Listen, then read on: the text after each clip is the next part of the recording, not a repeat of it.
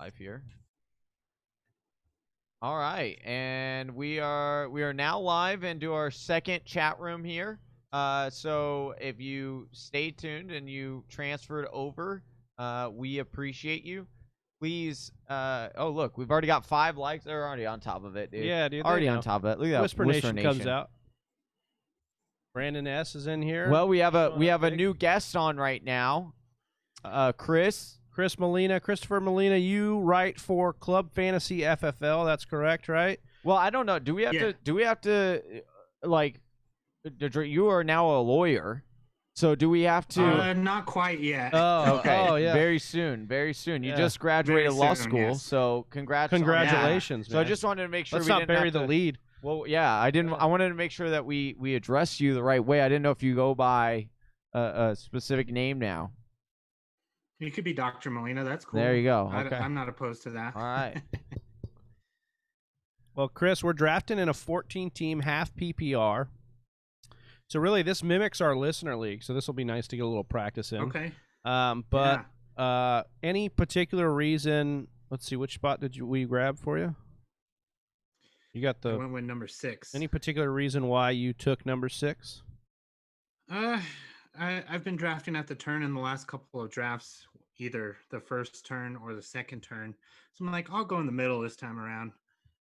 Perfect. Cool. Yeah, I've been trying to understand if the middle is going to have enough value this year.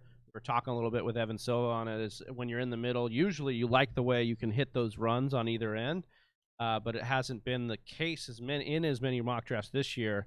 But we will see how it goes. Are we ready to rock this thing? Yeah. Or do we want to give that jersey away first? Should we just Do the jersey giveaway? Yeah, let's first? do it. Let's. We got a few minutes. All right. We have a. No, not No, yet. we aren't. All right, ready we yet. won't do it ready yet. No, it's good.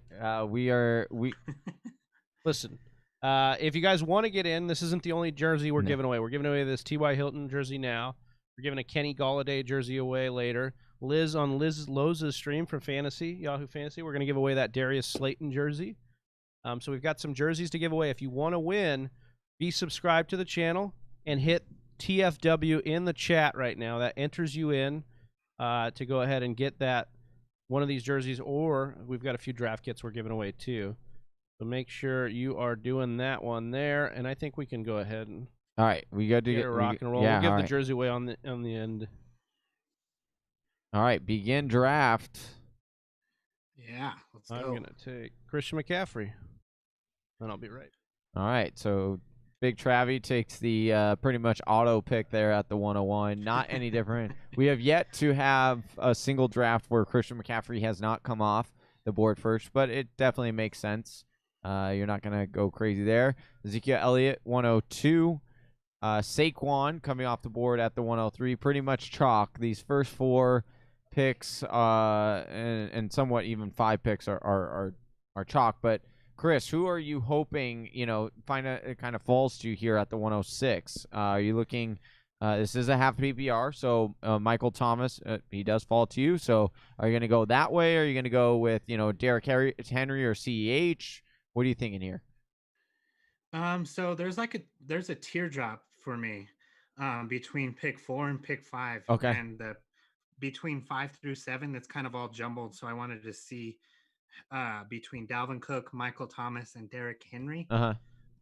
But since this is a half PPR, correct, I'm going to take Derrick Henry over Michael Thomas. Okay. So you just think that Derrick Henry is going to be the top 3 back this year, or did you even think about taking Michael Thomas there being a half point PPR, or you're not even worried about it? No, I'm a big fan of Derrick Henry this year. If I'm drafting in one of those middle slots, I think he has top 3 upside. Okay.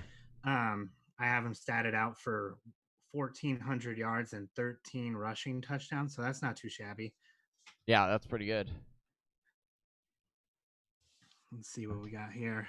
All right, so right after Derrick Henry went, Michael Thomas came off the board, so we were kind of discussing who you'd take between those two, so not a surprise Michael Thomas goes right after you.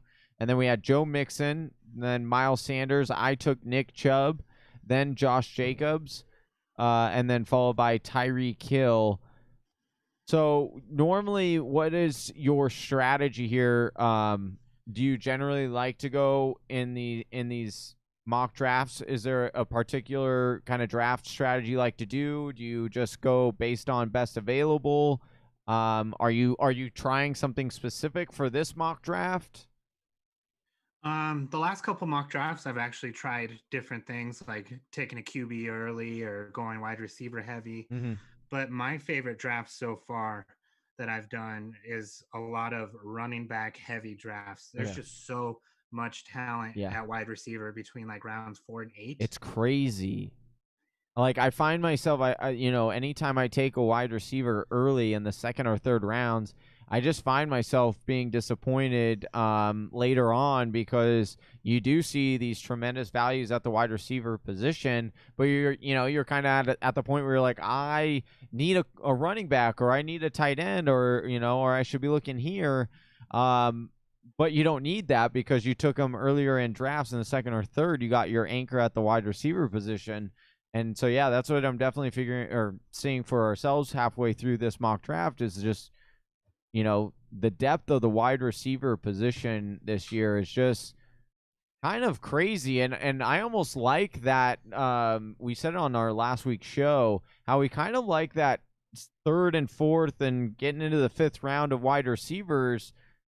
You like that a lot. Like those mid-round wide receivers are really nice. Yeah, you can mix and match too with those wide receivers. You can go for the high upside guys that might have a little bit more risk. You go for the safer floor guys that you can, you're set with a wide receiver 2 with one of those guys. And Yep. I, uh, especially with running backs, running backs is rough after like the end of round 4, early round 5. They drop off big time. Oh, I didn't even see I was up on the board there, but that's okay. I guess I'll take Lamar Jackson. So you ended up auto drafting Lamar,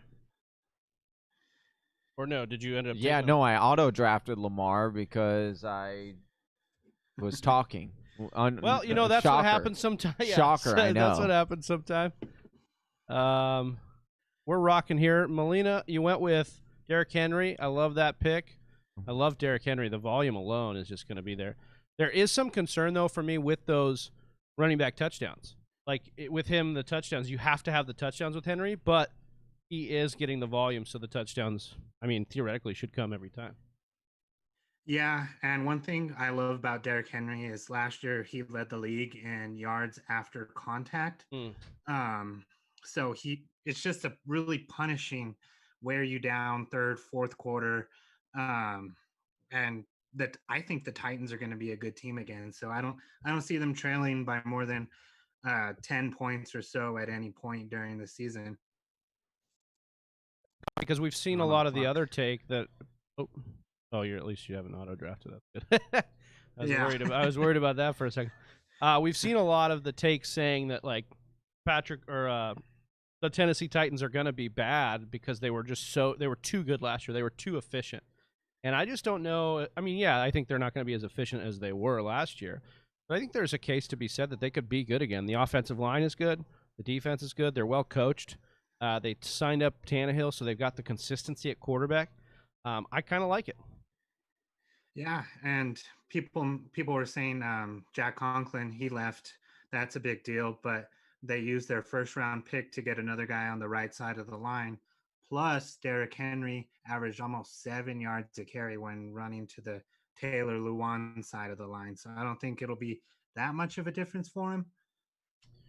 Perfect. I love the take there, man. I love to get some fresh stuff in because you can always beat home the same narratives over and over in these things, 24 straight hours of it.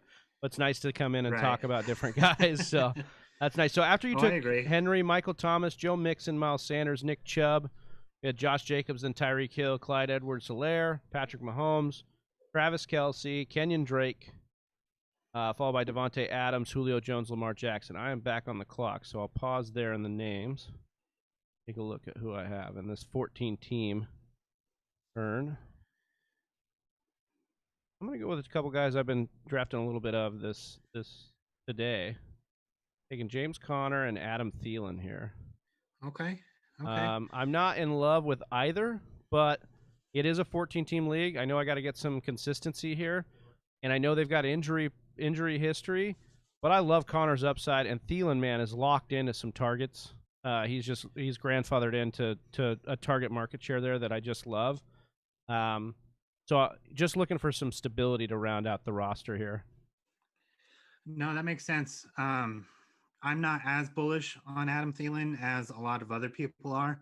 I think even though he's probably going to get a good market share, what kind of targets are they going to be now that he's not in the slot? Yeah. Now that's a concern too, because he's go ahead. Well, that's a concern, right, Chris? Like when he's not been in the slot, he hasn't been as effective. So that's a concern. So I'm glad you brought that up. Plus, Stephon Diggs is one of the best route runners in the league. When people look at the Vikings losing Stephon Diggs, trading him away, they just think targets. They don't think like, oh, you have one of the best route runners in the league who draws the number one corner at least half the time leaving. Now the number one corner is going to go 100% of the time to Adam Thielen. Right. So it's interesting. Yeah, I like that breakdown there. Like I said, it doesn't feel great to draft Thielen where I do, but he ends up being a guy I take a little bit of in that turn because of the safety of the target volume. But yeah, I would imagine that there are going to be games where it's just the floor is going to be so. It's going to be a blah play a lot of the times. He's not going to get that touchdown upside he was getting, I feel like, a few years ago. Yeah, but that upside, that top 10 upside is always still there. Yep. So, Chris, you're on the clock here. What are you thinking? You went RB. Are you going to continue that trend, or you think you're going to finally dip into some wide receivers here? So I have, out of the running backs that are available right now, I have David Johnson as my highest running back, but Amari Cooper, they would be nice to walk away in the third round as with a probable top 12 guy. I'll go Amari Cooper. I'm taking Amari Cooper. I think that's a fine play to pair with what you've got going on. His upside is obviously there as the number one wide receiver in Dallas, and I think they're going to be a team that throws at the same velocity they did last year, and potentially even more. They're a pretty solid offense, and Mike McCarthy has never shied away from throwing to the wide receivers, and he kept Kellen Moore on, who Cooper has had a really good time with as the play caller. Right. And I don't really like the feel of drafting Amari Cooper. Yeah. We all know the narrative here that he only shows up for half the time. Right. But he's already locked in for 100 plus targets. He got the bag this offseason. Yep. And what did Dallas have? 190 vacated targets. So yeah, it's hard to pass up in the third round. Yeah, everybody wants to say that should go to CeeDee Lamb, like you're talking about, maybe Randall Cobb's targets. But there's a chance here that Amari Cooper gets an uptick, right? Because sooner. Yeah, there you go. And I love CeeDee Lamb. Yeah, I do. Don't get me wrong. Sooner, baby. That's what I'm talking about. But yeah, it's been interesting. All right, so in the second round, where did I leave off there? So we had Lamar Jackson taken, then we had Todd Gurley, Austin Eckler, DeAndre Hopkins, Aaron Jones, Chris Godwin, Kenny Golladay, George Kittle, Mike Evans, James Conner, Adam Thielen, who we talked about, Allen Robinson, Le'Veon Bell, DJ Moore, Melvin Gordon, Amari Cooper, who we talked about, David Johnson, Calvin Ridley, Leonard Fournette, and Johnny, you took Chris Carson. So you've gone two stud RBs here with your Lamar Jackson pick in the second, kind of rounding out the stability there. What do you think you're going to go with here in this next round? Are you hoping to get that wide receiver play? I'm probably gonna look to go to the wide receiver position. Like I said, the Lamar Jackson was an accident, but it is interesting. I'm kind of glad it happened because this is a strategy that I have been actually weighing for a while on whether or not to really take that early quarterback. And because of the depth at the wide receiver position, like I normally do take a wide receiver in my typical drafts in the second round. I like grabbing that like wide receiver one, but I think that there's a lot of guys in like the 4th, 5th, and 6th round that could possibly have that potential of being, a top 8 wide receiver. And so, I'm playing around with more of the ability to take an early round quarterback. I'm not in love with it though.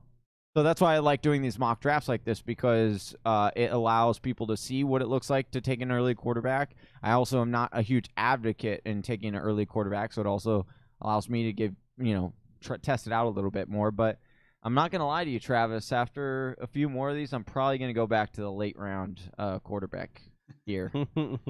Yeah, it's just sometimes you just end up sacrificing so much value when you do go early, so it's hard to kind of love that strategy. I mean, we were talking about it with Nate just now. Mm-hmm. Go for it, Chris.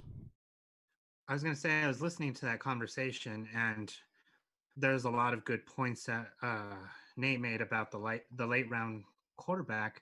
And I'm usually a late round quarterback kind of guy too, but more and more when I'm drafting in those top 3 slots and I get one of those stud running backs and I come back around to the second round, it's hard not, if Mahomes or Jackson is on the board, it's hard not to pair like a Barkley and a Jackson. It's just a double weapon right there. I know. It's like, it's so hard to pass up on that value of seeing like I legit, and maybe this is again in your own fantasy head, but like I legit remember looking at people's teams who had like Patrick Mahomes last year, and every time I remember being like, their team is like okay, but like Patrick, like their record was always good, even though like Patrick Mahomes even had like not a stellar year last year, and yet like teams who had him on their, could be carried because of that one player. And similar with CMC last year. So I'm like, I don't know in what scenario,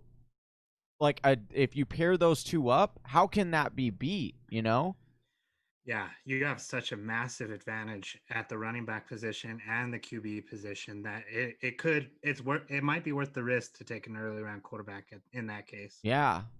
Like, honestly. I mean, especially if Lamar Jackson is going to be the second coming of Mike Vick, or if Patrick Mahomes is the guy that we think he is, where we haven't seen anything like it, we're going to have a situation where the industry's just kind of wrong on taking a quarterback late with those specific guys. Well, I just don't think, because even JJ Zacharyson did a episode where he's like, maybe I should hinge on this just a little bit, because in some circumstances it could be a good idea to take an earlier round quarterback if they fall to a certain point. Right. I mean, we saw a situation, what was that, a few drafts ago, where Mahomes was in the 3rd. Yeah. So that's a situation where you're like, yeah, I want to capitalize. Like, but it's again to the point of like being like water. Like, you don't want to be in a situation where you just say, no matter what, I'm going late. Like, if the value's there, like, take it. Like, that's what makes you a good fantasy player. So, Chris, you paired up Amari Cooper with Tyler Lockett here. I like this play. You didn't feel too great about Cooper, but you got to feel good about getting Tyler Lockett in the 4th here. Yeah, I think Lockett's a good balance with Cooper here. Lockett's a pretty safe wide receiver 2, mid like 15 to 17 range. Yeah. And I mean, he's got Mr. Unlimited throwing him the ball. So. I think, honestly, what was up with that video? Yeah, right. Yeah. Honestly, though, I really think that DK Metcalf, or sorry, not DK. I think that Tyler Lockett is kind of being slept on a little bit. Yeah, like, dude. Big time. He is very good, very, very good, and like he just doesn't get the respect that maybe some of these other wide receivers get, because he's not so big, he's not so flashy. He's very when he scores a touchdown. Well, I guess he does celebrate. I guess he does do TD celebrations, but it's like, I don't know. I just don't get the same. When you hear Tyler Lockett's name, you don't get the rising star kind of feeling, but you look at the stats, and I mean, this guy is really good. Yeah, he's really safe. Yeah, and he's locked in to like a great quarterback. We talked about it a couple of hours ago, like Russell Wilson, who I just took here in the 4th. Like, Russell Wilson is the only QB in the league who have thrown for 3 straight years of 30+ touchdowns. So, like, the guy is super efficient. He's going to throw for these touchdowns, and just imagine a world where they have to let Russell Wilson throw. And I think that 35 times a game. It could be a dangerous thing, man. We could be seeing some things. Mr. Unlimited. I would watch that. I would just say I would watch that movie, and I would really like that it'd be a movie about you talking. Of course you'd watch it. No, I'm just saying if there was a real movie and it was like, in a world where Russell Wilson throws 35 times a game. I'm hoping I watch it on my theoretical team right here. That's why I drafted him. There you go. And a quick note, Russell Wilson, the Seahawks only had 516 pass attempts last year, and we've seen both DK Metcalf and Tyler Lockett succeed. I think Metcalf's getting more of the hype because he has that upside potential, but it's the Eagles even game. In a low, it was the Eagles game where he had the huge game. In the playoffs, yeah, that's what it is. Because people, we do this all the time. I'm guilty of it. Like the recency bias. We remember the last thing that we of a team, and what was that? Was a long bomb to DK Metcalf where he caught it to seal the victory. And remembering DK's monster game, and it's like, and then that's how the Tyler Lockett gets overshadowed. Like, don't be surprised. Honestly, we're doing this pretty early in August. Don't be surprised if come later in August, DK is actually going, 5 or 6 spots above Tyler Lockett because the hype train is going to get even bigger. Yeah, I agree with that. That's a good point as well. And he has more of that boom bust potential, even though Lockett catches the ball at a plus 70% of the passes that Russell Wilson throws him. Yeah, we were talking about that with Evan Silva, like how deep down the field those passes are, though, in this offense. Like they're just all down the field. So that's the thing you get with Russell Wilson, is he's not looking to just – we used to say this about Aaron Rodgers too. Like he's not looking to just get the check down. He wants to hurt you on that play. Like he wants to go down the field in a major way, and so that's why the upside's there with both of these guys. All right, so we're rocking here through round 5. I just want it to be noted that in this round 5 here at the 501 spot, Big Travie selected, one of my favorite players this year to select, Will Fuller. And the reason I'm bringing this up, the reason why, I'm saying that he's not to point out that he reached for your guy, because that's okay with me. Will Fuller has that upside, but it's the fact that on just 2 Mondays ago, you gave me so much flack for T.Y. Hilton and passing up on T.Y. Hilton for a lot of these other wide receivers that you just passed up on. Yeah, but it wasn't Will Fuller. Yeah, Will Fuller went 2 rounds later. No, dude. Unbelievable. I can't believe, Chris, can you believe this guy? I have to deal with him and mock draft with him for the next, 18 hours, and this is what he does to me. Unbelievable. Yeah. It's an interesting pick. Is that where you guys see Will Fuller going around the 5th-ish round? No, where you're just that's Travis being nuts. Well, Travis knowing he's not going to get 28 picks. Yeah, I have 28 picks until I could potentially get Will Fuller. He wasn't going to go there. So he did it. He reached for your guy. I took Adam Thielen as a safe play. I wanted to make sure I took a guy with a the upside to counteract in case Thielen didn't get it there for me. And look, Will Fuller, we've been asking a lot of people, and we'll ask you this too, Chris. Will Fuller, for me, is a league winner. He's a guy that you can get that will win your league if he stays healthy. And that's it. That's the only if for Will Fuller for me. He's going to be manufactured touches in this offense. They love Will Fuller. Deshaun Watson loves Will Fuller. We've seen the chemistry. It's a big if, I know that, but he's just got to stay healthy. And so that's why I like him a lot. But speaking of that, Chris, who are some of your dark horse guys to win leagues this year? Who are guys you've been pulling away with a lot in drafts because you just love the upside? One of them that I try and target a lot. Later rounds, you can get him with one of your last picks, is Blake Jarwin. I am a massive Blake Jarwin fan this year. If you miss out on one of those top 3 to 5 guys, I would wait till the very end. Go grab Blake Jarwin. He had 40 targets last year with 190 targets being vacated. There's no Blake Jarwin behind Blake Jarwin because Jason Witten had 80 plus targets with Blake Jarwin on the team. It's that upside play that you want. He might not work out, but he might also hit top 6. Yeah. I mean, there is a very real possibility that Blake Jarwin. I mean, we talk about how Randall Cobb left the Cowboys offense, and there's 80 receptions or 80 targets up for grab, and that's why we don't mind taking CeeDee Lamb. But there's also a realistic possibility that part of those 80 targets also go to Blake Jarwin, as well as on top of what the tight end position was getting. And then that's a monster breakout on like what we all can agree that we like the Dallas Cowboys offense a lot. So he is literally the cheapest piece you can get on that offense. And we always say that every year in fantasy. We say it for the Kansas City Chiefs: get the cheapest piece of the offense, just grab him. So I love the Blake Jarwin pick. And I also love the fact that he's on my dynasty team. I just want to mention that. So yeah, that's nice. As my tight end 3, I'm just saying. Even if Jarwin only gets 40 of those 190 vacated targets on top of what he got last year, that's already 80 targets, 5 touchdowns. That's a top 10. That's a top 10 floor right there. I think people are sleeping on him. I love that pick. Chris, we wanted to ask you, what got you into fantasy football? We've been asking all the hosts this.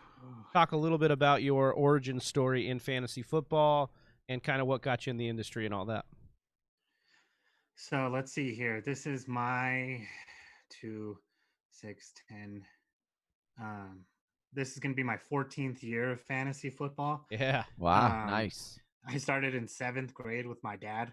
I think part of the appeal at the time is because the Rams were really bad in those mid 2000s, and football was kind of a bummer, and it was kind of a way to get involved at the time. And as soon as we started, I loved fantasy football. It's just like you get to be your own GM.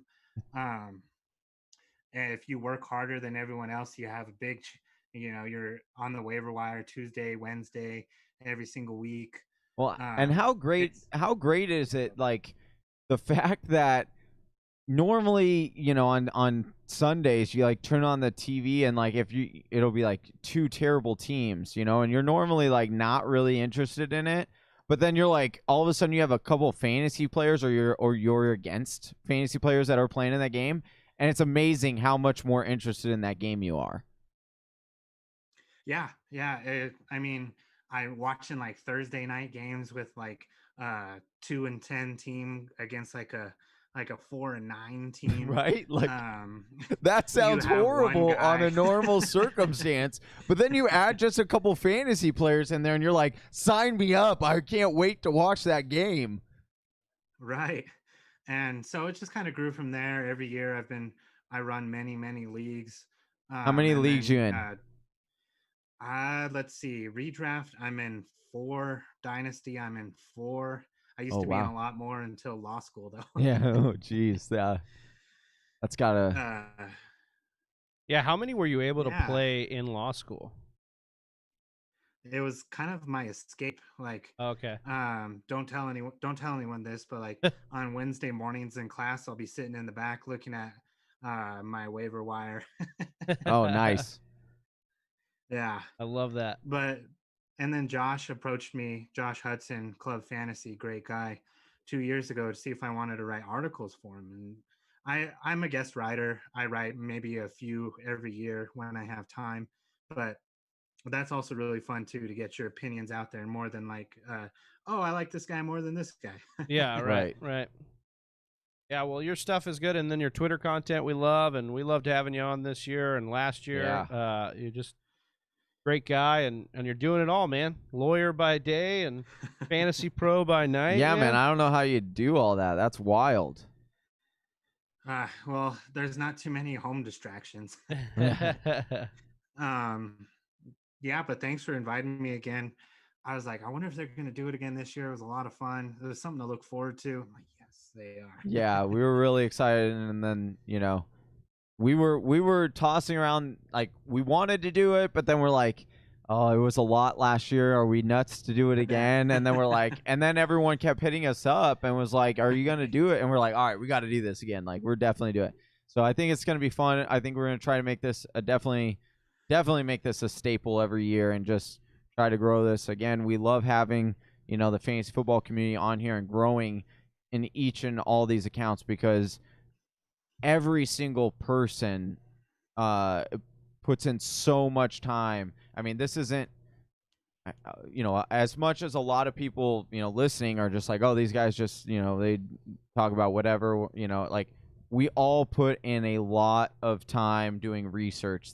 We don't just talk about stuff and say things just to say them. Like a lot goes behind it. And yes, the argument when it comes across might be like, oh, well, you're not really thinking about everything. It's like, no. We are thinking about everything when we sum it up for you in these contexts. So, yeah, it's a pleasure to have you on, dude. And you do a lot of great work.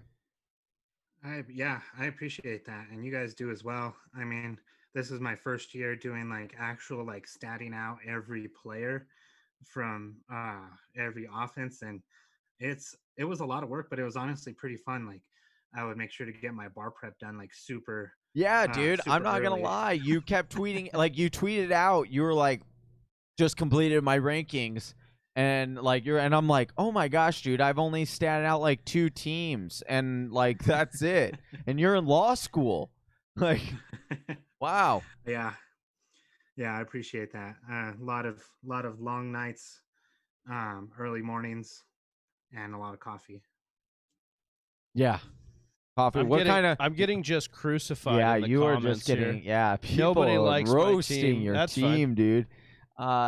So what is what's your go-to coffee then? Are you an espresso guy? Black coffee? We're a black coffee show here. We really like black coffee. But what do you like? Where We're you a at? black coffee show. You didn't even ask me that. I know you. Oh, yeah. You've been making my Weird. coffee the last time. Few mornings. I mean, yeah. Not by so choice. I'd prefer to do something else. So why are you gonna? Why I would drink black coffee because it's better for you. Chris, I gotta apologize for my co-host here. He just likes to stir up and create controversy for the drama of the show. But yeah, I apologize for that. So, Okay, hold on a second, dude. Like, this Sam Cassell guy in the chat is like, the guy picking in the 1 spot has one of the worst teams I've seen from that spot. LOL. Yeah, I love it. Like, what are you talking about, dude? Hey, dude, my team is stacked. Hey, bunch of haters. What up, Alex? Yeah, I'm just a guy. Yeah. My name is Travis, dude. I Big Travie. I do all of this. Like everything you're seeing right now is me. Johnny Johnny's not even here, dude. Unreal. He did say, with all due respect. Yeah, right? dude. Yeah. It's in the Geneva Convention. But it does mean you could say whatever you want to me. Yeah, dude. He did. Yeah. That very good point, Chris. It takes the lawyer to tell us the fine print. I just want that to. Well done. Well done.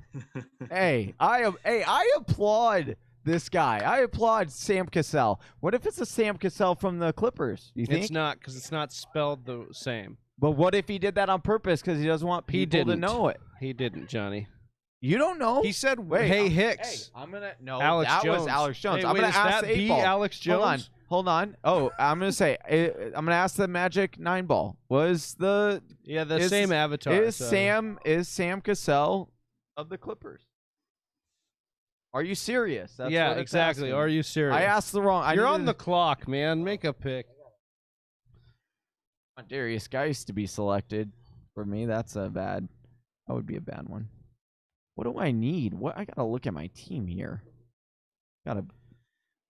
Sam wants me to roast his team in the 13th spot. We'll take a look at him. I might not be able to.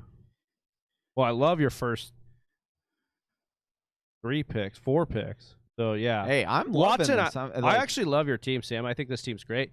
Watson's the only one I'd question a little bit. I haven't been drafting him as much as I like the player, because I just don't know if I'm going to take him in the 5th round. Because typically I've only been drafting running back early, but I took Wilson in the 4th round. I will admit to you, Sam, my team has been very weird in this draft. I haven't loved it. The Adam Thielen pick, I've never taken Russell Wilson in mocks this year.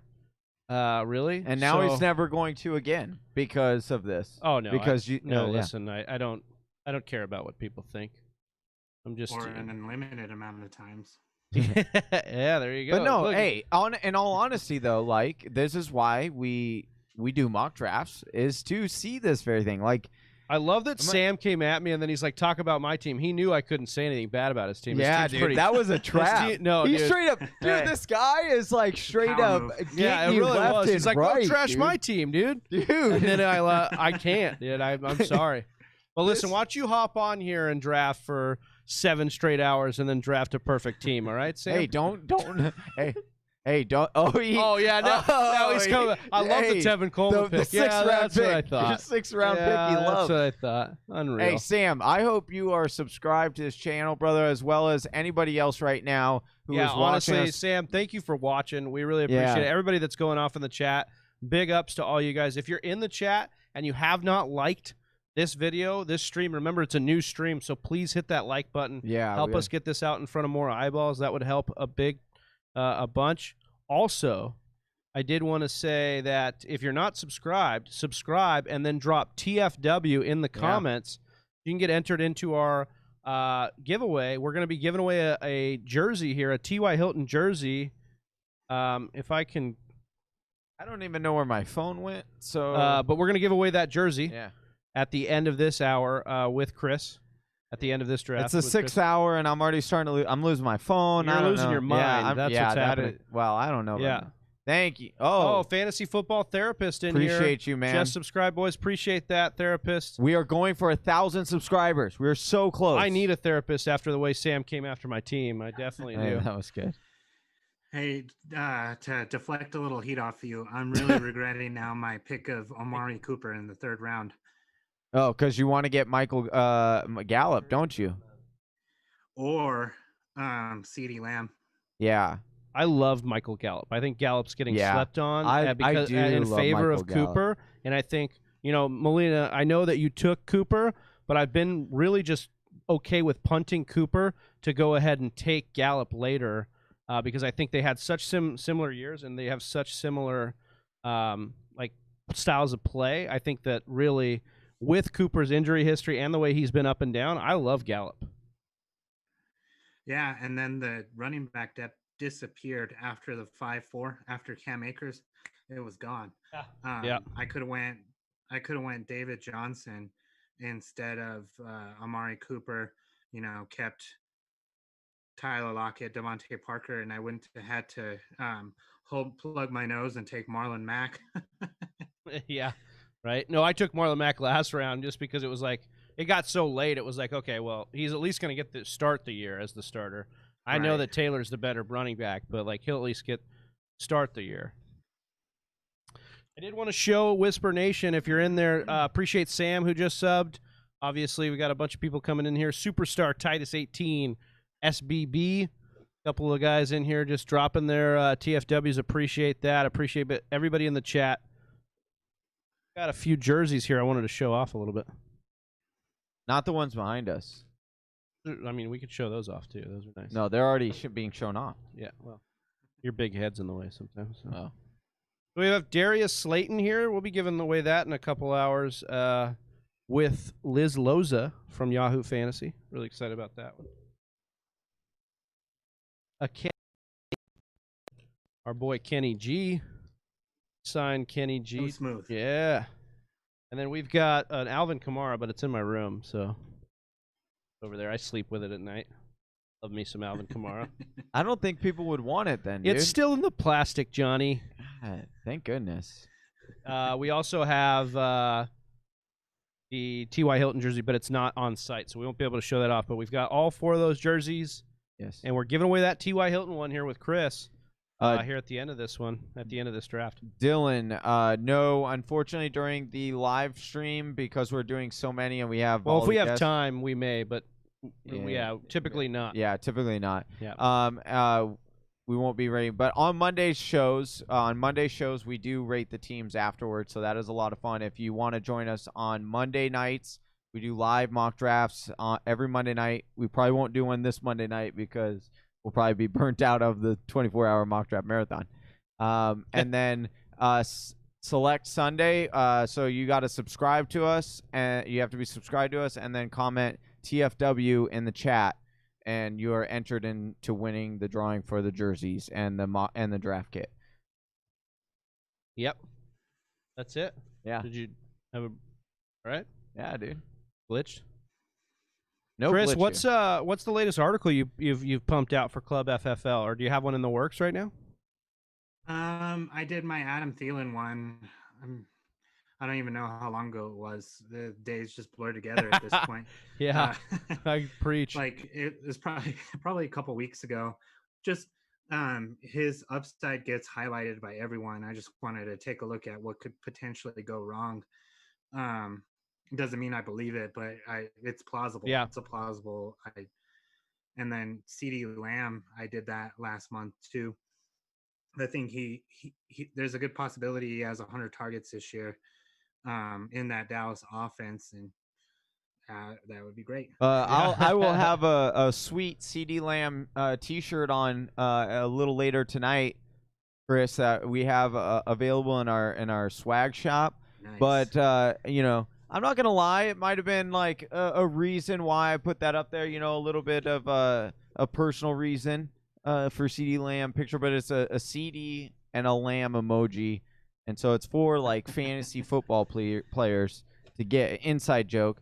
But in all honesty, Chris, what do you see the upside of CeeDee Lamb? Right, like, do you think CeeDee Lamb?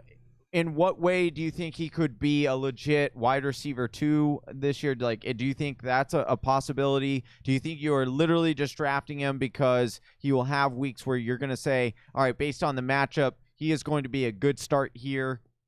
What's your take us through your thought process of drafting CeeDee Lamb? Because I'll be honest with you, like in redraft leagues, here on our show, at least, oftentimes we're not really drafting CeeDee Lamb. So we always like to give like good, fresh perspectives on like why it would be nice to take a guy like CeeDee Lamb. Oh, I love CeeDee Lamb. He is far and away my number 1 rookie wide receiver coming in this year. I've been preaching since he was a freshman at OU. I would have taken him instead of Jerry Jeudy if I didn't already have Amari Cooper on my team. More regrets. Yeah. Right. But Randall Cobb, he had 83 targets in this offense, and he had 15 yards per reception. That's outrageous. Randall Cobb was at 9 to 11 yards per reception for like the last 4 or 5 years. And CeeDee Lamb, he catches everything you throw to him.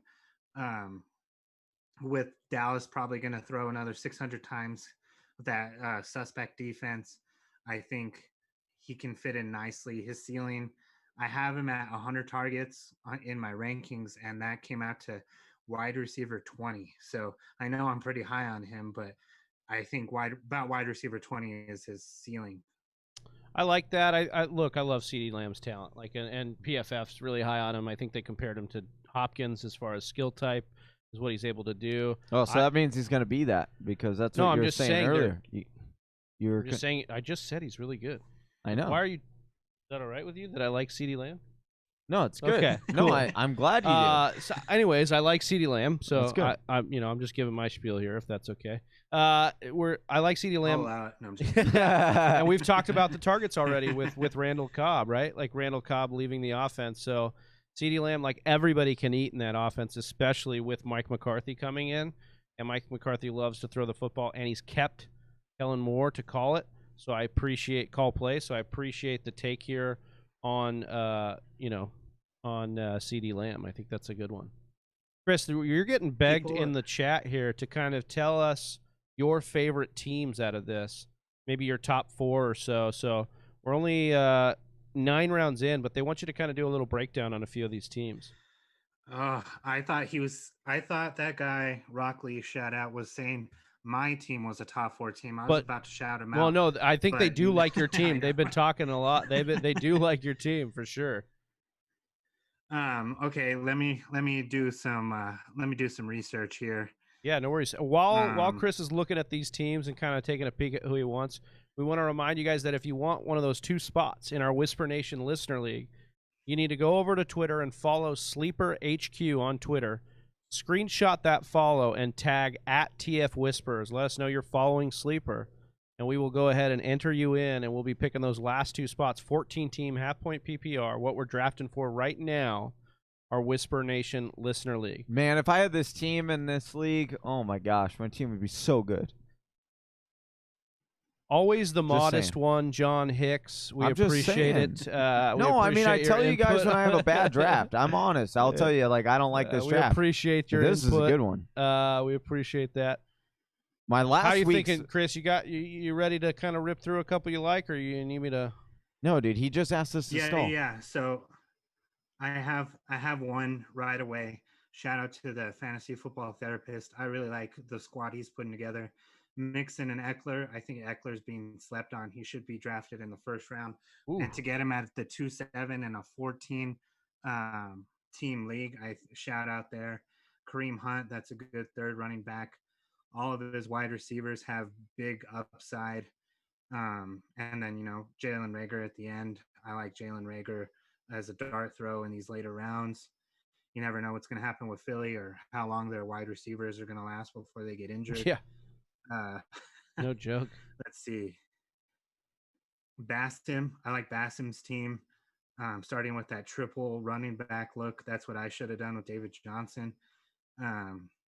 Miles Sanders, Todd Gurley, Fournette. And then he's still got pretty solid wide receivers with Odell Beckham and AJ Green. Only thing I don't like is kind of doubling up here with Kyler and Tom Brady so close together. But it is what it is. Yeah, I think the top half of that team looks pretty good, though. Like you were talking about, there's some things to like in there. Appreciate those breakdowns there. Fantasy football therapist saying he appreciates us here on the stream. We appreciate you, man. We had some people saying they'd been following us on Instagram but gave us some subs. Appreciate that. Wanted to call you out. We've got a bunch of guys in the chat here. We appreciate it. If you guys are watching, make sure you hit that like. This is a new stream. So you may not have hit the like because you hit the like on the last one, but you've been staying with us. First of all, love that you guys are staying with us through these. That gives us the energy we need to do all 24 hours. Make sure you hit it with a like. Real quick. Yeah. I see Art Vandalese comments here on the stream. Yeah. Saying Eckler in the first round, LOL. I think even if he drops 30 targets, he's still going to be a top 10 guy with that floor. Like, watch, I'll pull up my rankings here. I have him with 95 targets, 70 receptions, so a little bit lower than last year.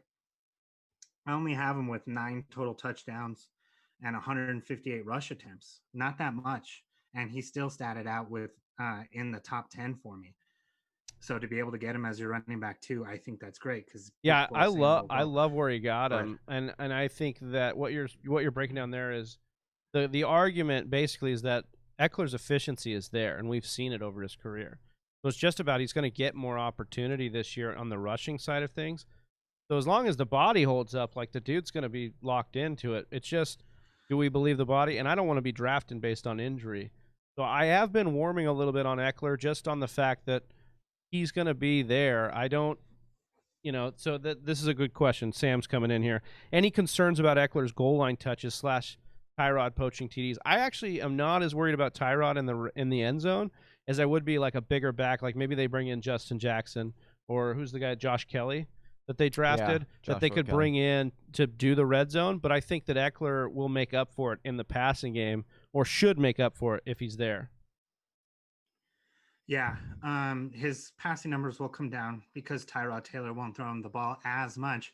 But if you look at the Chargers' weapons, they've got Keenan Allen, they've got Mike Williams, Hunter Henry, and who else? Yeah. Who else are they going to throw the ball to? They give him 500 targets. Even if those three all get 100 targets, which is probably pretty high for Hunter Henry and a little bit high on Mike Williams, there's still 200 targets for the running backs and all of the ancillary. I might have just made ancillary. Yeah, that's what it is. All those ancillary pieces will, 200 targets. It's not within. It's still pretty plausible that he has around 90 targets, which would be like number 2 or at worst number 3 in running back targets. And the trust level, I just think the trust level with Anthony Lynn at the running back situation is going to be there with Eckler as opposed to Justin Jackson, who I think they've had high hopes for Justin Jackson, but he's never really broken the mold for them, and it's shown up on them drafting Josh Kelly, I believe, that they don't necessarily buy 100% into Justin Jackson. I don't know if it's so much that they don't buy into him as that Eckler might be super motivated to prove people wrong. Like, you can already tell. He got the bag. Huh? And he got the bag, too. They let Melvin Gordon walk, and they paid Eckler. Yeah, that was what was wild. Was like they paid Eckler basically what Melvin Gordon was wanting. That's such a Dean Spanos thing. Oh, my gosh. Yeah, that is Spanos, just like kicking the teeth. Oh, dude. man. Hey. We're going to be cheap until you leave. Then we're going to pay Austin Eckler because screw you. Yeah. But yeah, I just think, I mean, I feel like that was a major reason why he posted the picture that he posted was because a lot of people were a lot of people like Johnny were saying his body's just not good enough for me. Yeah, dude. I was like, and then he's like, you want to see this body, dude? Yeah, I said the small body frame doesn't bode well for a workhorse running back. And he said, all right, well, I will tweet out a picture of what I've been working on. And I said, touche. Johnny, touche. Brandon S. is in our chat here. He wants to know if you look at his team at 14, and Chris, feel free to jump in here too. Yeah. Look at his team at 14. What do you think about getting the advantage, the positional advantage at QB and tight end in a 14-team league? So this is some of the comments that have been coming up, Chris, about that QB early or tight end early. In these larger leagues, do you think it's more viable to kind of do the positional advantage because you know you're going to take the lumps in some of these skill positions because of the depth? Go ahead. No, go ahead, Chris. No, you're a guest. Okay.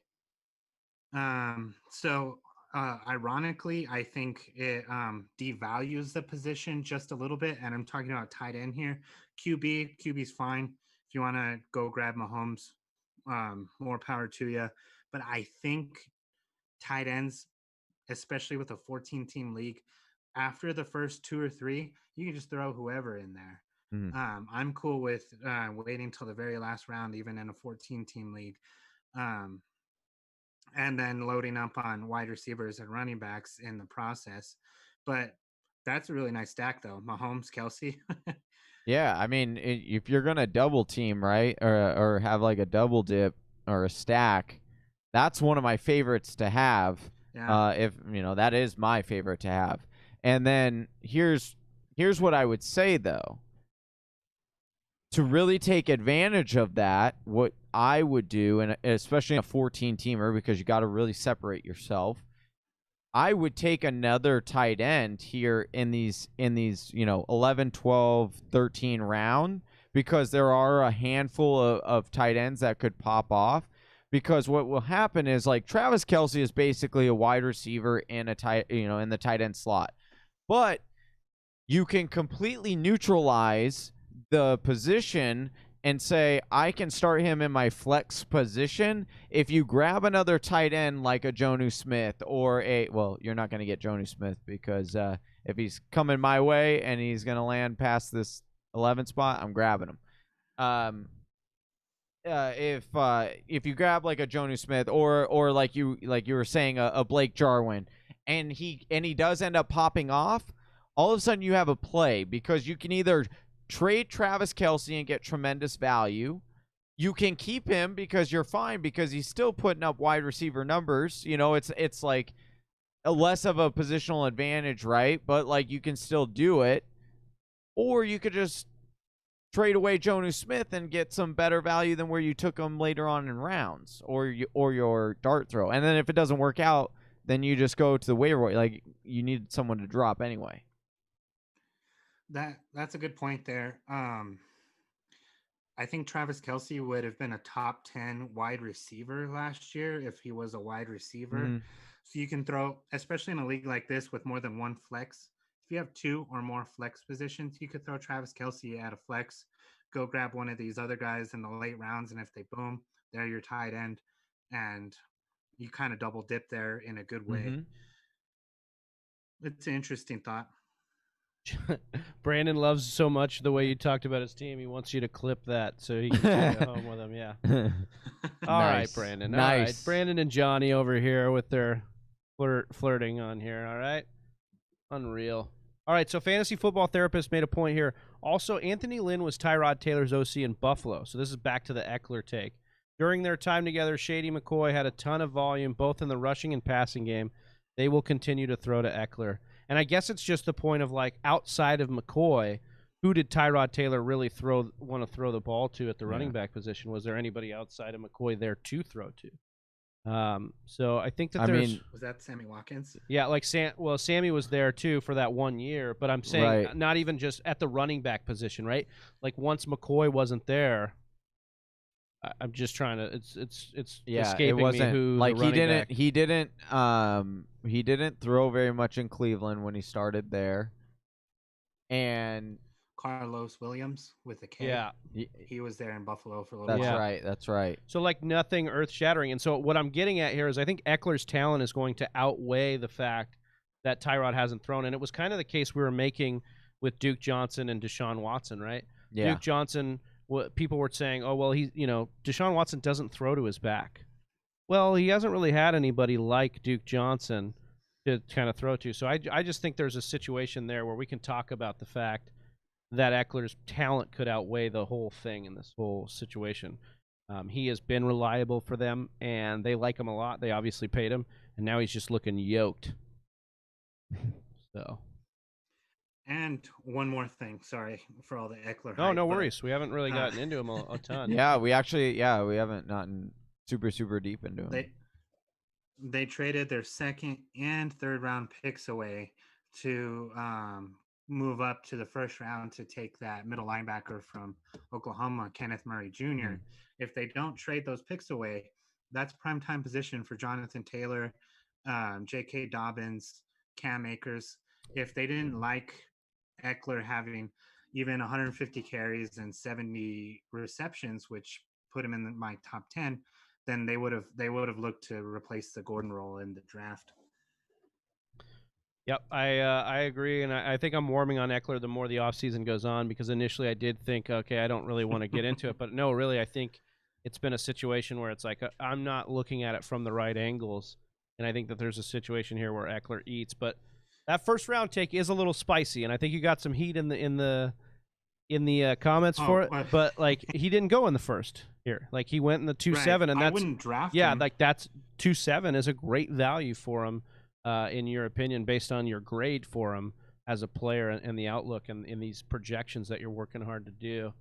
If you guys... Yeah, I wouldn't draft him in the first round. Sorry. No, you're good. I would, but the value in the second round kind of removes some of that risk that they're talking about. Pair him with a Josh Jacobs or a Joe Mixon or whoever. Yes, sir. We're coming into these last couple rounds. No, you're good. Coming into these last couple rounds, just want to remind everybody, if you guys want in, this is a 14-team half-point PPR, so it is the style of our Whisper Nation Listener League. And if you want in that Whisper Nation Listener League, you need to head over to Twitter, follow Sleeper at SleeperHQ, and go ahead and tweet us a screenshot of that. Actually, basically just tweet at us, say at TF Whispers, and you'll be able to enter in to win those final 2 spots. We did just give a spot away to the Drunken Monkey, who I have heard is all over social media just blowing us up right now. We let him in, and I think we may have made a mistake. Oh, no. What have we done? No, it's all in good fun. He thinks we've been dodging him the last 2 years, but realistically, we just, look, listener, he had to step up his game, dude. Yeah. He had to step up his game. Let's be real. He had to step up his game to get in. We had a lot of competitors with good submissions. And this year he stepped up his game, and we saw it. But guess what? That's just half the battle. Just because you sign a contract to fight with Mike Tyson doesn't mean that you've made it. You gotta last the 12 rounds. Yeah, you gotta get in there. And you haven't even stepped in the ring, and you wanna promote the fight. Come on now. Let's. Yeah. What does Conor McGregor say? When you fight me, it's pink panty night. Your wife, you call your wife, you say you put on the pink panties. It's time to fight. Like we're the headliner here. Yeah, we're the one bringing in the crowd here. Like, come on. Yeah. No, but I'm glad to have Drunken Monkey on here. Michael from the MegaCast group. He's Dive Bar Sports on Instagram. Give him a follow. He's great. Chris, we want to, dude, I just love having you on for this second straight year. Tell us a little bit about your thoughts on Mock Draft Marathon, man. This is 2 years now doing it. You said earlier it was something to look forward to. That really warms my heart because I know we've had this crazy quarantine and off season and craziness going on. So I appreciate those words. But what are your thoughts now, 2 years in a row doing this thing? I think it's really cool. Even when you're not, like, even if I'm not on talking with you guys, just drafting in the room, following along on YouTube is pretty cool too. And I love mock drafting. I started in May, once or twice a week, just random positions. So I bet 24 straight mock drafts, and you can just randomize your strategies and positions. That's pretty. I bet that's pretty cool for you guys. You guys, that's cool. No, that's awesome. Yeah, I'd love to talk to you a little bit more about that. That's some awesome stuff. But yeah, that's what we figured. Like the fans love it. Like we love doing them, and when we started doing them, we're like, oh well, are people really gonna like this? And it's the weirdest thing, dude. People love this, man. People love watching other people draft teams that are made up. I think about a made-up game. Hey, let's be honest. I think they're more like Sam, and they're just like, this person can't even draft. Well, dude, but Sam's in there drafting a dope-ass team too. So I don't know. Like, all due respect. Yeah, with all due respect, your team is trash, sir. Yeah. But oh man, no, yeah, and like I said, we just we enjoy mock drafting, and so it's like. This is the best and easiest way to get the community as well as get them involved with, fantasy football accounts that they might not know about or they might not follow. And this is a way to get people recognition because you are certainly putting out great work and you do need more recognition. And so hope this brings that to you. I appreciate that. And last year I was able to, some of the names maybe I didn't recognize at the time because I'm still new-ish to like the fantasy football Twitter community. And I was able to follow them all, and I'll try and follow everyone from these drafts. So it's just a way to expand your horizons as well with a lot of talented people in the industry. Yep. Well, it's always so nice, too, because you get these other takes from people that you're not necessarily used to, right? Like perfect example, Austin Eckler. Like, it's good for our listeners as well that are tuning in to hear the other side of the Eckler because we always say this all the time, like, we're not going to be right every single time. We do our best. We do a lot of research, but, we're not right all the time. So it's always nice when you get another. Really? I mean, you're not right all the time. I'm technically more right than you are. Oh, yeah. I'm just saying. I do want to say, Art Vandelay in the mock here says, this is pretty awesome. First time I've done a live stream mock draft. Really enjoyable. Mock drafting and the draft itself is one of the best parts of fantasy football season for me, at least. We agree with that.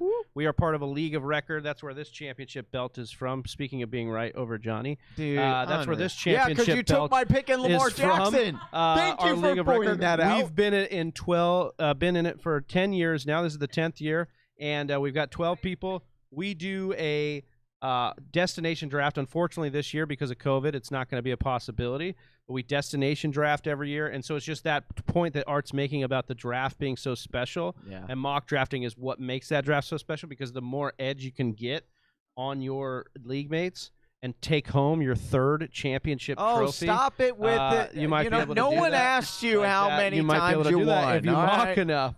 So Sam, I know you didn't like my team, but bro, I've got the hardware. I can do this. I swear. Hold on. I want to ask. No, Chris. hold on a second. Hold on. I want to ask Chris because he's our guest. Chris, what is? Do you have a league of record? What are your traditions? We always like hearing the traditions that other fantasy groups have. What do you have? Yeah, I've run my league of record for about 10 years now. And we've always tried to get together and do draft night online, but in the same room, because a lot of the times I have guys from like different places in the state that might not make it. But hold on, let me make a pick here. Yeah, no worries. We won't keep you from that. So yeah, now we might be Zoom drafting. Are you guys Zoom drafting? Yeah, I we're going to think be so, doing yeah. that this year, most likely. We're going to try and maybe set up some sort of, for those that live in the same area, a social distance gathering where we can still Zoom draft, but we'll see how that goes. It's a real bummer to kind of, it's a bummer at the first when you say, oh, we're going to Zoom draft, but I'm excited to see the way we're going to adapt and make it pretty special within the parameters of what COVID's allowed us to do. So yeah, I think it's similar to Nate's take on fantasy football in general and adapting with these new restrictions and things. I think the same thing with your league. Like, take advantage of this opportunity to come with your league and say, oh, we want a new IR spot or we want more roster spots. It's just another way to connect with these people that you're playing with all the time, and also like another way to try and get an advantage through that landscape, right, Chris? Yeah, and I tried to nail it down with all my leagues too. Like, what is going to be an appropriate like week to where it's like a official season in the fantasy I like league? that. Because I mean, You never football know. could be over after week Right. one. It could be all year, and you just want to be prepared. You got to adapt. Yeah, I love that. All right, so I think we've got our official winner. Chelsea just gave me the name that came through for that T.Y. Hilton jersey. Oh. So we have a winner here. I'm going to announce it right now. Brandon S., you have won the T.Y. Hilton jersey. So congratulations, Brandon. Listen, guys, that's only one of 4 jerseys we're giving away, but that's a T.Y. Hilton jersey. Brandon, big ups, man. Thanks for viewing and commenting TFW. But if you guys want that, subscribe right now. Hit that subscribe button and drop TFW in the chat. And we've got 3 other jerseys we're giving away, right, Johnny? Yeah. Kenny they're Golladay, awesome. Alvin Kamara, and Darius Slayton. So we've got those 3 jerseys we're going to be giving away through the rest of this. We've got a couple draft kits we'll be giving away late tonight as well. Brandon S., do you have Instagram?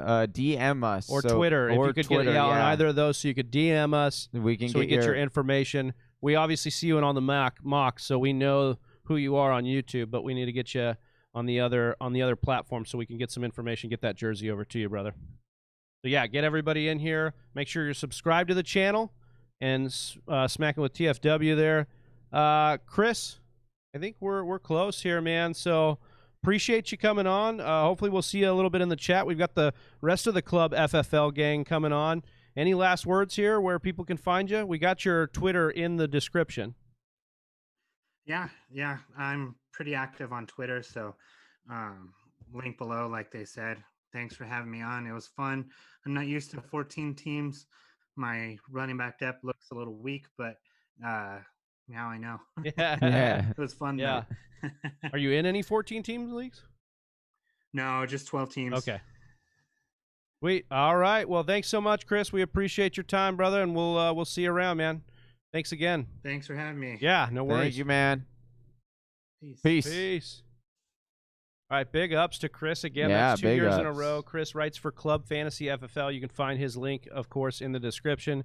Guys, we're about to be joined by Smitty. Smitty. The one, the only, the Fantasy Football Show. Huge presence over on YouTube, Instagram, and everywhere. He's just a big name in it, and we're excited to get going with Smitty here. So he's in the queue. I'm going to welcome him in. Johnny, I'm going to let you welcome him in. I'm going to run off for a little bathroom break. Smitty, he's connecting right now. Can you hear us? Yeah. What's up, man? What's up, going on, dude? How's it going? Good. We're How are good. you doing? I take it we're live. Yeah, we are live. Yes. You're in. We're rocking and rolling.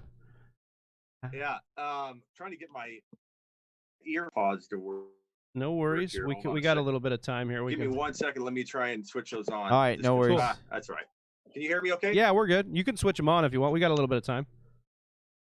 We're a little ahead of schedule, so. Just so you can hear me better.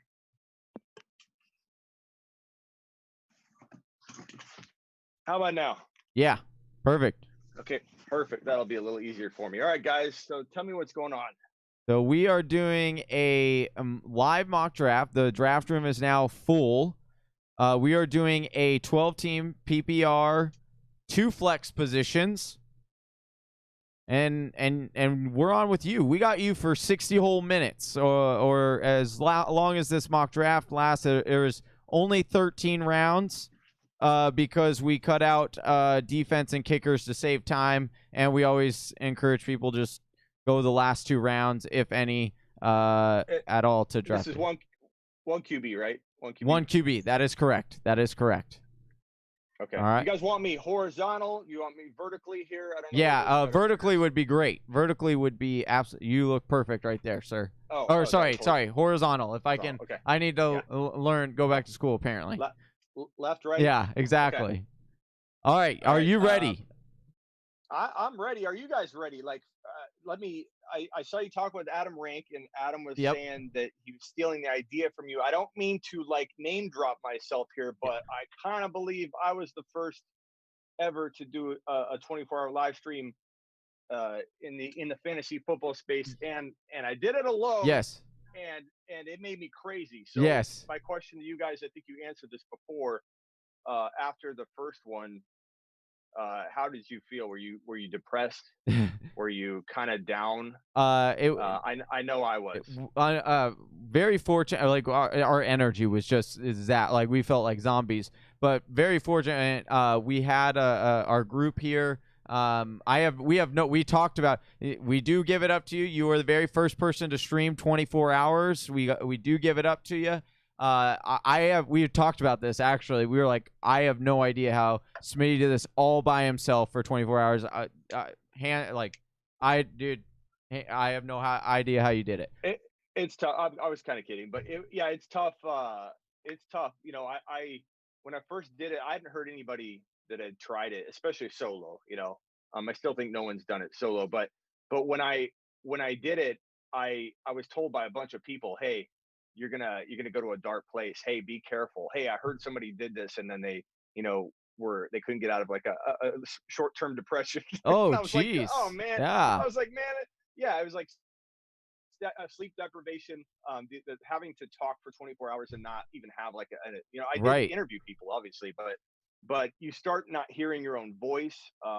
You don't even know what you're saying anymore. Yes. Yep. I wanted to crawl under my desk several times, and I did it again. After I did that, I swore I'd never do it again. I did it again. Oh, you're a madman. You're a madman. But I got the flu, and I kind of shook it right before, but I wasn't quite over it. So it was the flu stream, is what you're telling me. It was the flu stream. Yeah. Right. I probably created COVID. I probably cooked up something unusual, but. Yeah, I think I made it 18 hours the second time. I had to call it quits in like the middle of the 18th hour because I literally felt like I had to go to the hospital. But it's fun. These are tough. How many subs have you got so far from it? I believe we've gotten like 30 subs, I believe, so far. So the replay value too will get you guys more and more as when I did it. I think I was at like 250 subs when I first did it. Like that's all I had on my account. So that's how much we had last year. Yeah, in a way, I was glad I did it, but at the same time, I did it at the wrong time. But if I didn't do it, I would have gained a little exposure as to my my channel growing. Yeah. But it took after that, I was like, man, I was live for 24 straight hours. Like, what the hell's wrong with me? Right. Subscribe. Right. Yeah. Exactly. You're like, come on, what else do I got to do? But you're rocking now, man. You are one of the fastest, if not the fastest growing fantasy football show on YouTube. You talked about 250 subscribers. I mean, you got a lot of subscribers now, always going live. I love your content, and I mean, you are always bringing on people from the fantasy football community. You had you had me on the other night, so we greatly appreciate you, and we're looking forward to this mock draft, man. You ready to get started? Yeah, let's do. Are you guys in? Where are you at right now? What state?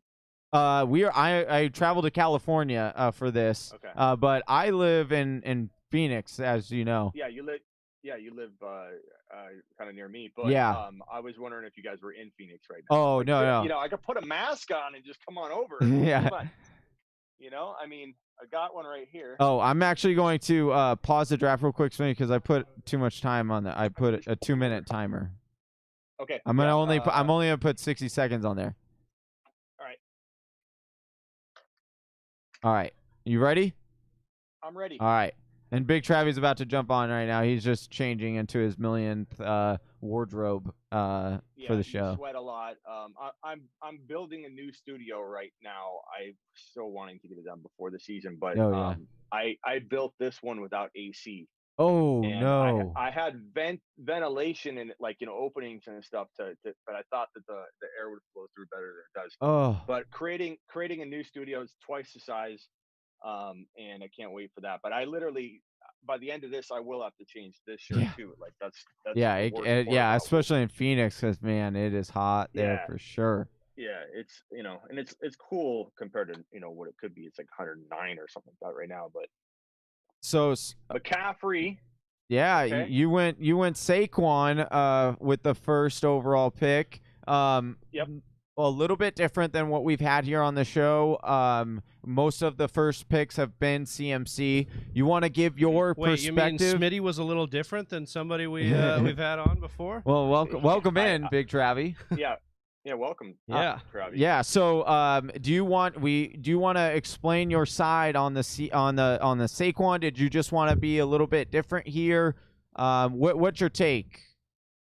So, I mean, I love that it gets that reaction, and it's all over the place. Like you take McCaffrey over Barkley, no one says anything. Even the Barkley believers are like, cool, everybody thinks that. Right. You take Barkley over McCaffrey, everyone's like, whoa, what were you doing? Lose their minds. Yeah, dude. Like, I mean, are we really there? Like, is it that crazy where people have to ask the question over and over? I don't understand it. He's going to have, in my opinion, a 15+ TD season this year. He's going to show everybody why he's the number one pick in 2021 across the board. Kind of like McCaffrey's the clear number one. Barkley's going to be the clear number one. And I'm not saying that McCaffrey will drop the ball, get hurt, but his offense is a little bit shaky. I know that he tends to survive no matter what. I'm not predicting anything major to happen to him. I just think there could be more struggles and meshing going on at the early part of the year than people think. With a quarterback change, there's a lot of change going on. And he's been overworked to an extreme degree. Mm-hmm. Even at Stanford, like he was their workhorse at Stanford. Yeah, I mean, at some point, guys, we have to have the conversation of where's his dynasty value compared to like Barkley. Is anybody going to actually utter the words potential decline in 2 or 3 years because of the overworked? People get so upset. They're like, that is impossible. He doesn't age. That's impossible. Yeah, no, and I'm not. I mean, in the dynasty league, I draft him number 2. I obviously draft Barkley number 1 in dynasty if I'm taking number 1 or redraft. But McCaffrey's my number 2 dynasty pick. I'm not predicting anything crazy to happen soon. But Barkley, his offense is going to be much improved. Danny Dimes is going to take a huge step forward. Barkley's going to be a huge benefactor of that increased passing mojo that Danny Dimes is going to bring to the table. I think Slayton's going to break out. I think Evan Ingram, when he plays, will be outstanding. And I just think that the offense is on the way up. This offense is going to, I know the schedule is brutal in the beginning. I hear all that, but Barkley is a special player. And once that air attack gets unleashed a little bit, and I think it will, Barkley is going to have a field day. 15+ TDs, on the verge of 2,000 total yards, at least 1,800 total yards. That's the kind of year I expected of Barkley. That's your 1.1. Yeah, I like that you're breaking this down, and we've talked about it before. Really, I love the breakdown to actually talk about Saquon, because what we've talked about more is about like the fact that CMC just mathematically probably isn't going to repeat. Like that's just what happens at the position. Like it's not likely that he will. Now he could. I think he's capable of, but it's not likely. So it kind of behooves you to take a guy like Saquon, who could be the guy that does number 1 things this year. So, but I love your breakdown to actually tie it to Saquon and his ability, and then the offense. We've talked about this before, Danny Dimes being a late-round QB to target, and then just the fact that this defense is bad. They're going to have to throw the football and move the football down the field. They're going to be down in a lot of games, and so I love that take. Smitty. Yeah. Yeah. Thanks for coming in, man. Appreciate you being on here. It's a big thing, man, for us to have you on here. Yeah, I don't know if you missed me trying to plug myself earlier when you were changing your wardrobe. Yeah, I was dude. like, why is Adam Rank stealing it from you guys? I felt like I was the first live streaming 24-hour fantasy football guy. So I had to. Did you mock it for 24 though? I thought you just went on. You went soapbox. I guess that's true. Yeah. I guess that's true. Well, look, no, dude, like no. Mocking. Yeah, no disrespect, right. Smitty. Like 24, you know. like we know, like this is not a joke. And that's what you told us last year. I think we missed you last year, and you said just get ready. Yeah. It's a grind, and you told us, and we took that to heart, man. But it's definitely something that hits you, especially depending on how you do it. You're doing it probably the healthy way. You have two people. You guys had more people last time, I think. Just kind of, one of you can go lay down for 10 seconds or take a shower to wake up. Yeah. Or yeah. I literally, like a little child, kept looking under my desk, going, "I want to crawl under there." You're like, "Is it been 24 hours yet?" Yeah, and I did it right the second time, although I got the flu, so I couldn't finish it, but I did it right because I did get out of the studio. I even dialed myself on my phone on a separate Skype account and went running with myself. Oh, that's right. Well, that's where the take a lap came from, right? That's where the take. No, take a lap came from my workout routine. Where okay. if I want to eat, I got to run a mile. Okay. And now it's 2 miles. So it used to be run a mile. You want to eat, run a mile. Want a burrito, run a mile. And it turned into take a lap, and then that kind of just got incorporated into the show. And I actually forgot about some of that, and Miss Smitty reminded me to use it, so it was funny. Miss Smitty, I love it. What are you doing? What are you doing? This guy knows. You know what I'm doing, Smitty. This guy knows. Hey, we say it. Know your draft room, and I know what your plan is. I know where you were going. I knew you were hoping, and you thought that Pat Mahomes was going to fall to you, but I know, and I'm with it. I'm the guest. Oh, he wasn't softballing you anything, Smitty. First of all, you crap all over my 24-hour live stream. Oh, no. We didn't crap. Rank then doesn't give me any credit. Rank won't even return my messages. I don't know why Rank hates me so much. Hey, he only accepts. You have to have stepmom Lauren, dude. Hey. Stepmom Lauren's the key. Hey, and also it's probably because you chose Matthew Berry first over him on your show. He's taking some... he won't respond. Hey. I tried. Okay, so I'm gonna go Galladay here because I'm running. Love Galladay. There you go. You guys. I love Galladay. I think Galladay could be. Like, you don't want to draft him any higher than right around here. You want to get him around 3.3, 3.4. Yeah, he's a top 5 wide receiver. He Agreed. is situation proof. He's tested. Imagine if Stafford stays healthy. If he doesn't, we already know he can do well. So I love Galladay wide receiver 7 without Stafford for 8 games.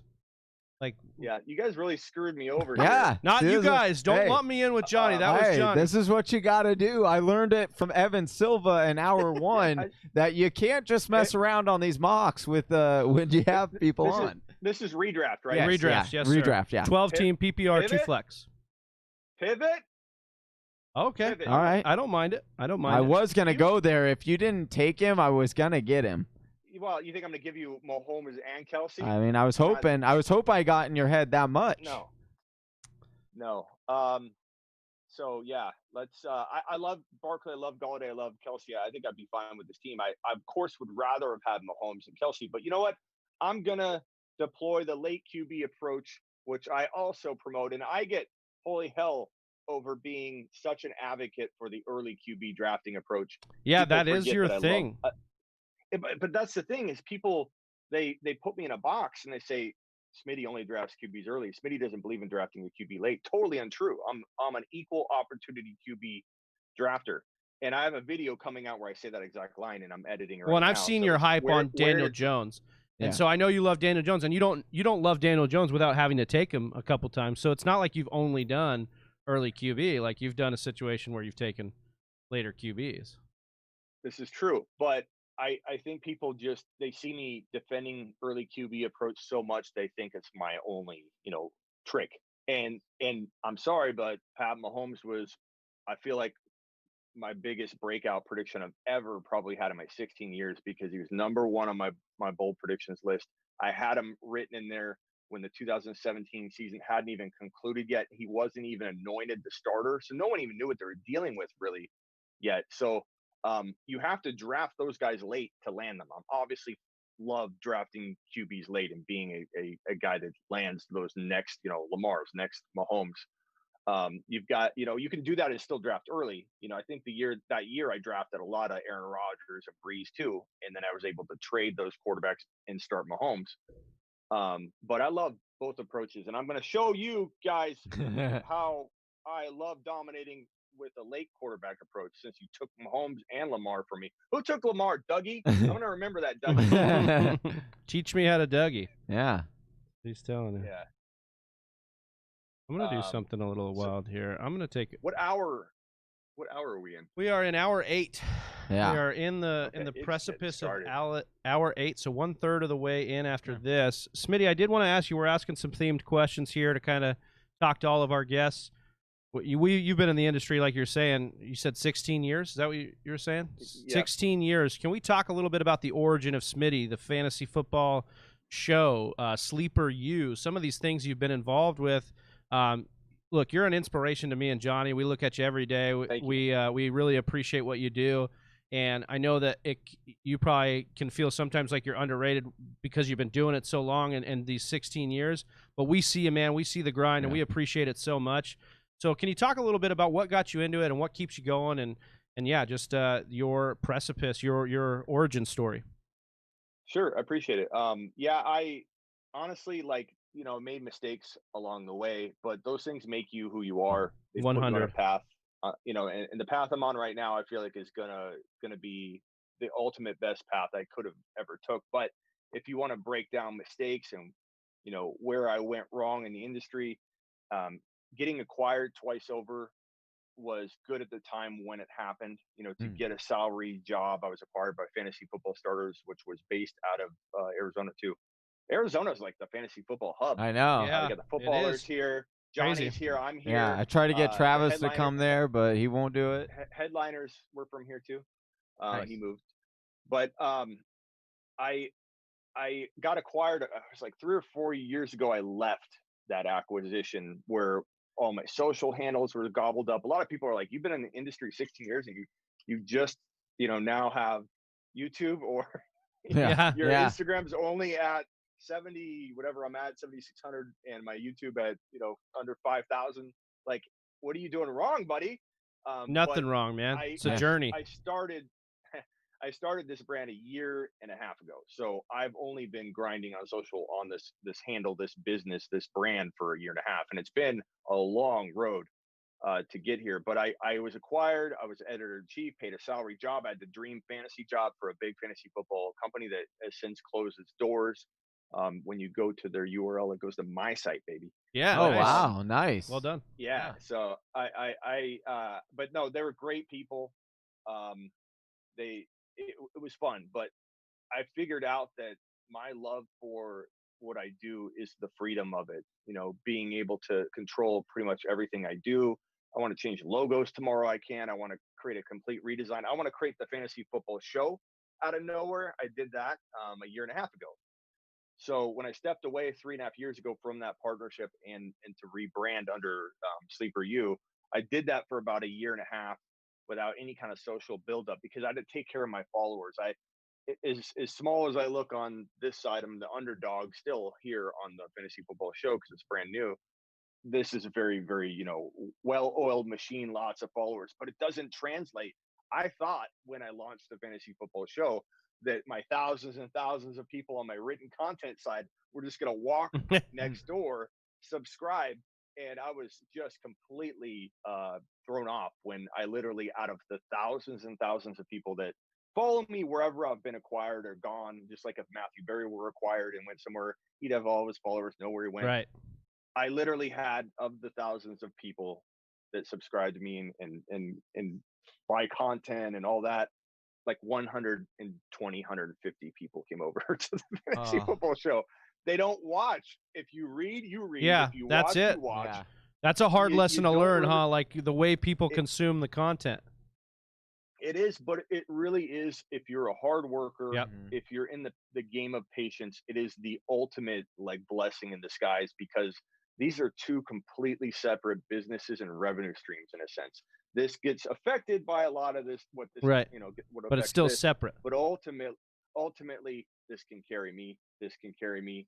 that's the key to doing what I do and why I'm able to do it full time is because I have so many different revenue streams and a lot of experience doing it.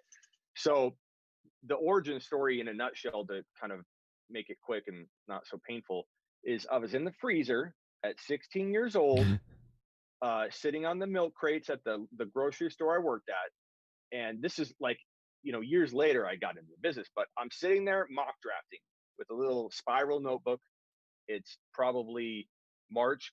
Big Trav, you timed out. Oh, damn it. Oh. I was trying to answer a question You're in the lucky. chat. Oh, I like that. You're I like that lucky pick. Mark Ingram was Damn your it, dude. auto pick. I was trying to dude. answer a question in the chat. Sorry, and not interrupt you there. Unreal. Smitty? No, so I'm 16 years old, just mock drafting by myself, I think in March. The fantasy season ended. Yeah. It's March. I'm the only one wanting content. There wasn't any dynasty back then. It was redraft, So I'm doing redraft rankings and content. And all my buddies are like, what are you doing? I'm like, let's draft today for next year. They're like, why would we do that? Injuries, like all that. Like, what are you doing? You're crazy. I always had that, like, where's the content? I want content now mentality.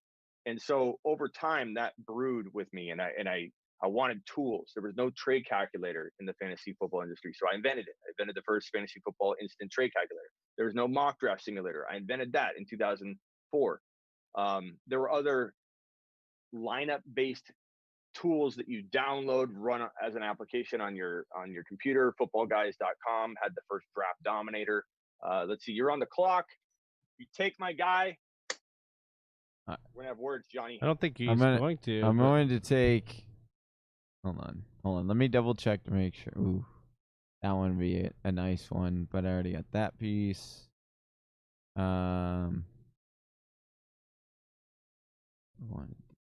yeah, I'm gonna do it. I don't think you're taking my guy. I don't think so either. I was looking at his screen. I was screen looking. I think you're safe, Smitty. I do love McLaurin, but I wouldn't take him there. So I'm gonna go. Who do you think I'm taking, Big Travie? Well, if I'm looking here, you seem to Devin Singletary. Nope. Really? Because you love yourself some Singletary, so, or at least you did last year. I remember getting into some back and forths with you a little bit last year. All right, here we go. Okay. And here we go. I thought DK would. I honestly I've seen enough of that. Yep, for sure. Because your other guy AJ Brown wasn't there, so. Yeah, AJ Brown was gone. Dougie, I'm gonna remember this. Dougie, this is twice. But the other guy, and I'll say it now because I don't care. He's not gonna fall to me all the way back. But if I didn't go running back there, and I don't force running back. I don't care if I've got one running back through 6 rounds. I go best player available. I'll figure it out. I'll take those voids and fill them with free agency through trading. I'm a big trader. I do a lot of trade advice videos and stuff like that. So I don't care. I wouldn't have forced Kareem Hunt, but I love Kareem Hunt there. I would have, if Kareem Hunt were gone, I wouldn't have forced it. I would have taken DJ Chark and DK Metcalf, and I would have had Galladay, DJ Chark, and Metcalf. I love both of those. I do like the DJ Chark, but because I have Leonard Fournette, I didn't want to go with the DJ Chark route there. I did have a feeling DK Metcalf was the guy that you were eyeing for the wide receiver position. I don't know how much I would like that as my wide receiver one. I still do think that DK Metcalf is going to be really, really good. I just think that Terry McLaurin has the opportunity, and based off of my team, I just feel more confident in having Terry McLaurin as a wide receiver one than DK Metcalf. I'm not mad at you. I love McLaurin. He's a breakout of mine. I think my favorite advice to give people, and it's almost you could base it's a blanket type statement or piece of advice, is if you want to wait until round 3 to start drafting your wide receivers, you can field as good a wide receiver crew as anybody that's drafting them in the first, second round. I don't care. So for me to go, if I had to, I'm best player available. But if I had to tell somebody, this is the only advice you're going to get, you're going to go into a room, it's going to get locked, and you're going to come out and your team's going to be drafted. This is the only thing I could tell you. I would tell you, try your best to go running back. or running back Mahomes, and build your wide receiver crew through AJ Brown, DK Metcalf, Hollywood Brown, McLaurin. There are so many of those. A lot of them are sophomores that have wide receiver one appeal, and they're just trapped in that third, fourth round range beautifully. So that's kind of like my thing. So if I've got Galladay and DK and like a Hollywood or somebody, I'm going to be ecstatic. I love that wide receiver crew. And yeah, this year it's just got so many stacked wide receivers within that range. Like you got a bunch of guys you really like that really have that pop. And so I love that you brought that up, Smitty, about try to go running back heavy early because you've got so much value in those mid rounds or past that. Just want to give a big shout out here to Brandon S. Says, just purchased my very own TFW draft kit. Thank you so much, Brandon. We appreciate that support, man. You obviously just won that jersey, so we appreciate you. We're glad you got that jersey and you got yourself a draft kit. You're gonna maybe you wear that jersey, styling all signed to your draft. Who knows? I wouldn't recommend that. I would recommend hanging it up. Yeah, I would putting too. In a shadow box, but sure, if you wanted to, do it for sure. All right, so wrapping the story up, I'm creating things in 2004 because I'm tired of not seeing them. So my mentality was so genuine to say, hey, there's got to be people out there like me that want redraft. There was no dynasty then, who want content in March, April, May. Waiting for magazines to come out in late July was so painful for me. And back then when I started, we're talking about 2000. This is 1997 to like 2000 and 1993. I think I started in 1992 playing fantasy football, and it was newspaper. It was waiting until Monday to get to school, get the box score out, go to the cafeteria, get a donut, and find out who won. That's how you did fantasy football in the 90s. And so when 2000 came along, I'm seasoned veteran. I played fantasy football from that point until I did it professionally, longer than a lot of people have played fantasy football, period. Right. So I had a lot of years behind it, and I did some radio station work and stuff like that. So I went on CBS, it was then NBC Sports Radio, and dropped a couple, doozy bold predictions. And it ended up leading to being reinvited back the next year. And then I became a staple for an hour spot on, it's bounced from NBC to CBS for 16 of those straight years. So I essentially launched my career at the same time I went on that show. And so I've been doing the bold prediction thing as my niche from that point until now. And it's been going, the show is going for like 7 or 8 years before I joined it. And it's been going 23 years. It's the longest fantasy football terrestrial radio show on the planet. It's at risk of not happening this year because of COVID, because it's done remotely at a sports bar and the way that marketing works for that. Yeah. So we're kind of holding our breath that we don't have that streak end. But 23 years of being on CBS or NBC Sports Radio, and that's kind of like how I've just slowly built my career. And that's the story in a nutshell.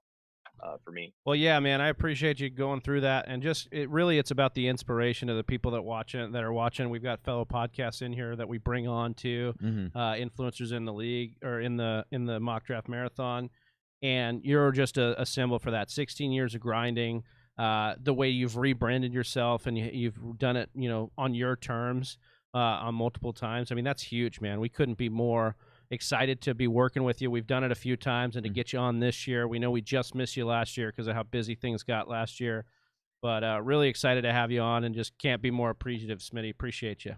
Hey, man, I appreciate the kind words, man. You guys are doing good. Keep at it. It takes a lot of work. Obviously, you guys are already seeing that. People always ask me, like, I can't get anybody to respond to me, and nobody's following me. And I'm like, how long you been doing it? They're like 4 months. And, you're like, you have zero patience for this business. Yeah. You're not gonna make it. So it took me, even with all the experience I had, all the connections I had. Scott Fish came on my live yesterday, and he's like, been watching me for 16 years, but we've never actually, connected until this year. And I never got into the Scott Fish Bowl for whatever reason, because I was doing so many different crazy things. And so even with all those connections, I had to like refine my way in with the new brand, and it takes so long. Even with all of that, my first year, I didn't get and land, some of the big interviews and get the respect that, a lot of people think, oh, he'd get because he's been in. No, you got to build it from the ground up. If your brand says 1,000 followers, you're going to be treated like you have 1,000 Right. followers because you do. It's like the great equalizer. Yeah, and it's humbling, because like over here, feel big, over here, not so much, but I love the climb. If you don't love the climb with what you're doing too, especially if you're an entrepreneur, an innovator, you're in the wrong thing, man. I love that I'm not getting responded to by this person or that person, or and then when it finally comes around and you have the big names on your show, and it's not just about interviews and big names coming on your show.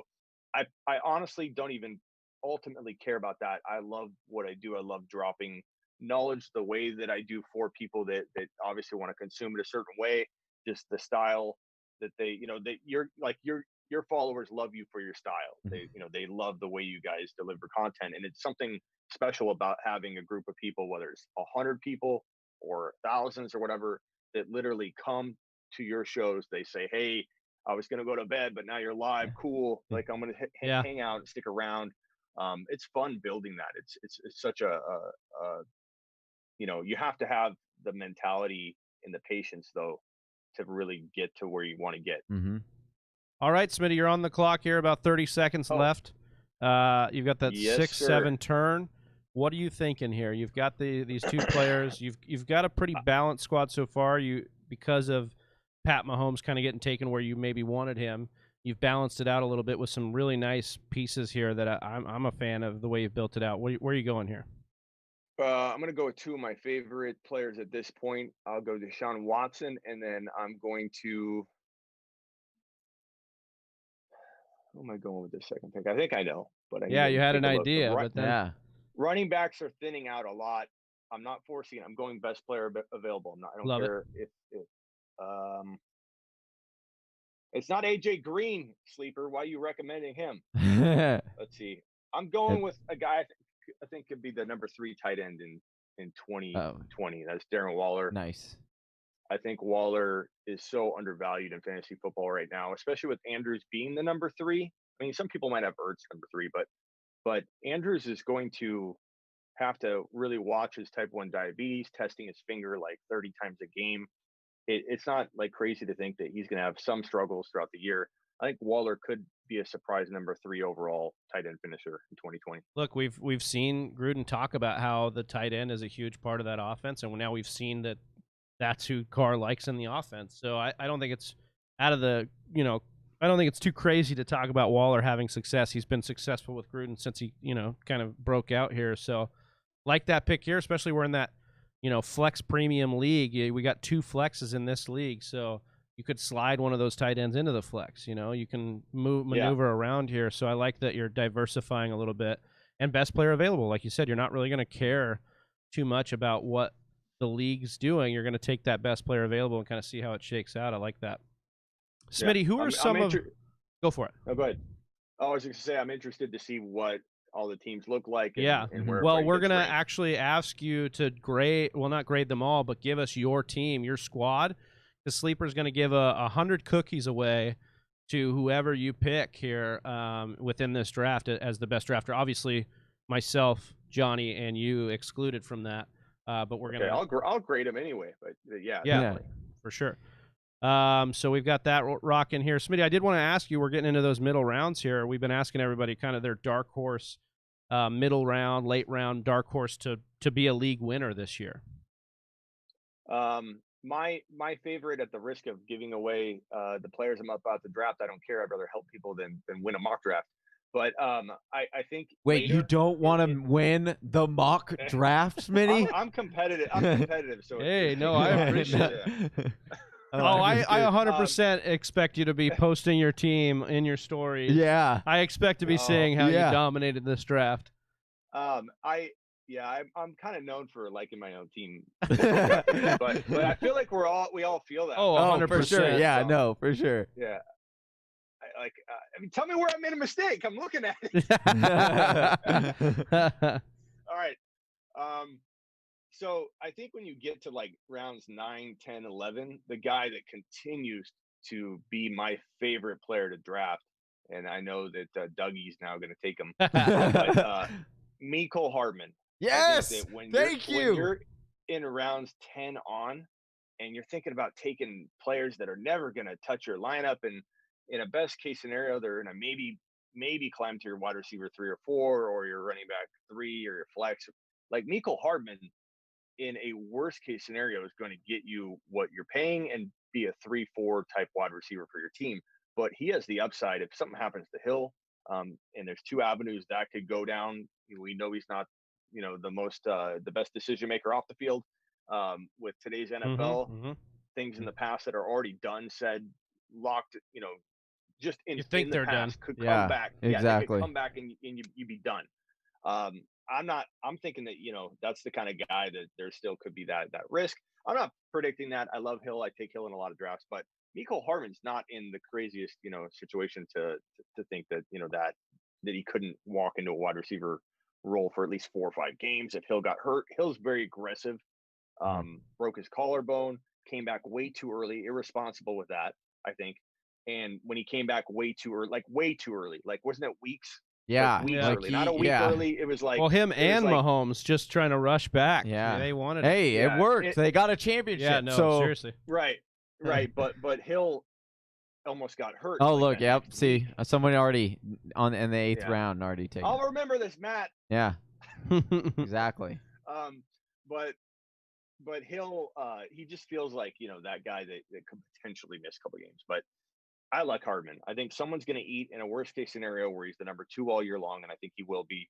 Someone's going to eat the leftovers, and Pat Mahomes has a ton of leftovers on Sundays. So you're talking about, 7 to 9 TDCs in 1,000 yards would not be crazy at all in a worst case scenario for Mecole Hardman.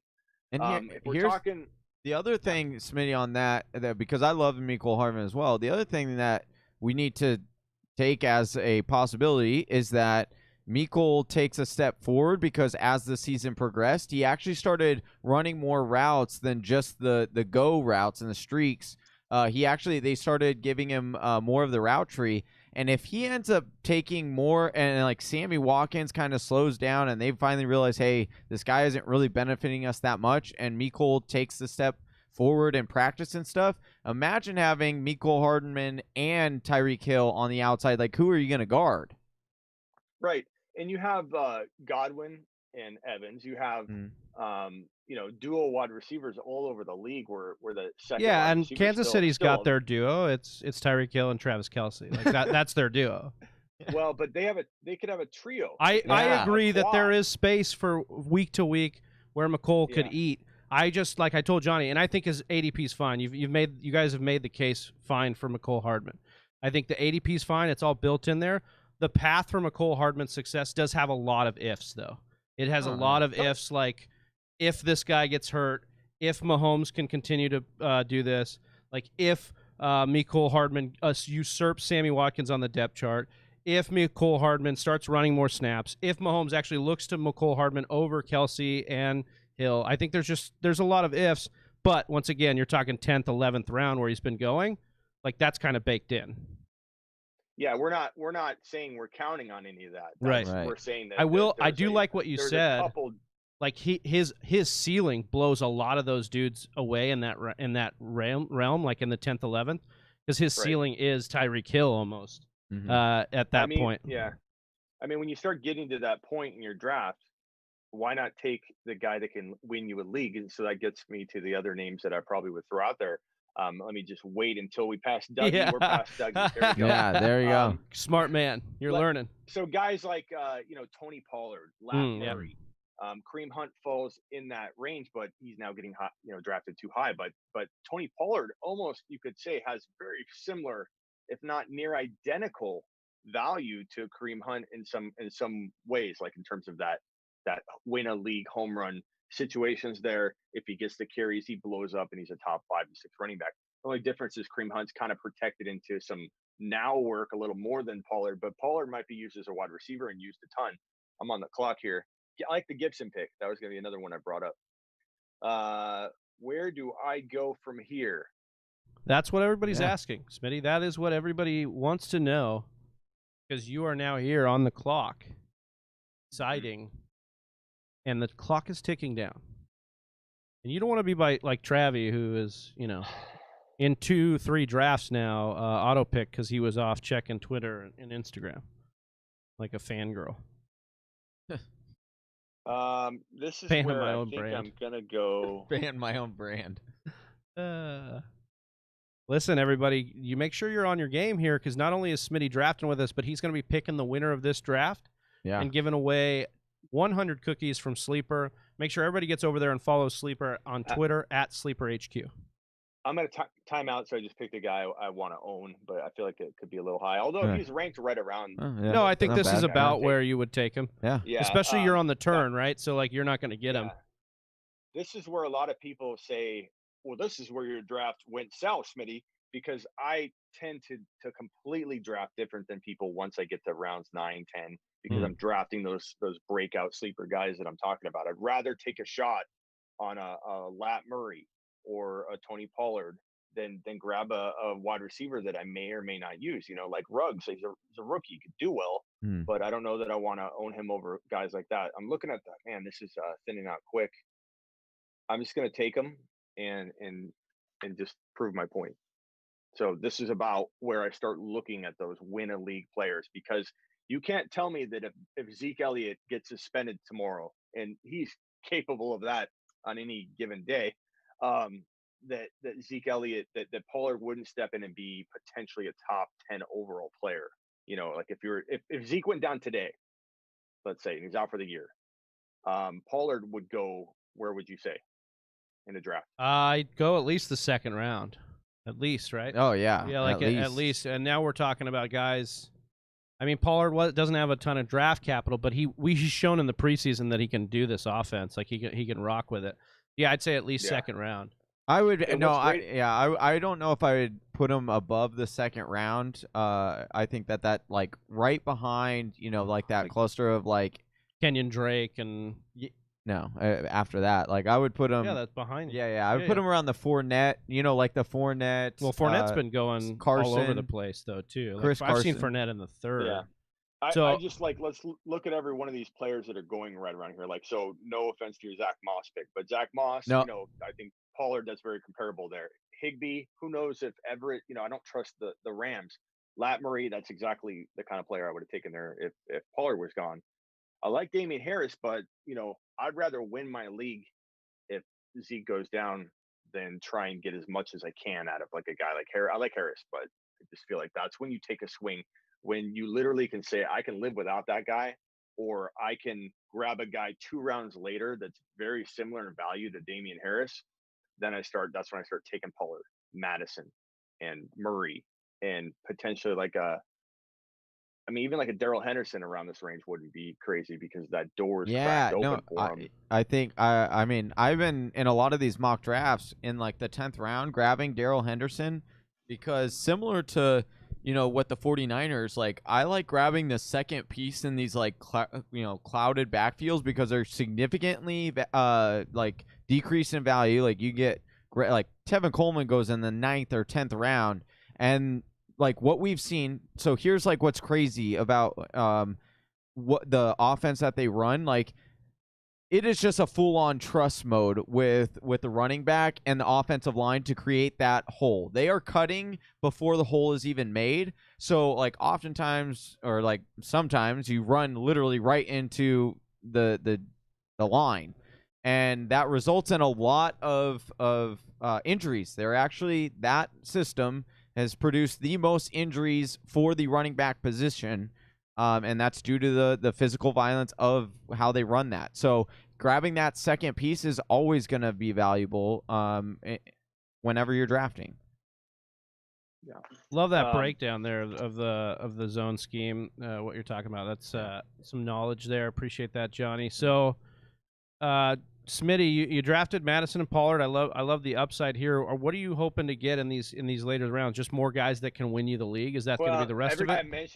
Every guy I'm mentioning is going. I should quit asking you. Yeah, they just keep. It's fine. You're trying to belittle me on the show. It's fine. Smitty oh man, we just don't ruin his draft on a live stream. Hey, we just know how active you are on social media. Yeah, you'll be coming for our heads as soon as you draft here. Yeah, we don't want to oh, we went on this trash 24-hour mock draft marathon, and I just cleaned the floor with these guys. I got on the two hosts were sleeping, and I had to take over. Yeah. The show. Savvy was changing. Yeah. You're only allowed 4 outfits per 24-hour show. Well, it's an energy thing, Smitty. Yeah. Like it's like each time I put it on, I get another boost of energy. Yeah, no, it's nice to smell good, feel good. Yeah. Like I literally, before I go and cook dinner, I'm gonna have to change this shirt. Yeah. But my new studio is gonna be totally cooled. I'm building in a ceiling chin-up bar. You're in AZ, right? So is it not AC'd right now? It is, but I didn't anticipate that the computer equipment. Let me show you guys. It's a little messy, so I'm not gonna. But you know, we know how it gets. You know, yeah. TV. I have. Oh yeah, you've got it all in there.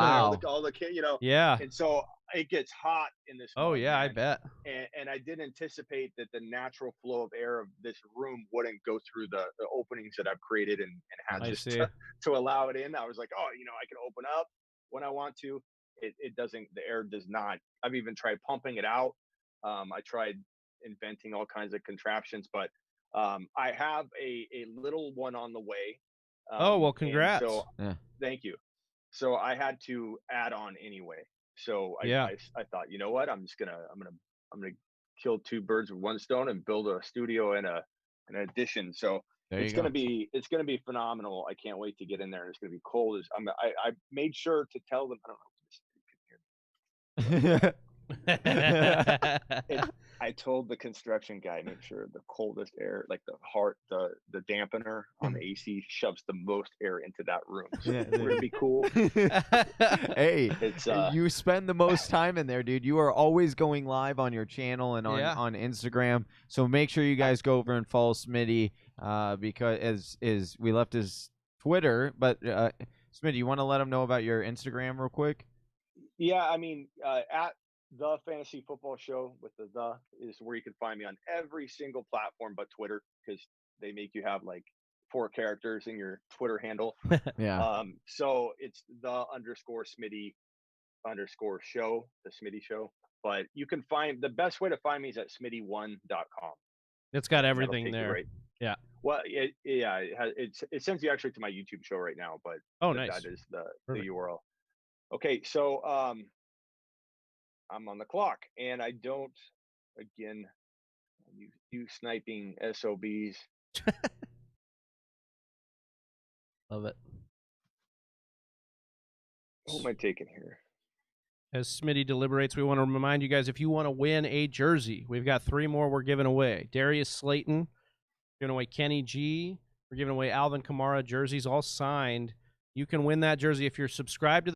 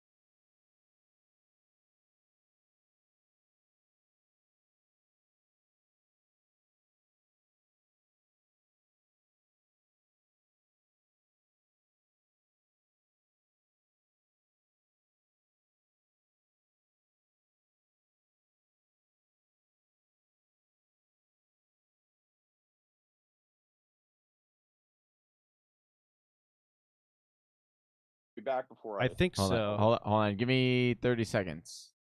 Okay. Well, I'll wait till okay. Reply. All right, we should be good. We should be good. All right, give us a thumbs up if you can hear. Yes. Yeah, there we go. Good. Yeah, we're good. Okay. Wouldn't be a mock draft marathon without some technical difficulties. Yeah, at some point. So DK Metcalf, I'm sorry, N'Keal Harry. Yeah, N'Keal Harry to me, and again, people come to me like, oh, I guess you missed on that one because I predicted him to be, an elite player. No, I didn't predict him to be an elite player in year 1. It takes time for wide receivers to develop. Like not everybody does what AJ Brown does. And so N'Keal Harry looked like a beast at times at the end of last year. He showed enough for me to me to confirm that I think what I saw is really still there. Like he's going Right. to be. He reminds me a lot of AJ Brown in a way. Mm-hmm. And I think when he finally gets consistency and played a lot, and he was hurt all year, but that one touchdown at the pylon that they called back, like he looked like a polished wide receiver, much like AJ Brown looked at the beginning of the year. And I was like, oh my God, I had AJ Brown in my top. I'd have been my number 2 dynasty bowl prediction, Oh, and wow. I did right when he landed in Tennessee that temper expectations for year one. QB situations can change like that, and it Right. did. And I didn't even predict Tannehill. I just said that a QB could emerge, Especially with And Mariota, right? It's like, yeah, I mean, he looked awful, and I was like, this is, But there were times where I'm like, God, if you could just, get into the right situation, and it happened fast. And what I saw in AJ Brown, I see in N'Keal Harry. I think N'Keal Harry could definitely become a top 10 wide receiver at the NFL level, but One. everybody's so dependent on situation. We don't know for sure if New England's still going to allow him to be unleashed. But Well, and then Smitty, I mean, you had AJ Brown on your show. I went on his live, to be fair. No, And, I still say he went on yours. That's cool.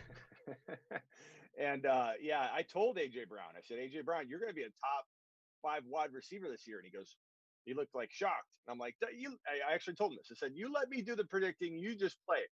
That's awesome. That's awesome. Yeah, he was. Yeah, he's a good guy, real nice guy. But AJ Brown, yeah, he's going to be top. I really believe he's going to be a top 5 wide receiver. I truly do. Who you going with? You're timing out. Oh no, I wasn't even. Oh my goodness. fixing the stream over there. Sorry, that's okay. Justin Jackson, I'll talk about. I think people. Tell us why you made that pick. Yeah, right, exactly. No, I would not have normally made this pick, but I'll talk about Justin Jackson here. I think that some people are sleeping on Justin Jackson a little bit. He did have, I believe, if I'm not going crazy here in hour 8, he had the second most number of touchdowns called back last year due to penalties. No? Did I fall out? What? Okay, no, sorry. I was like, what now? Yeah, now I'm just losing it. Yeah. Yeah. So Justin Jackson, I do think that they could give him some goal line work, and it will be a little bit more of a little bit of split work there. So why not? Yeah. I think that's fine. So I you got took Preston Williams, yeah. I like this pick. Yeah, I mean, this late, why not try and grab the best possible wide receiver? I don't know what I would normally do here, but I'm going to do this because I think it'd be a good conversation piece. So I don't know that I'd normally take him right here, but we only have this last round. But I like this. Yeah. I like this investment. You won't find anybody higher on Clyde than me. But I still see the value in Darrell Williams. I still see the value if something happens, an injury, whatever. If I own Clyde and my league's big at all, I don't care how many people make fun of me and say, you rostered 3 running backs from the same team. I don't care. Like, I really don't care. I'll draft. If I draft Clyde, I'm drafting Darrell Williams. I'm also drafting Washington. I'm making sure I might draft Jarwin if I'm feeling lucky. Yeah. But I will definitely cup at least 1 or 2 of those guys to Clyde Edwards-Helaire if I draft them, and it's a big league. Now, if you have 5-6 bench spots, you can't do that. But in a lot of leagues I play in, there's like 10, 11 bench spots, and I could care less about a wide receiver. Darrell's got value. Yeah, I like that It's pick. going to take Clyde a little time, and even if they only give Clyde 70% of the work all year, he's going to be, Jamal Charles type production on that workload, so he'll be completely fine. All right, Smitty, it's time for you to start taking a look at these teams. Which one you think gets the edge here? Because as we said, Sleeper is going to be giving away 100 cookies to whoever Smitty picks as the winner of this mock draft. We did a 12-team PPR with 2 flex. What's 100 cookies? Are you talking about dollars, or is that in the app? It's cookies within the app. It allows them to upgrade their avatar and some things like that, level up within the app. Cool feature within there. Gotcha. Okay, so we'll take my team out of it. But I will review them left to right and then give you my final. So I think, Barkley, Galladay, Kelsey, Hunt, DK, Watson, Waller. I think that would be a top 5 team from this group so far, but I won't Christian McCaffrey, Mahomes. I love that start. I'm not a huge Fournette guy, but at that value, I don't hate it. I like McLaurin. I think McLaurin could fall a little bit later, but then again, man, his ADP just continues to climb and climb. I love the Andrews value. Again, I worry a little bit about him missing time this year, but man, he could be elite from that value. Mm-hmm. I like this team a lot. I think you'd be top 6, and I may run out of top 6 spots and pull you out of that. But right now, you're secured. All right, I'll take it for now. I'll take it. All right, here we go. Let me do Big Travie, and then we'll go to everybody else. Dalvin Cook, DeAndre Hopkins, Odell, Mark Ingram, Mostert. I like that team. Brandon That's Cooks, pretty solid. Coleman, Stafford. I think if it were me, I would have taken like a Brady or a Breeze like in round 9, 10 and not messed around. I like Stafford a lot, but I think that you throw Brady on that team and holy crap. Yeah, I like that team a lot. Mostert. Why is Mostert going in at 5.6? It's crazy. I think that's great value. Ingram, he timed out, but that's good value. Odell's risky, but you've got a lot of safety there. I think you needed Madison, but I sniped you. Okay, so Michael Thomas at 1.3, Mike Evans, Carson, Montgomery, Keenan Allen, White, Deontay. I like it, but I'm not feeling he's going to win the cookies. Elliott at 1.4, then Godwin, Melvin Gordon, Amari Cooper, Chark, Akers, Landry. I'm liking that team. I hate ST. Yeah. I hate. Kamara, Aaron Jones, Kittle, Ridley, Lockett, J.K., Slayton. I like a lot of the pieces on that team, but I'm going to move on for now. Dougie, that's your boy. A lot of my guys, Dougie. Yeah. I think you might be most prone to winning these cookies because you drafted all my players. Clyde, Lamar, DJ Moore, I'm not the biggest fan of, but I think that value is actually decent. AJ Brown, I love. Swift is great value there. Hilton, Mack, Rager. It's good. Good team. Derrick Henry, Austin Eckler, Todd Gurley, Woods, Ertz, Prescott. Had you not gone Todd Gurley, Chris, you may have won the cookies. I'm just not a big fan. Miles Sanders, Tyreek Hill, Lev Bell, Adam Thielen, Parker, Diggs. I like that team. Man, I'm not seeing like a standout yet. Devontae Adams, Josh Jacobs, Connor, Jonathan Taylor, Russell Wilson, Hollywood Brown, Gronk. It's a good team. Our chat is saying, I don't want any influence on the chat. No, I don't want any influence he's in on the chat. Yeah, that's true. Julio, Drake, David Johnson. Like some of these teams, like if they hadn't taken one player, I would have been. I love the start. Julio, Drake, DJ. I'm just not a believer in. I don't believe in DJ. I don't believe in Gurley. I think these guys are going way too early, in my opinion. You guys can talk on that if you want. We had a big discussion earlier on the live stream about David Johnson. I love him, but we've had a couple people on here saying they don't like David Johnson at his ADP. I just think it's a pure volume play. Like I don't see a year unless he gets severely injured where you don't see him get 300 touches in that Texans offense. We're both from Arizona. What's your explanation for why they didn't inject him back into the offense? I don't think he fit. I don't. Back from DJ is a very fragile ego. No, yeah, he's a small town guy. He's known and come up from being loved. Like people just love him, and I think that when we turned on him because he wasn't performing, and it wasn't necessarily all due to him, and the fantasy community as well, because people are taking him first, and then he slid down to 12. He was still a top 12 running back.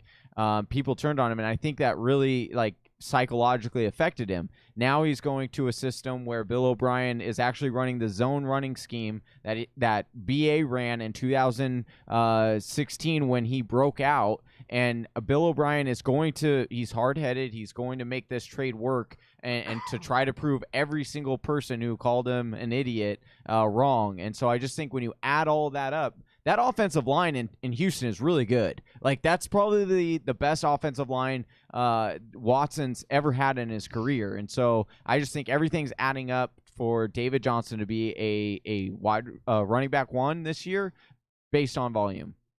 I just don't think he looked the same. And I know we didn't have a whole lot to look at, but I mean, statistically, it was the same. Statistically, it was a top 7 running back through the first 6 weeks of last year. Yeah, but he did not look the same once he returned from injury, and I think it was a high ankle sprain, so that's not unusual. Yeah, it's hard to judge. But all right, I do. Yeah. We're gonna turn this into the 24-hour David Johnson mock-a-thon here if we're not careful. Right. Yeah, Mixon, Chubb, Juju, A-Rob, Corton. I don't know.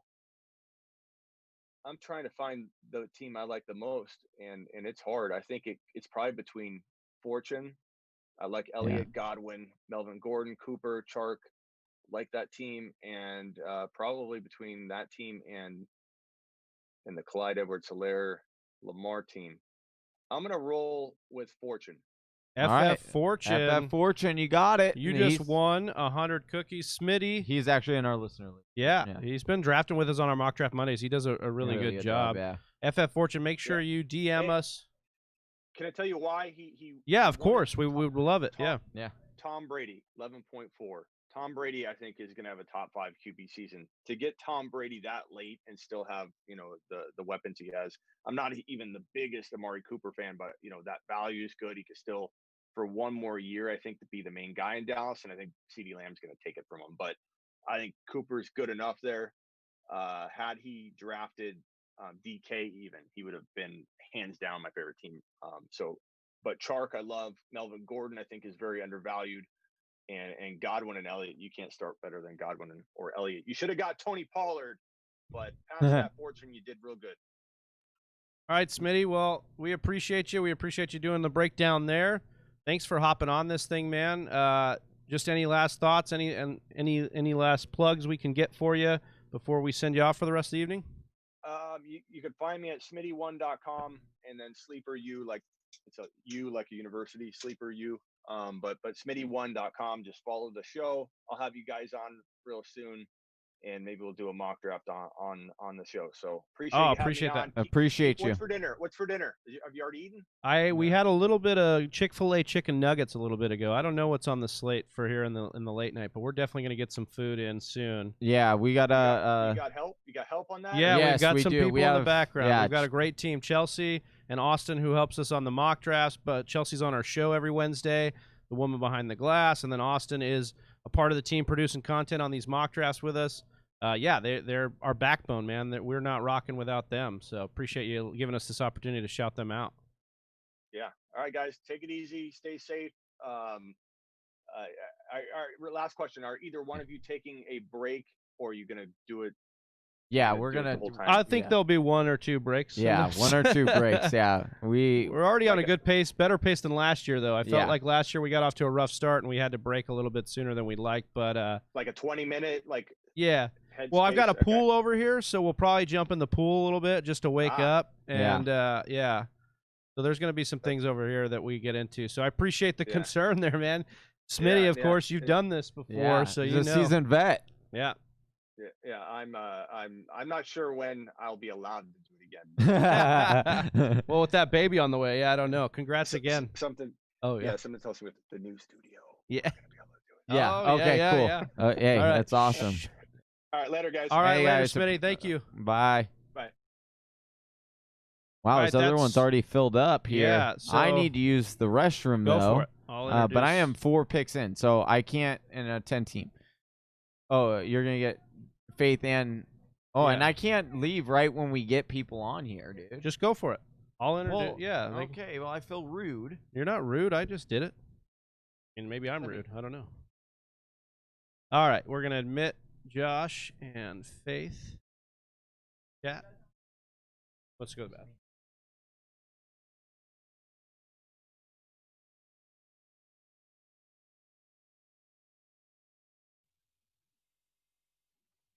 What up? What's going on, guys?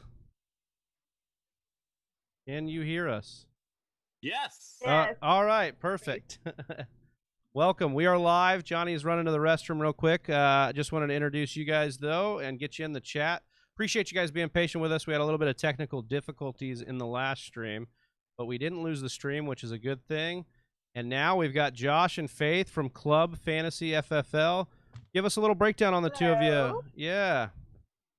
Yeah, I had to bring my girl on because, all this talk about the women of fantasy football coming around town. Our first show is on Wednesday, and Faith is one of the co-hosts. So couldn't do this without her. Appreciate that, bringing her on. I had no idea.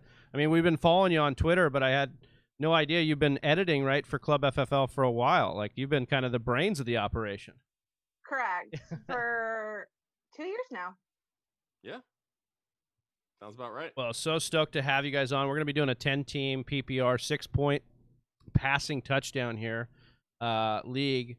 So I don't know if you guys picked before we got the slew of people in here, right? Yes. Yeah. And did you guys pick specifically for any reason these spots that you picked, or can you talk a little bit about that strategy? I dug myself a very large hole this year. I went from 2 redraft leagues last season to 13 leagues total this year. Oh, wow. Like 6 of them are dynasty. Okay, I think it's only like 4.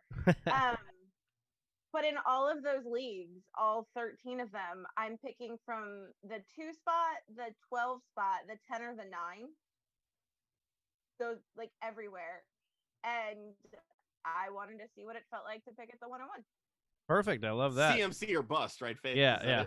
I wanted to feel like I wanted to see what it would feel like to have a share of CMC, even if it was just fake. I love that. There is some allure to like having that 101. Like if you don't get it a lot too, you're like, I just would like to taste it a little bit here. Can we just get the 101 for a little bit? So Josh, what about you? You took the middle here, or well, kind of the middle, 1-6 here in a 10 team. Any thought behind that, or just kind of picking? I just think that this draft is so deep at the top, and so many really, really good running backs continue to fall into the second. And I've been doing a lot more like robust RB when I do my mocks, and the back end just kind of seems to be where it's at. So we're gonna rock. Wait a second, I just jump on this, right? And welcome. I hear that you're mocking without us. Not yet. No. But just ignore it. You're mock draft cheating on us, dude. Oh yeah, of course. Unbelievable. And you're admitting it on our show. To be fair, I didn't actually do my first off-season mock till like a week ago. Like people have been all on this. He almost made it. Yeah, he almost made it.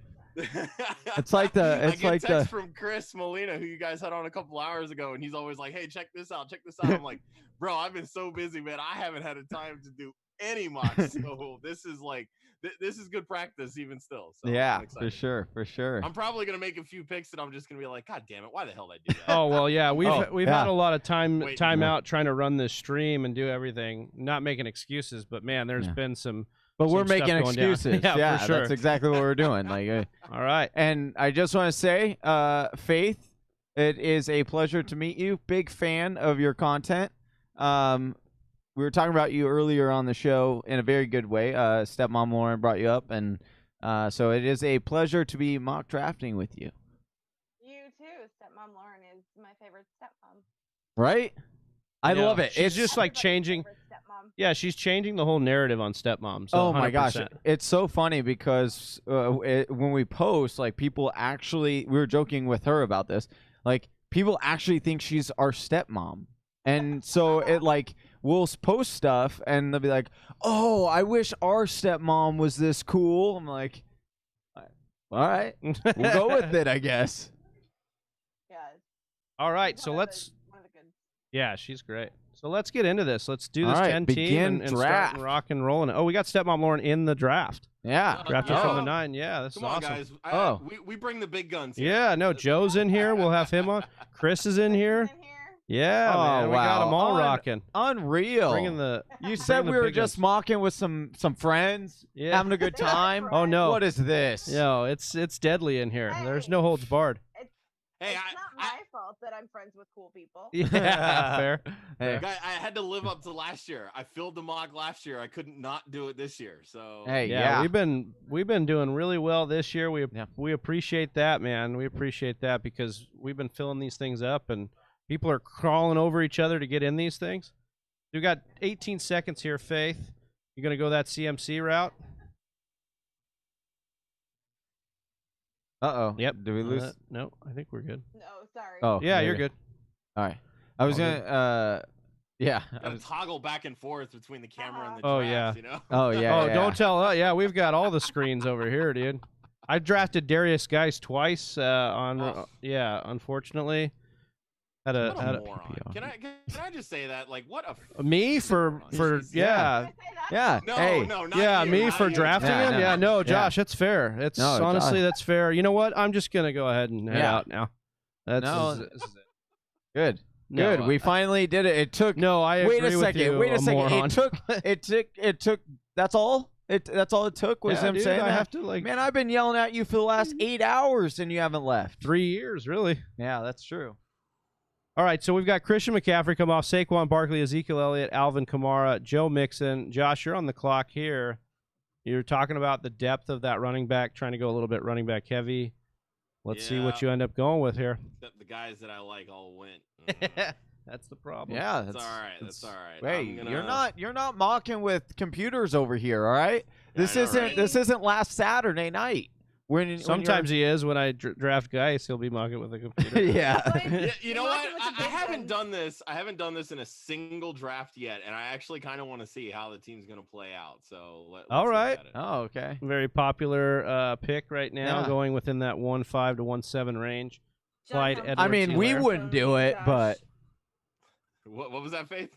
John Helmkamp's gonna disown you. I know, right? Yeah. No, don't worry. I'll make it up to him.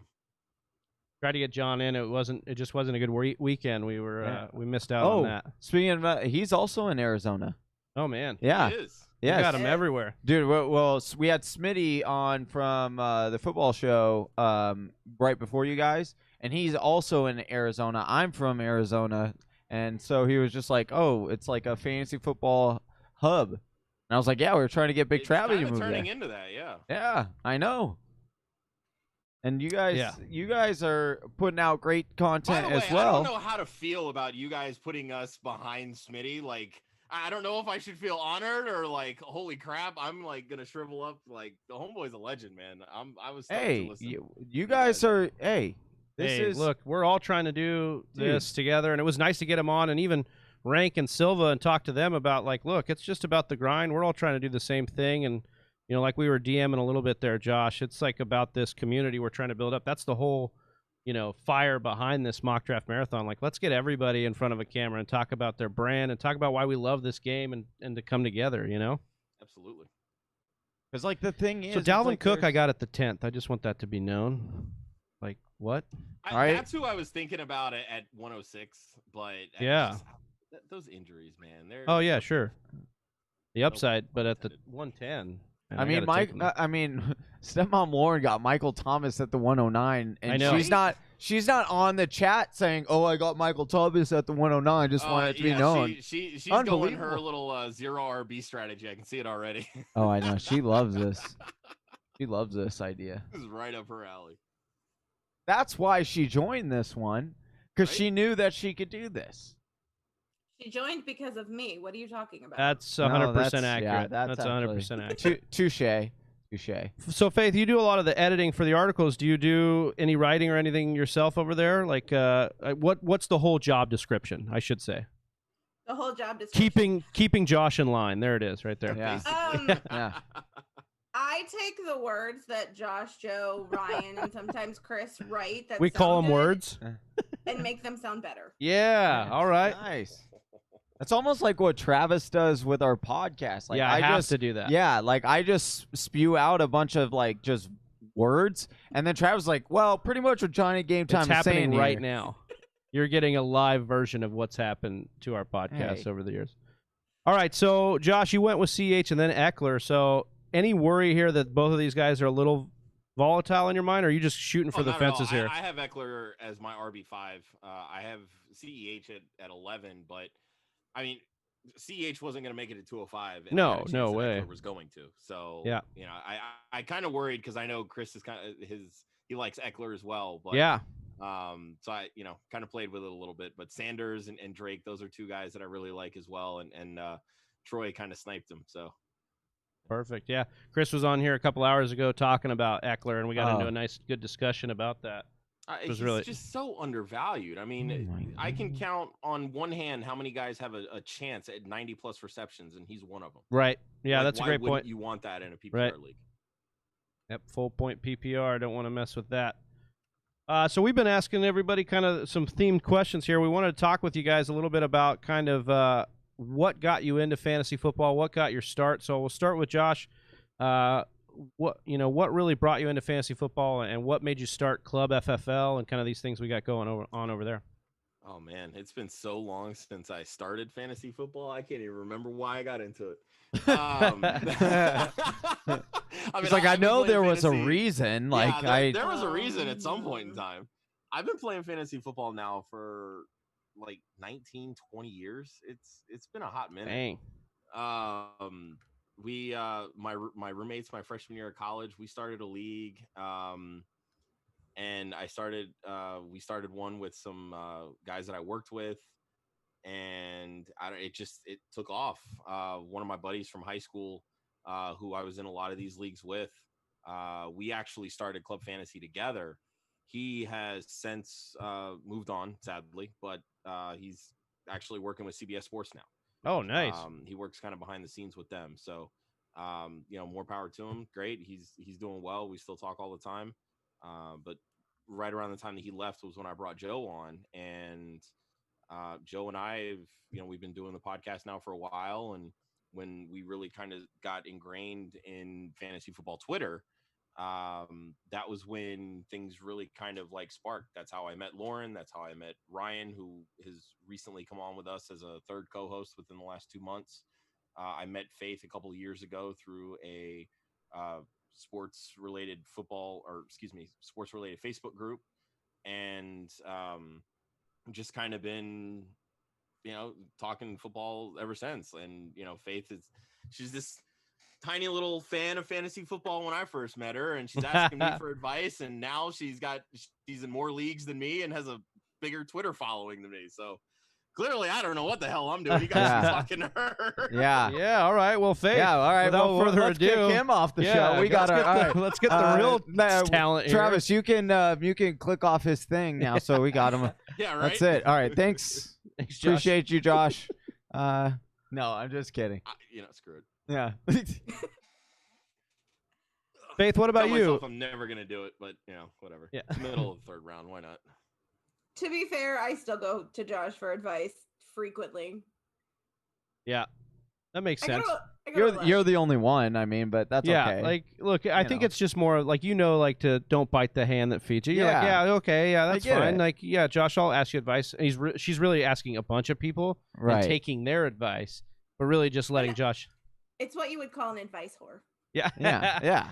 And then what she does is on the one, because there's a 50-50 chance he's right. So on the ones he's right, she's like, oh, hey, dude, you're right. I got you. I'll give you the credit because you told me first. That's what she does, I bet. Don't I'm you? also the first person to go, you were wrong. Why did you tell me to do this? Oh, yeah. She never lets me live that down. Oh, ever. That's the best. Yeah. Oh, that's no. Sounds like a Twitter following or a Facebook or Instagram following. That sounds about right. They love you when you're screwing up, or they hate you when you're screwing up. Yeah. So. It's the public for anything. They love you when you're great, and they hate you when you're awful. Yeah. That's very, very good point. So you guys are in this sports chat, and you guys meet on a random comment, or there were several posts. I was like, oh, we have a lot of the same interests. What? Okay, Whisper Nation wants the details. That's why. We want the details. Other than fantasy football, we have none of the same interests. That's so not true. We like a lot of the same. Okay, don't even go there. All right. Hold on. We're gonna settle this. We're gonna say on the count of 3, favorite fast food. All right, favorite fast food joint. 1, 2, 3. Chick-fil-A. Not even close. You guys are way off. One's Mexican food, and the other one's chicken sandwiches. Wait, we had Chick-fil-A today for We had lunch. some That was nuggies. really they good. were so good. Yeah, so I'm gonna. I love. My oh beef man. with Chick-fil-A is they're not open on Sundays when I want them Hey, the most. So. yeah, that's How about true. how they put a Chick-fil-A in the Atlanta Falcons Stadium, and they're not open on Sundays? Yeah. How does that work? Pretty sure it's for the employees, but still, that's screwed up. These fans are just going to watch a closed Chick-fil-A. All right, so wait, But Faith, hold on. yeah, I want to know Faith's background in Yeah. the fantasy industry before Josh, and then kind of what it's been like for you. Faith's background in the fantasy was nothing before Josh. That's completely honest. Like All you right, said, we met it looks in- like we are gonna have to kick him off in order for us to get her to be honest with us. So that is all right, honest. yeah. I never played fantasy. I've only been playing fantasy football for 2 years now. The first year I was in a league, I legitimately had no idea what I was doing. I was a bunch of people I didn't know. I drafted whoever, wherever. I always took just top ADP because I was like, these guys are at the top, so clearly they must be good. Sometimes it doesn't work that way. And so August of that year, we were in the Facebook group and I asked a question and Josh yelled at me via Messenger because it was a dumb question. And I feel like that's a slight exaggeration. I don't yell. I just have a naturally loud voice. he angrily typed in all caps at me for some question. And he That is said- yelling online. Yeah, I would say. Exactly. I mean, you could scroll up in Josh, our you're text 0 for com- like 5 right now Hey, with I- Faith. All- I need to hey, say that. all I'm Just a terrible human being. Hey, yeah. You are a Yankees fan, so As Josh, we didn't even invite Faith, so really we're the terrible ones. Yeah. Josh brings her on, and then we just roast Josh the entire show. Yeah. I love it. Thank you for coming back, Josh. We needed a punching bag. We appreciate you. Got a lot of cushion. We're good. I can love take it. the shots.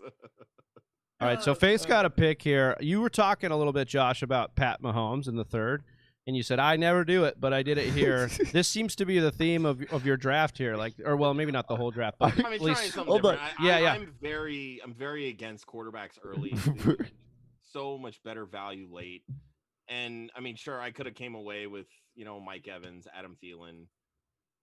It's just outside of maybe Robert Woods, who Faith just took. I just really don't see a ton of like max upside with a lot of these guys. And with Mahomes, it's there because you never know when he's going to have 50 touchdowns in a season because we know he's capable of it. Yep. Yeah. I've been telling that Johnny, alone right there can carry your entire season. especially we're in a 6-point touchdown league here. Exactly. So I thought that was that he made it to the third. Obviously, it's a 10 team, so that's a little bit why. But Faith, did that have something to do with why you took Russell Wilson here in the fifth too? I don't like to play around when it comes to picking my QBs. I've been a Patriots fan, so I'm a Brady fan. So I'm just a fan of winning QBs, and I don't really want to roll the dice on an iffy QB. I like that. I like that championship breakdown of why she doesn't want to mess around with QBs. Although Josh and his Eagles would have something to say about winning QBs against the Patriots, right? Oh. 6-1. Look, I'm just trying to stir the pot here. Oh, yeah. This is my job. Like, let's go. I just want to say, like, Josh admitted he's a New York Yankees fan and he's an Eagles fan. Like, he's got to be the worst fan because those two fan bases are just Wow. like straight up. Hey, no, I'll be like Chelsea is yeah, they're ugly. Yeah, there's a Like, phrase there for is- Chelsea when she gets going. We call her the Philly Chelsea, right? Yeah. That's when we know Yeah. like it's gonna get bad when Chelsea's Philly Chelsea because yeah, I mean her Philly fan comes out. Yeah, and so Chelsea, and I then like you. Get you on the screen. Come on. Yeah, they want you on. oh, talk. they're Leave these they're other- calling leave for these the. other guys Hey, alone. she will be making her big reveal. Josh has got a point there. Yeah, hey. Yeah. But then look, and then you pair it with a Yankees fan, and Yankees fans are just as bad. So then it's like the double. That's got to be unbearable. I feel. I'm a very tame fan. I'm not one. Oh, of the I don't believe that obnoxious for one fans. second. Oh.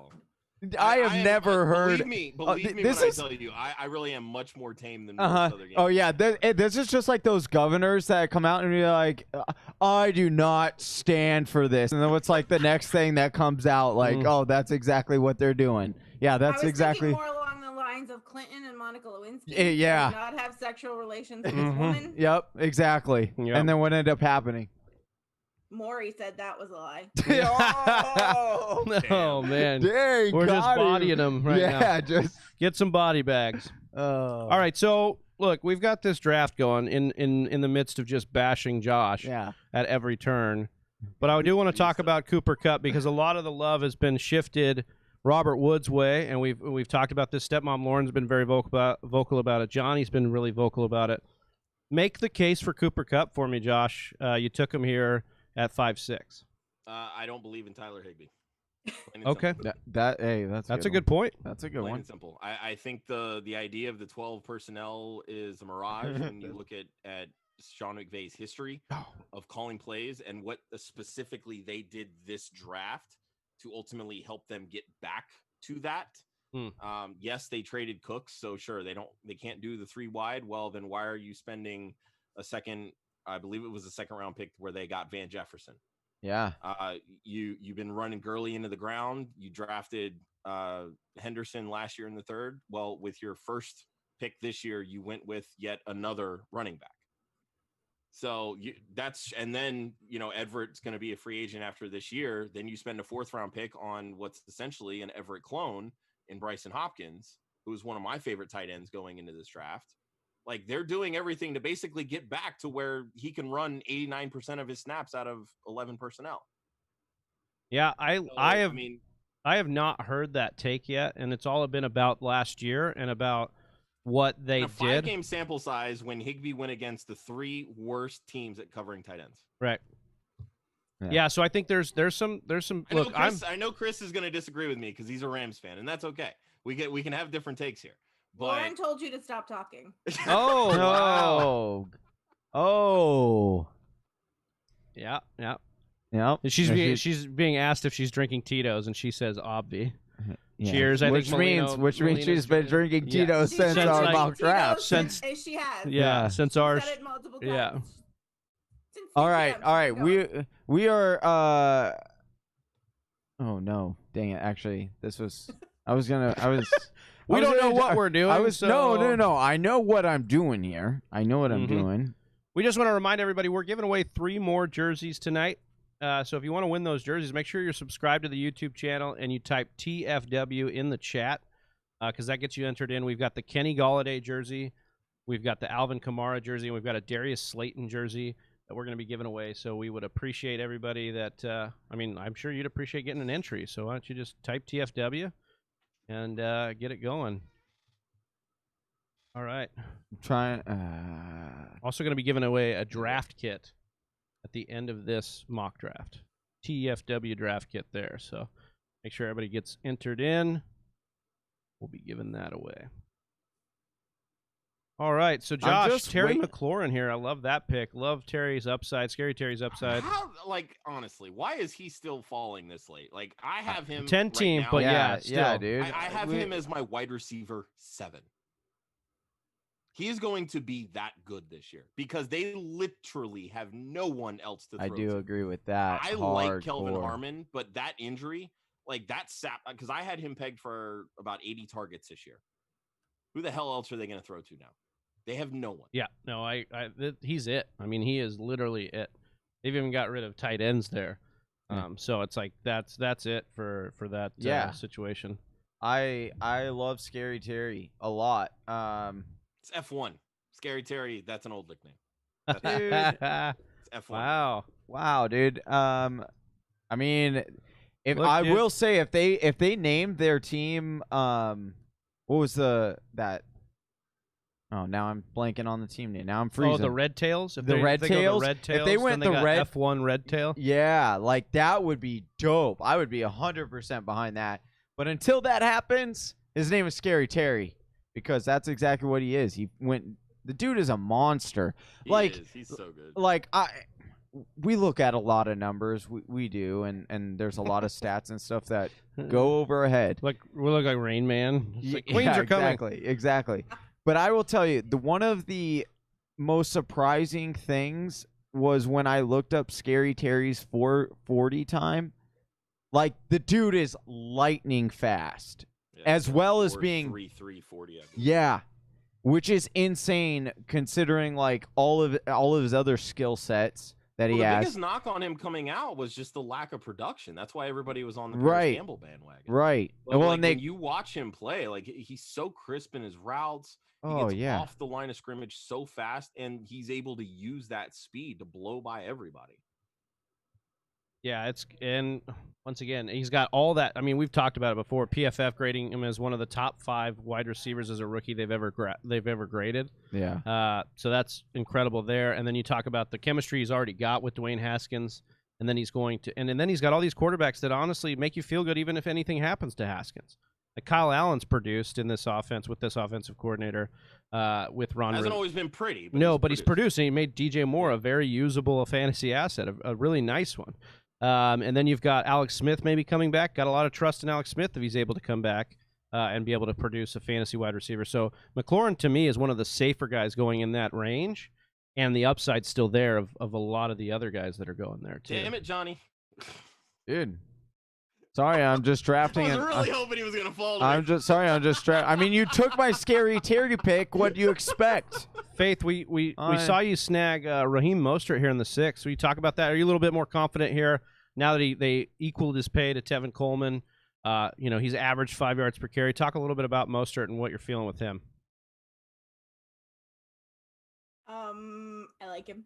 That does it. I don't do numbers, so fair enough. Yeah, she asked Josh for those, and those are a little shaky. So yeah. I wouldn't like numbers either. This was completely this was a Stoner recommendation. Stoner. Yeah. Okay. We had Stoner on our show last week, and that's kind of what we were debating was the upside and the downside kind of on Mostert. Then so that's a perfect time. We've been asking people every single mock draft, who is your dark horse player for this year that was league winner, but they got to be a dark horse because Whisper Nation is a little harsh. And Johnny tried to pick Nick Chubb as a dark horse, and, like, to be the RB1, and we're like, dude, he's being drafted in like the first round, so in some drafts, so apparently. But anyways, like your guys' dark horse that you're finding yourself pull out of a lot of mock drafts with, and I know, Josh, you just started mocking again this year, but like guys that you think have that upside that you're really taking a lot of shares of.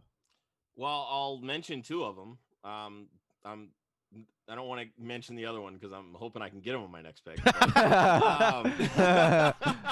Learn from Smitty. Smitty got robbed 3 times last. We talked a little bit about McLaurin, but I mean, I really like Brandon Cooks. I actually wrote a piece on that sounds hideous. I'm okay with it. He's produced 4 straight 1,000-yard seasons prior to last year. He hadn't missed a game over those same. You thought someone was going to grab him? What's up? You thought someone was going to grab him between the few picks? No, it's just when I'm looking at all these other guys like AJ Green, I want nothing to do with. Darren Waller, to me, is the most volatile of the top 5 tight ends. I want zero to do with T.Y. Hilton. I already have a quarterback, so Dak, Kyler, Watson, all those guys kind of out for me. You're not interested in T.Y. at all? None. No interest whatsoever. I would so much rather take a dart throw with Pittman later. Okay. He's volume play? Again. He's already hurt. Wait, he got hurt? I did not see this. He's already hurt. When did he get injuries. Oh, unbelievable. Really? Yeah, that's what I'm saying. Well, I'm going to blame Travis for this because I was off of T.Y. Hilton, and then we were mock drafting. I made my case. Whisper Nation got all over me. Travis got all over me. So then I was like, oh, I guess I got to reevaluate. Yeah, I mean, don't get me wrong. He'll probably get through camp. But, I mean, again, you're dealing with soft tissue injuries with a guy that's in his 30s. This is what's going to happen. That's why I'm fading Thielen a little bit. I don't see near as much upside as so many others. Like, I get that there could be a large amount of targets there. Dealing with someone like Justin Jefferson, a rookie coming in, transitioning to playing more outside versus last year when he dominated in the slot. There's a lot of uncertainty there in Minnesota. So I think by default, they're going to have to rely on Thielen.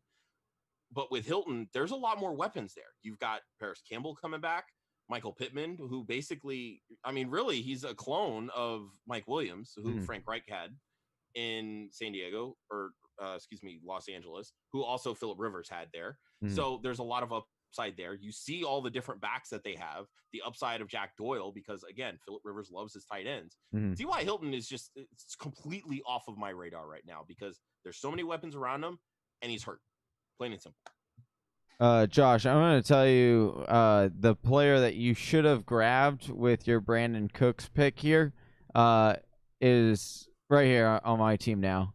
Will Fuller. Oh, God. That is who you should be grabbing, sir, because in a 10-team league, you need to go for the most upside in order to win leagues. Like, this is such a tiny league that you have to set yourself apart, which is tiny why... in size, but large in our hearts. Yes, exactly. But that is why I went with the 2 tight end strategy, because I wanted to take away a dominant tight end from another team. And then you go for the fences with these later round picks. And Will Fuller, listen, Brandon Cooks, I don't have him projected to go. It's like right around 1,000 yards. So like he could go around 1,000 yards. I'll give you that. But you need to swing for the upside on players in a 10-team league. And Will Fuller screams top 7, top 5 wide receiver if he stays healthy.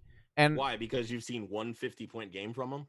No, dude, hold on. Now. No. You know it's a bigger sample size than one that's game. a way. Okay, I will tell you. Okay, I will tell you. Because I know the stat. If you take the games in which Will Fuller plays with DeAndre Hopkins, he has outpaced DeAndre Hopkins 3 of the 6 times he has been a higher wide receiver 1 than DeAndre Hopkins. Why do you think that is? Because Hopkins gets the double team. Hold on, but then I'll add. I'll add to it. You love Cooks so much, you don't think Cooks is going to draw attention? He's going to draw attention, sure, but he's used to the attention. Okay, but here's the other. He gets targets every single year. Right, but what we're saying is Fuller's used to somebody else getting the attention. And Cooks is still there. And here's the Kenny thing. Stills can do it too. The difference being is that Watson and Fuller have that connection, right? So defenses are aware of that. So if they're going to double team anybody, it's going to be Fuller. But that's okay, because I think this thing. team's going to throw so much, man. I just don't see a situation where they both can't eat. And I'm taking the guy who can win you the league and Will Fuller. And Cooks is just – I think Cooks is going to get – like he's the secondary piece here. Imagine if Will Fuller gets a portion of the vacated targets from DeAndre Hopkins and sustains – I don't even want a full season. I want 14 games. I'll take 13 games from Will Fuller. He will win you a league if he stays healthy. He averages 10.5 games played per season. Okay, but here's the thing. All right, so I just want 4 more. So it's not that far. 6 targets per game. Okay, but and here's the other thing. Over a full 16, that's not even 100. Hey, look at the numbers. Here's the thing. Look at the numbers of Deshaun Watson with Fuller on the field. It is a significant. It is almost, I believe, if I can remember off the top of my. In 12 I don't know, we're a few almost hours in 12 here. Almost 12-hour stream in. I believe it's almost a full touchdown more with Fuller on the field. Deshaun Watson averages, and so like this. And here's the other thing.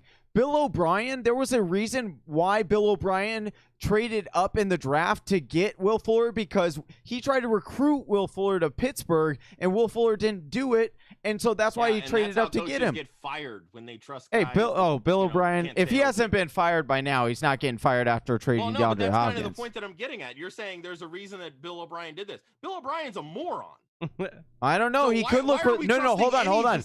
I don't trust Bill O'Brien. I trust the chemistry with Will Fuller and Deshaun Watson. Period. Hold on. And chemistry when you can't be on the field. And timeout. Hold on. Yeah, considering a COVID offseason when you just changed teams for Brandon Cooks. Yeah, I agree. It's hard to gain chemistry. Hey, but I agree. Yeah. And yet Cooks switches teams every single year. And so still has 1,000 yards. Okay, but here's the thing that a lot of people don't talk about. Drew Brees and Tom Brady were 2 of the 3 of those quarterbacks. So yeah, Brees. Brees. So you're trying to tell me that Drew Deshaun Watson's not a good quarterback? Hold on. No, he's a great quarterback. Okay. Here's the thing, though. Most people don't talk about this, but if you and this is why Bill O'Brien did this. He went out and got field stretchers. Why? Because the analytics show that you put field stretchers around Deshaun Watson, And that is when he is at his best. And so that is why he went out and got Brandon Cooks, because he's one of the best at field stretching. He went and got Randall Cobb, which is one of the best of the underneath routes, because Deshaun Watson needs just the dump off. He got David Johnson because he can catch out of the backfield really well. Like Bill O'Brien, I know we all say how dumb he is and all of this, and he's not good about trading for picks and stuff, but the dude can scheme an offense, and he looks at analytics, and I'm telling you, Deshaun Watson is way significantly better with field stretchers on the field, and that's what Will Fuller is and Brandon Cooks is. No, I agree on that sentiment, but I'm also here to tell you that Deshaun Watson doesn't throw to running backs, and neither does Bill O'Brien. That's what they don't said about scheme Cam that. Newton and CMC, and then what happened? It just wasn't in the – they didn't have a guy who could do both. Bill O'Brien needs a running back that can't dictate whether they it's a have run that. or His name is pass. Duke Johnson, and they still don't give him the I damn agree. Duke Johnson is undervalued for sure because he's a really talented running back, but David Johnson is going to feast this year. But I did want to ask Faith something. What, me? Yeah. Oh, me? Oh, Yeah. me? Are you done Oh, I forgot I ranting? was here. Yeah, sorry, because that Yeah, was poor sorry. Faith. I apologize, Faith. I apologize. It's Josh's fault. Yeah, I agree. Love I with don't that. know how to shut up. That's why I started my own podcast. Yeah. He really doesn't. So, what has been the best part so far for you joining this fantasy football community? The people. Amen to that. I have met some of the greatest people from honestly around the world in this happy little bird-like community. From stepmom Lauren, I met through Josh, because of Josh, I should say, and then that just progressed into a whole bunch of people on Twitter that I consider friends, that I go to for advice, I go to for life advice, I go to when I'm mad at Josh. Love it. We're getting a hot discussion here in the chat about pie. If we like pie or not. Stepmom Lauren is saying that hot fruit is trash. I'd like to get the hates hot fruit. She's not a hot fruit. Yeah, I fan would like to at get the all. opinion of the two of you on pies. Pie Are we pie talking or cake? pizza pie? Why don't we say pie or cake? And it's up for interpretation. Don't anybody speak at once here. I'm trying. I'm waiting for. I'm waiting Jeez. for feedback on like. Is it like pizza pie? It's pies. No, it's pie. pies It's or like cake. dessert pie. Oh, dessert pie. Yeah. Oh my gosh! You Dessert give me a warm, or you can a blueberry slice of pie or a warm apple pie. Lauren Yeah. absolutely detests hot fruit. Yeah, she's getting roasted in the chat here. I J mean- Mike, easily your worst take, SML. Cobbler for the win. Yeah, I love that. Yeah. I went to my parents' house for the weekend like a month ago, and they live in Georgia, and so we got fresh peaches, and I made fresh Oh. peach cobbler, Oh. and it was baller. We haven't What eaten I would, dinner yet, what man. I That would sounds so good do right now. to have a slice of that right now. Yeah. Little hot cobbler with I mean, some I would vanilla even- ice I- cream hey, on top. Hey, I would Good even be night. going. I would go as far as just saying that Josh has has drafted the best team in this mock draft. If I could just have a slice of that right now. A slice of Josh or the cobbler? No, the cobbler, Oh, okay, dude. good. All right. I just want to make sure. Unreal. Good. I mean, Don't apologize for that, Johnny. Oh, I love it. you could have a slice of Josh. He is single. Faith just giving it up right here. Faith's like, yep, take Josh. He's single. Hey, so is Big Travie. So Yeah, no, There- that's the thing. I was trying Oh, to- you made me time out. No, nobody made you. No. I blame you. No, you have done that no. yourself. That is trash. You should have paid attention. Yes. No, thank that you. was Welcome Welcome Travis to the here. club, sir. Welcome to the club. You know what? Everybody Let's ask does the it. Magic 8-ball or 9-ball. Was that Big Travie's fault? Loading. Yeah. Well, that's part of our life. Exactly. Yeah. Is that the 2020 version where it's digital loading? Yeah, Yeah, exactly. right. It's buffering. Yeah. Buffering. Yeah, buffering. Exactly. Yeah. No worries here. All right, so we're rocking through this draft. We're getting into round 10. Faith, I wanted to talk to you a little bit about the mock draft marathon. Obviously, Josh will get your take after. We, Josh was kind enough to get you on here. We appreciate him Probably regretting suggesting. that No, decision now. yeah, Oh, probably. please, you kidding me? But talk a little bit of- please. Deprecating sense of humor. You're It's so good. Self-deprecation's the best. Yeah. It really way is. to live. Yeah, it's the only It's way the that new gets you through it. 2020, all right? But Faith, what do you think about this crazy idea? This 24 hours of straight mock drafting. I think 24 hours of anything straight is crazy because I love sleep. Yeah, please. I haven't done 24 hours awake since I was probably 15. So, like a couple years ago. Yeah. You guys are my favorite right now. Yeah. So you Hey. played your host. It Right was now? like 17, but okay. Okay. Yeah. All right. All right. But so 24 hours, a little crazy. Josh, this will be year 2. Yeah. What are you feeling like? How you liking this?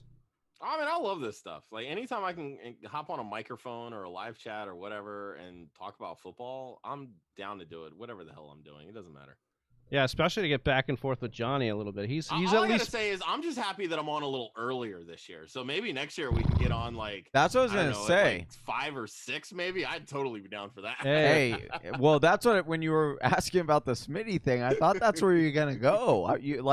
We had you on too early, because you were on in the wee hours of the morning yesterday. you could last blame year. Johnny for the schedule setting. Like he's Oh, definitely the guy. Like yeah. I get the talent, he schedules them. Oh, So that's how it uh-huh. works there. So I apologize for the timing here, But look, this is the party hour. I was working earlier today anyway, so Yeah. 10 o'clock. That's- Yeah, dude. So my scheduling was great. So there you go. I worked until 7:30. Exactly. So that's when she was available. So you're welcome. Well, we got Joe from Club FFL coming up next. That'll be fun to get in it with Joe. I wonder if you guys will be sticking around to mock with us. Depends on how much more I have to drink and how tired I am. Oh, So fair. that's fair. Yeah, I might. I don't know what my plans are yet, so I'm waiting on a text message to come through. Oh. All I'll right. just leave it at that. Yeah. Apparently the Yeah. silence is definitely. No, sorry. I figured Johnny would say something. I was trying to line up the next guest. I'm not gonna lie. My bad. There were a lot of things running through my mind. There's a lot of things running through my mind too. Yeah. I just text the question. Yeah. I'm Yeah. gonna call him out on live. Yeah. Here we are. Here we for are. once. So All right, so Josh, you took Zach Moss. We got into a pretty heated debate a couple hours ago, Zach Moss versus Devin Singletary. Now, obviously, this is later on. Do you have a thought that you'd like a take on that Buffalo backfield? I mean, it's going to be split. I think that Moss. They've already come out and said that Moss is going to be in that Frank Gore role. Damn it, Joe. nice. Jesus. I don't think we know what that means. So I I'm a really huge don't. Jonnu Smith fan. Sorry. Oh, I'm a big Jonas Smith. Oh I yeah. love Jonnu. Yeah. He knows it. We talk about it every week. Oh, dude. Yeah, Um, I'm a huge fan of him. No, they've come out and said that Zach Moss is going to be in that Frank Gore role, and it makes perfect sense. The biggest difference to me is that Moss has the chance to be more efficient. Like Frank Gore was absolutely abysmal inside the 5-yard line. Like inside the red zone as a whole was just absolutely terrible.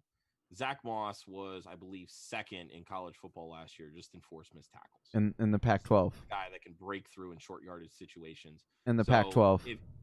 Yeah. Well, I mean, Yeah. sure. Yeah. Pac-12, whatever. They don't even have a top 100 defense in the Pac-12. So. Well, I mean, Yeah. sure, and that's fine. But the fact of the matter is he still knows how to shed tackles.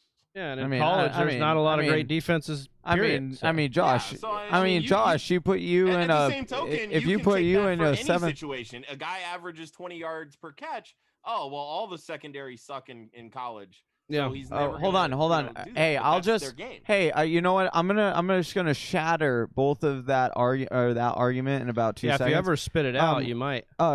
Hey, it didn't. How good was what, dude? Why are you looking at me? I'm like waiting. that? Yeah, I'm waiting for you to say something. Hey, Oh, stepmom Lauren timing out on us and scooping Deshaun Oh. Jackson. Ugh, that is Ugh. gross. Shane But timed out earlier and got Darius Geis. That's happened 5 times in this stream. Actually, Deshaun in the 11th round, that's not the worst. It's not hey, terrible. okay, so how many touchdowns did Kalen Ballage have last year? I don't know. Balaj Why is are- terrible. yeah, Balaj Oh is bad. yeah. But Oh wait, here's he's the difference. terrible, right? Wait, Here's but the he has difference. the No. all-time pack record of 7 touchdowns in one game. Yeah, but you're talking about a volatile stat and touchdowns. No. We're talking about breaking tackles, Johnny. I'm saying We're talking that- about very being different. elusive. No. Like Balaj went through. He's a guy that is big and he's fast. and he had broke a one lot of good tackles. season. And he broke a No, lot he of didn't, tackles. Actually, he did not break a lot of tackles. No, in the just NFL ran he past didn't. People. In the NFL he didn't.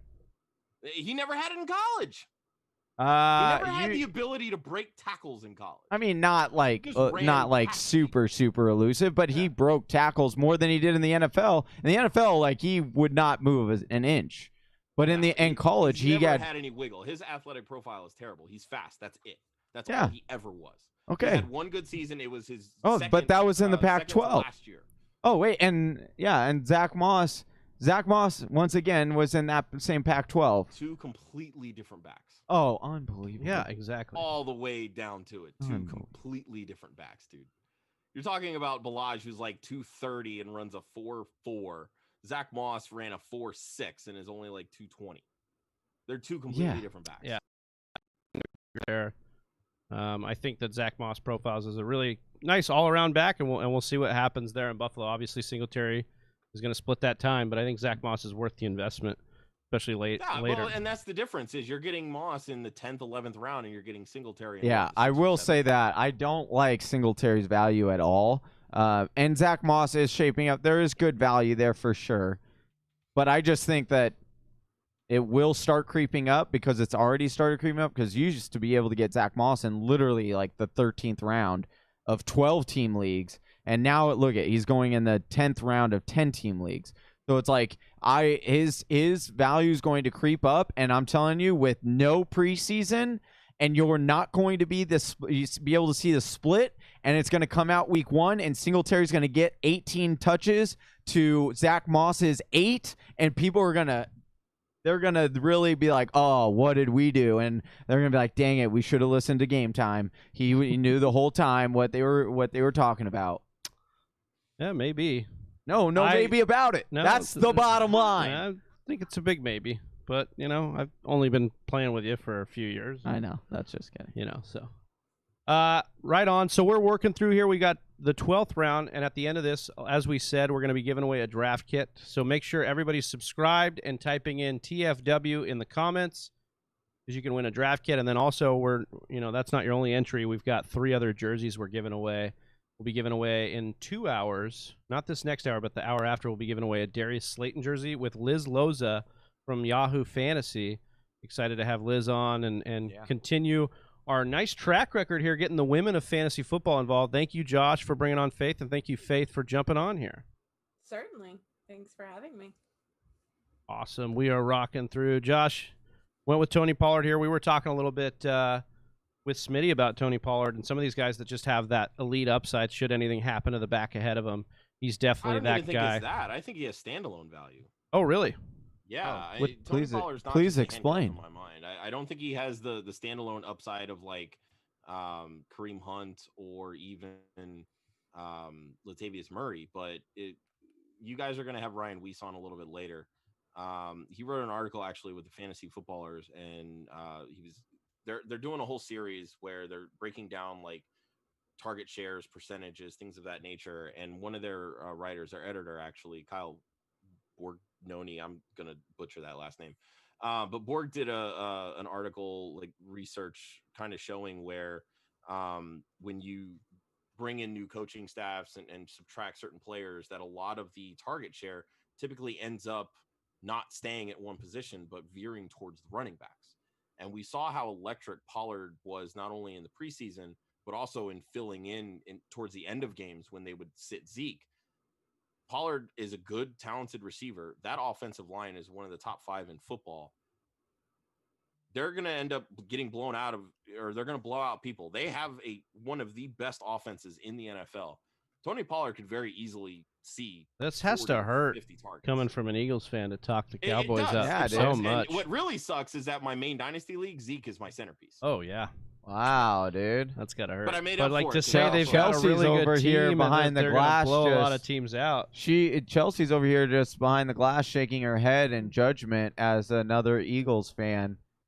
She mean, said, You got to remove your fans sometimes, though. You Hey. got to Well, do what's right. and that's what it is with fantasy football. for You know, sure. you have Well, to be able to be not only objective with it, but you have to, in most instances, you have to put your fandom aside. Well, and honestly, I think fantasy football helps with that bridge, right? Because I does. honestly, I am I was a diehard Cardinals fan before I started this podcast. I love the Cardinals. I do set that my fandom aside when it comes to the analytical part of it.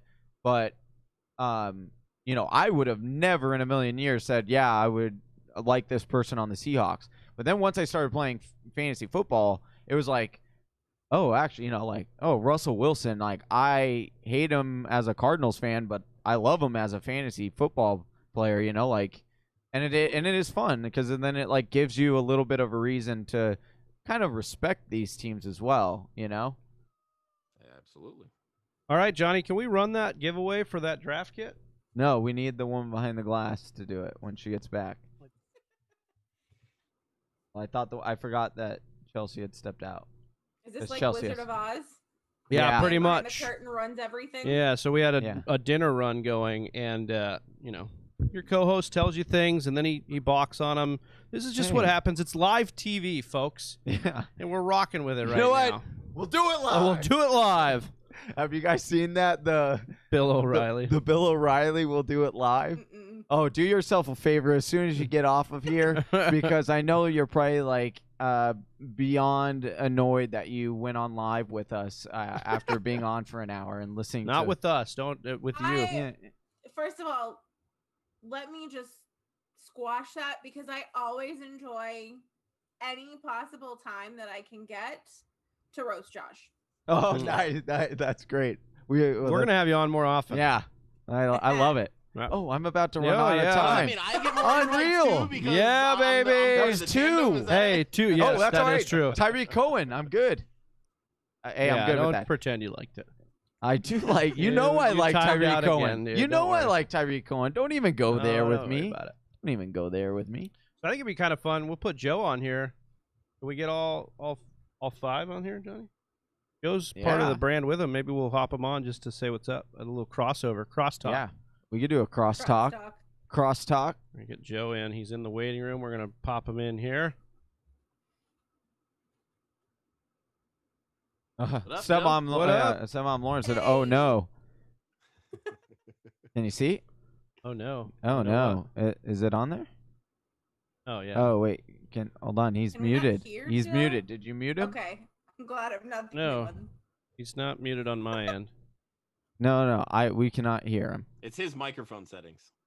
How about I now? just. Yeah, we got you a little There bit. it is. There we Lord. go. It is. Fantastic. Yeah. Now What up, Joe? I'm not gonna say why you couldn't hear me, but there may have been a knob down on my mixer that I didn't push up. Nice. Oh, that Who old knows? knob. No one Everybody knows about just the me. knob. Could be. Just me. It's only me. Hey, Can neither confirm nor hold deny. on. I those gotta get in this allegations. next. The production value is through the roof over there at Club FFL, so we love I it. don't even is. know. It is. No, Oh, yeah. I do have to give you guys a ton of credit. We love the content. You're one of our favorite accounts out you. there.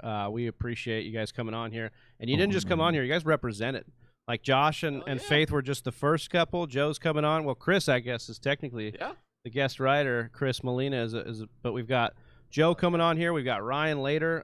Just the gang is out strong, so we appreciate y'all. We appreciate you guys having us. No, we Yeah. appreciate it. I appreciate that Joe's headphones match his shirt. I'm Right? loving Thank the you, pink. Faith, right? You're welcome. Appreciate it. Well, But oh, sorry. Oh no. oh, I no, like. you're Well, good. You were about to say yeah. that. I was about to say. Well, if you guys want to stick around, like the layout looks great, I must say, because I made it myself. But the layout looks great with the five of you're us. killing So me. I was gonna say, if Josh didn't receive that text message yet and wants to hang I around, did, so I oh, gotta. all right. Oh yeah. Well, he did. All right. Josh. Yeah, Josh, whatever, Josh. Josh. I just want to be Hey, known. put the text message on the screen, or it didn't happen. Hey, I also want it to be known that he talks about all this grinding on fantasy football and being focused all the time, and then he just leaves us the first chance he Sometimes gets. you need a break. Hey, okay, guys? Yeah, this guy, Guys, he's like, I just mocked last week, and now Yeah. he needs a break Yeah, already. dude. Whatever, Josh. I can't believe I put up with him every week. Right? Yeah, I don't no know how joke. you do it either. Faith, You're the worst. Faith, and Josh, any last words here? Our Women of Fantasy Football shows start on Wednesday. Oh, yeah, tune into that. Oh, we will definitely be Yes. listening to Heck that. yeah. Killer That's- lineup for the first show: Liz Loza, Kate and Michelle from Ball Blast, and Oh, love it. Rosalie Michaels. Nice. Love it. And me and stepmom Lauren. Of And course. yeah, of Duh. course, Hey. cannot forget the hosts. And by the way, we are doing a charity drive as well, so you can head over to Joe. Do you have the website? Yeah, I can say it. So it's just clubfantasyffl.com. If you go there, look in the menu bar, it's going to say WOFF raffle. Currently, there's 3 items up that you can raffle for, put a bid in for. All money, no matter if you win the prize or not, does go directly to the Women's Sports Foundation, which raises awesome. money to help put young women into sports as early as possible. Oh my God, That's starting huge, that dude. foundation, building it from the ground up, as early on as they possibly can. So again, doesn't matter if you win, it's all going to charity. None of it goes to us. We're super excited to do this over the next basically month up until September 2nd. So yeah. Dude, if you can you guys send me that link and I'll start putting it in our YouTube video descriptions. Hell yeah. As That'll well. just live there. And then Yeah. also, if you've got graphics, I've seen some graphics float around. If you guys want to pass those around, we'll repost those and get those get those rolling too. That's Oh, awesome. huge. That Yeah. is fantastic. Yeah, we love to hear that. You love to see it, and we love to have Josh and Faith on here. But it's Joe's time, and Yeah, so leave. we've got We to don't want boot you you there off anymore. now. Wow. Listen, Yeah. Wow. Joe. No, I hold on, didn't follow Faith. New England fans. Faith, I like you. I want Josh to Okay, leave. cool. I don't want Yeah. Well, Josh wants to leave, so Yeah. we're just doing him a Yeah. favor. Yeah. Yeah. text message. Yeah. I join his mock draft. He doesn't join mine. What a co-host he is. Yeah, Yeah. right. Hey, I can still do it from my phone. That's so. like some You know things this, I would do so that to he's Johnny though. I selfish. can't blame Josh. I would do that to Johnny. Yeah, you Yeah, would. 100%. You did do that 100%. to me. You bailed when Jesse spat on me, and you're bailing on me now. Yeah. All right. All right. And now, okay. Super All right, bad guys, reference. It's been a Yeah. pleasure, tremendous honor. Thank you so much for having me. Joe, represent, kill it. All right, wait. And steal John Smith from someone else. Hey, Josh, let them know one more time. I mean, it's in the description, but let them know where they can find you at all your work. Yeah, so my personal Twitter handle at the number one Hudsonian, HUDSONIAN. You can find all of our work, our podcast, everything else. It's www.clubfantasyffl.com. The Twitter handle at clubfantasyffl. That's the same on Facebook as well as Instagram. Right on. Thanks, Josh. Thanks, Faith. Appreciate you guys. Thank Thanks, guys. you. Bye. Bye. All right, Joe. All right. We've got you all to ourselves now. Another the real member. show Yeah, begins. the real show, the real brains behind it, huh? Yeah. exactly. Yeah, well, at least behind Josh. I can't speak for Faith. She's Yeah, she's she's awesome. She's an angel. Yeah, she's awesome. Yeah. Faith is great. So, Joe, you picked the 6th spot here. We're doing a 12-team, half-point PPR, 6-point passing touchdown. So just like last league, 6-point passing touchdown, but doing 12 teams and only a half-point PPR. You picked that 6th spot. Any reasoning in picking that 6th spot there? I personally, I don't know if this is an unpopular opinion, but I know like a few years ago, I know a lot of people didn't like it. I love the middle of the draft. I think that you get the most value out of the middle of the draft because if you're sitting at 101, yeah, you get CMC or Barkley, but then you're waiting and then you probably you don't get anyone. Whereas you're sitting here in the middle of the draft, you're getting 2 of the top, in this case, 12 team, 2 of the top 20 guys. I don't know. I like sitting in the middle of the draft and really any format. Yeah, I was trying to talk about that earlier. I did bring that up earlier today with Evan Silva about the middle. Usually you get to be able to know when those runs happen, right? And then pick out of those runs and know that you can zig when everybody's zagging because you don't lose value. I feel sometimes when you get on the turns, sometimes you feel like you have to reach. Most definitely, yeah. And especially, I mean, in a 12-team league, like 10 you can get away. You know, if you're the 101, 102, or even on the back half and like the 109, 110 in a 10-team league, like, you know, you're okay. Because, I mean, we saw in that laugh draft, like, I'm pretty sure every single team was freaking stacked. Like, every single one of them, you'd be happy walking away with any of those teams. Whereas, like, in a 12, and then you get up to, like, 14, it starts getting really picky once you're on either end of the draft. Yeah, I would agree with that. And then, yeah, I like what you're saying there. So, Joe, talk a little bit about what you've got going on over there at Club FFL. We've talked with Josh, we've talked with Faith, but what do you kind of love to specialize and hang your hat on over with the brand? So my whole thing is I came on with Josh back in May of 2017. So I'm going into year 4 with these guys now. And, you know, it's myself, Josh, my girlfriend, Maggie. She helps with the graphics along with myself. Shout out to Faith, Maggie. our editor. Yeah, big shout out to Maggie. Her and I on the graphics team doing I like to think, a killer job. She's awesome. She's done all the women of fantasy football stuff. So basically everything geared around women of fantasy football has been done by a female. Faith booked all the guests. The women are hosting it. Maggie created all the graphics. So we're really excited about that. That's obviously the biggest thing that we've been doing.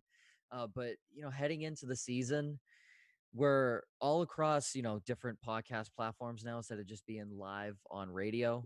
We do, you know, syndicated radio and stuff like that, which we're really excited about. But just, man, after everything that's happening, just getting into the season and watching a team play football, hopefully, fingers crossed, like just hoping that that's happening, and then be able to talk about live sports, you know, like we were 365 days ago. But, you know, like now we'd be like discussing some preseason, like, hey, who looks good in the Hall of Fame touch game, counts like in the stuff. first games, and And it's like we can't do that now. So it's like, you know, there's a void that's missing, and I'm excited to. I mean, I'm watching baseball, and I'm a Red Sox fan. Do you know how bad the Red Sox are right now? Like, it's awful to watch that team right now. So I'm just excited for football. I can't stress that enough. Yeah, we hear you, brother. We've been talking with a lot of the guests about that. It's like, look, we're just ready to get this, but also the opportunity that this has created. Like, obviously, we're doing these events. Like, we've been doing more live mock drafts, just trying to get engaged with the community, give people something to do, something to look forward to, content to be out there, you know, absorbing.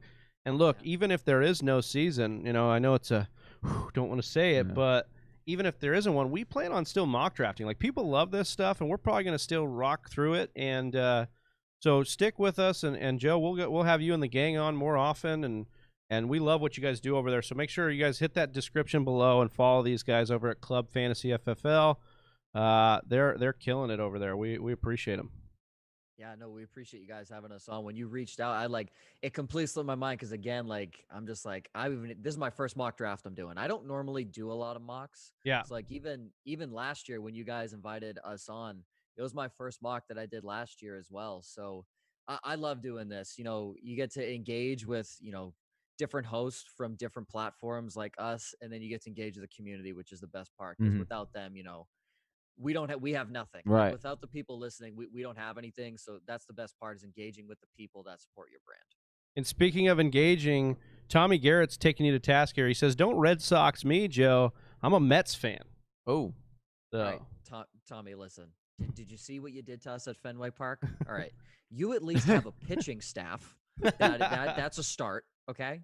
But no, I love Tommy. Tommy's been on the show, I think, 3 or 4 times now. Tommy's awesome. He crashed the show with Dynasty Bear John Helmkamp the other week. So awesome. Love Tommy. Love going back and forth with him. You can make fun of him. He's a Michigan fan. They're not going to beat Ohio State as long as Harbaugh is the head coach. So. Oh yeah, like what was it? Jalen Rose was trying to say that Michigan was going to beat Ohio State this year. That's cute. Yeah, I was like, that's cute. I'm pretty sure that's not gonna happen, but stick to basketball, Jalen. All right, so Joe, you went 1-6. You went Joe Mix, and then you followed it up with Austin Eckler. This is looking like a very Club FFL draft here. You guys have been really high on Eckler for sure, but talk to me about Joe Mixon. So I just think I had Mixon last year, and I was very excited to have Joe Mixon last year. And, the first 8 weeks that he was on the field, Zach Taylor just refused to give him the football. And I was saying those 8 games, like, Zach, he's the only good player on your offense. Like, if you give Joe Mixon the football, he's going to produce. He's going to give you an offense. When they gave it to him the last 8 weeks of the season, Mixon was a stud. Right. So, I'm going off the premise that I think that continues because now they at least have a quarterback that teams are going to have to respect. Yes, Joe Burrow is a rookie, which is understandable, but, hoping that AJ Green is healthy. You have Tyler Boyd in the offense. Auden Tate, who I'm a big fan of, John Ross as well. Like, they have good weapons, and now they get, I believe, Jonah Williams, who was hurt all last year. They get him back. Joe Mixon's going to have an even better offensive line. I'm a big fan of Mixon. I look at the guys that were also on there, like Derrick Henry and Josh Jacobs, guys being taken after him. I love Derrick Henry. I don't want him as my RB1, and I don't know why. I know he's that entire offense, in my opinion. Josh Jacobs, potential sophomore slump, and then Kenyon Drake, I'm just not comfortable with an RB1. So I think you Joe should Mixon is top 5 upside. get very comfortable with Kenyon Drake as an RB1. I'm just So, like, I'm just saying.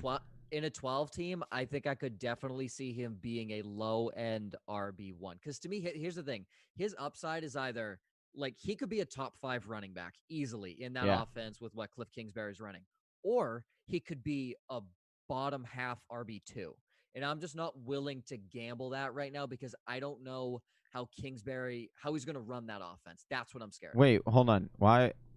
Kenyon Drake was the RB3 from weeks 9 to 17 after the trade, and and they trade away David Johnson, which would have been the big. I love Chase Edmonds. He's a very good running back. But they want they want Kenyon Drake to be the guy. Like, that's why they gave him so many carries down the stretch, because they wanted to show him that, hey, we trust you. We want to. Well, one, it was to really prove that what the analytics were showing all along, and that was that Kenyon Drake is an amazing running back. Like, he is. People don't talk about how good he is because they think it's really a fluke. Good. He's really good. Like, Pro Football Focus he was like rated the number 2 most elusive running back for over like 150 touches, and like the dude is just beyond a good running back, and he just doesn't get enough respect. No, I agree. I have nothing against Kenyon Drake, the player. He's a stud. He's so good. Everything you said, I completely agree with. I just, because I had Drake on my team in the second half of the season. I love when they traded him to Arizona. It's just 2 of those games he had, 4 touchdown games, which I'm like, there's no way he repeats that. And I'm just weary because they have D-Hop in the offense now. Yeah. Fitzgerald is still back. I don't know how many, rushes Kyler Murray might sneak in. He will run it a little bit more for sure. Yeah.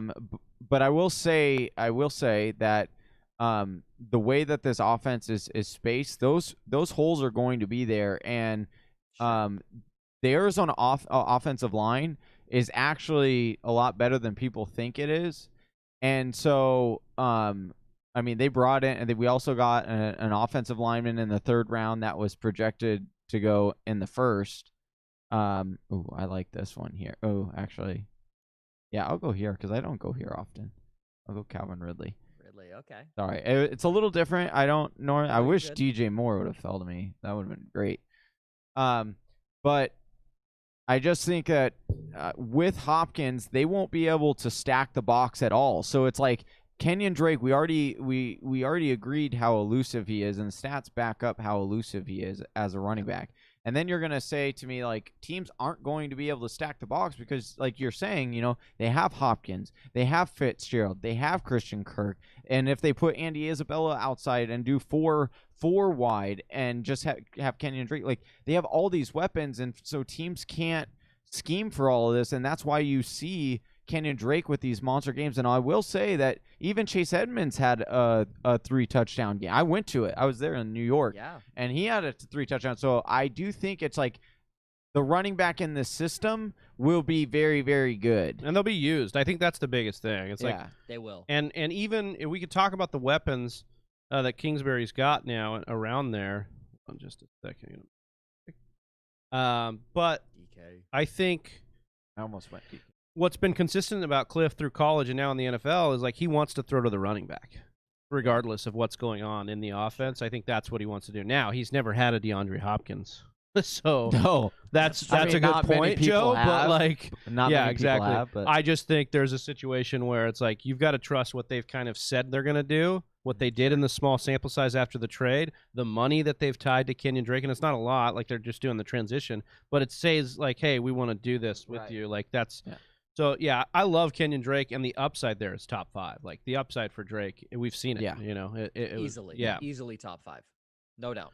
So, but I understand what you're saying there, too. Like, it's a little hesitant. That's where that kind of break of running backs, like, you got, like, Miles Sanders in there. You've got Kenyon Drake. Guys, like, yeah, you want to believe, but there's still a little bit of hesitancy in your brain. I mean, I will never You don't doubt, have that on Drake. Not on Drake, yeah. And I'll admit it's not – It actually had nothing to do, and Travis will back me up. It actually had nothing to do with Kenyon Drake being a Cardinal. I was beating Kenyon Drake's drum last year when he was in Miami, saying free Kenyon Drake because I just saw the metrics on him, and the dude was just so good.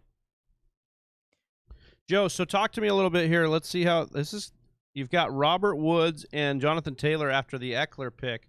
Taylor in the third here. You hyped on Jonathan Taylor, even with what the running backs coach is saying about Mac still being the starter. That's cute. That's really cute that Marlon Mack is gonna start I love over. So Jonathan Taylor's in the same sentence as Herschel Walker when it comes to guys who have rushed for over 5,000 yards in 3 seasons in college, and Jonathan Taylor's the only guy to do it for over 6,000 yards in 3 seasons, and he's up there with guys like D'Angelo Williams. I can't think of the other names off the top of the head of my list, but I know there's like 3 NFL Hall of Famers within the range. Jonathan Taylor's a specimen of a human being, and if Marlon Mack steals carries from Jonathan Taylor, 2020 is truly the worst year yet. Like that's hold on a second, Joe. I don't need you calling out 2020 on the show here and jinxing us really bad there. But no, I love that logic. I love you talking about him being a specimen. Taylor has been sliding because, look, the real honesty here is a COVID offseason and not enough reps for these rookies. So we just aren't seeing it like we normally do when we get to see training camp, we get to see preseason, we get to see these guys get the carries, and then our eyeballs go, woo, we get to see it. Now we're superstar. Then the hype train gets working on these guys. We're just not seeing that there. So you're seeing the value in a lot of these guys, and I think Taylor's one of them whose ADP has kind of suffered because of that. Yeah, it's just that offensive line in Indianapolis makes me so happy. And I think when it comes to, like, you talk about, I think Nyheim Hines has a really good year here as well in Indianapolis. But with Phillip Rivers coming over for sure. That's my point. It's like Rivers just had Eckler the past couple of seasons. Now he has Nyheim Hines, whereas I don't think Hines takes a lot of stuff out of the backfield, like a lot of carries or a lot of backfield snaps away from JT. I think Hines spreads out like a James White as a wide receiver because... Well, that's what Nyheim Hines was in college. He was a wide receiver originally. And then then what happened was they had an injury to the running back position, and the running back coach was like, "Hey, can you play running back?" And he was like, "Okay, like I want to see the field, so sure." And then he was really good at it. Yeah, he's a damn good running back. He's really good as a running back. He's just, when you look at guys like a James White or a Nyheim Hines, they don't hold up very well in between the tackles. Like, they're not going to run through somebody like a JT or even a Marlon Mack might. They're going to shake and bake you on the outside, which is why they're so good spreading out. So that's why I think Hines steps in. But I think Jonathan Taylor still gets a lot of receptions out of the backfield just simply because Rivers, I mean, his arm is a noodle. And I hope it's improved because I'm a big Phillip Rivers fan. It didn't look good at the end of last year. It did not. Yeah. It's a complete noodle. I mean, so he's gonna have to be fair, it's like never looked great. Nate Hamilton was mentioning that a couple hours ago. Like, you hate the way he throws the football, but it's disgusting. Yeah, but I will say, like, it did look bad towards the end of last year. Yeah, it's just there's no more power in his arm, which really scares me. But again, that's where I think you have guys like Hines and JT. They come in to where they're running that underneath stuff. I think that's where those guys are going to be able to thrive. I like the take. I have not. I mean, I've seen the hype for Jonathan Taylor all over, but I haven't really heard it broken down yet because we've just been trying to tell the listeners it may be wise to just stay away from him a little bit in redraft and see how things shake out in COVID. But I like you taking him here and making that case. It's a nice perspective to come in here. It's just the COVID offseason. I mean, I just think it's a thing, man, that we're going to be looking at with rookies. It might just take a little bit longer for some of these rookies to bring it along for us. And here's the other thing that I brought it up on our show last week. We always want to laugh about what the coaching staff in Indianapolis says, but they've never really lied to us. They said Marlon Mack was a 1,500-yard rusher, and he came pretty close last year, didn't he? He was like 1,400 yards or something like that. And so this year they came out and said, we're going to split the carries. Or, sorry, I'll even back that up to a year before when they had drafted Hines and they had drafted Jonathan Taylor. And they said, hey, our plan is just to have a roll with the hot hand. And then we're like, what? And then that's what they did. And then they said, yeah, we think Marlon Mack can rush for 1,400 yards. And we laughed about it because we're like, what? Are you kidding? Or 1,500 yards. And we're like, what? That's ridiculous. And then what do you do? Sure. And so, then what did they do? A couple of weeks ago, they came out and were like, yo, Marlon Mack is going to be the starter. Jonathan Taylor is going to be worked in. And we have Nyheim Hines. I think we got to listen to him at some point. Like, they have been truthful. And I also think that they might want to ease Jonathan Taylor in because they have Marlon Mack for another year. So, and they already know about the high mileage of JT because he's so good in college. And so why don't, like, maybe their team is like, hey, let's just put the mileage on Marlon Mack this year. We won't resign him. And then we save Jonathan Taylor's legs this year and we have him moving forward. Yeah, I think that got some validity to it as well. So we've got some stuff going on in the chat here. Tommy added that Rivers throwing to his backs on 31.8% of his attempts. Love that stat. Thank you, Tommy. That's a great one. That's some good one there. Troy letting us know we are one sub away from 800 subs. Guys, we are so pumped right now. Hit that subscribe because not only can you hit that subscribe and then type in TFW in the chat and be entered in for our giveaways, but you're helping us on that goal to just keep climbing. We can put this thing, keep doing this thing each and every week and getting this content out for you. Keep doing this mock draft marathon. We're not doing the marathon every week. Just need to know that. That would be too much. That'd be too much. That'd be tough. Yeah, it would be a hard one. Ellie's saying, I think that's Eli, actually. I'm sorry if I'm botching it. I think COVID is going to affect the rookie wide receivers more than the running backs because running backs do okay anyways. Chris L adding, with the COVID offseason, does that make Gronk a little more valuable early on? No. Or since he's familiar with Brady? And I would agree with you, Joe. I don't think that he's as valuable just because. Anyways, so yeah, that's my take there, and I'm sticking to it. Tommy Garrett, I could help for Gronk, but they are both learning. It could help for Gronk, but they're both learning a new system at the same time, so it's hard to say so. Joe, what's your take on the Tampa Bay offense? We've been talking a little bit about it today, so I want to get your opinion here. I know you had a hard stance on Gronk, but maybe dive into that outlook a little bit.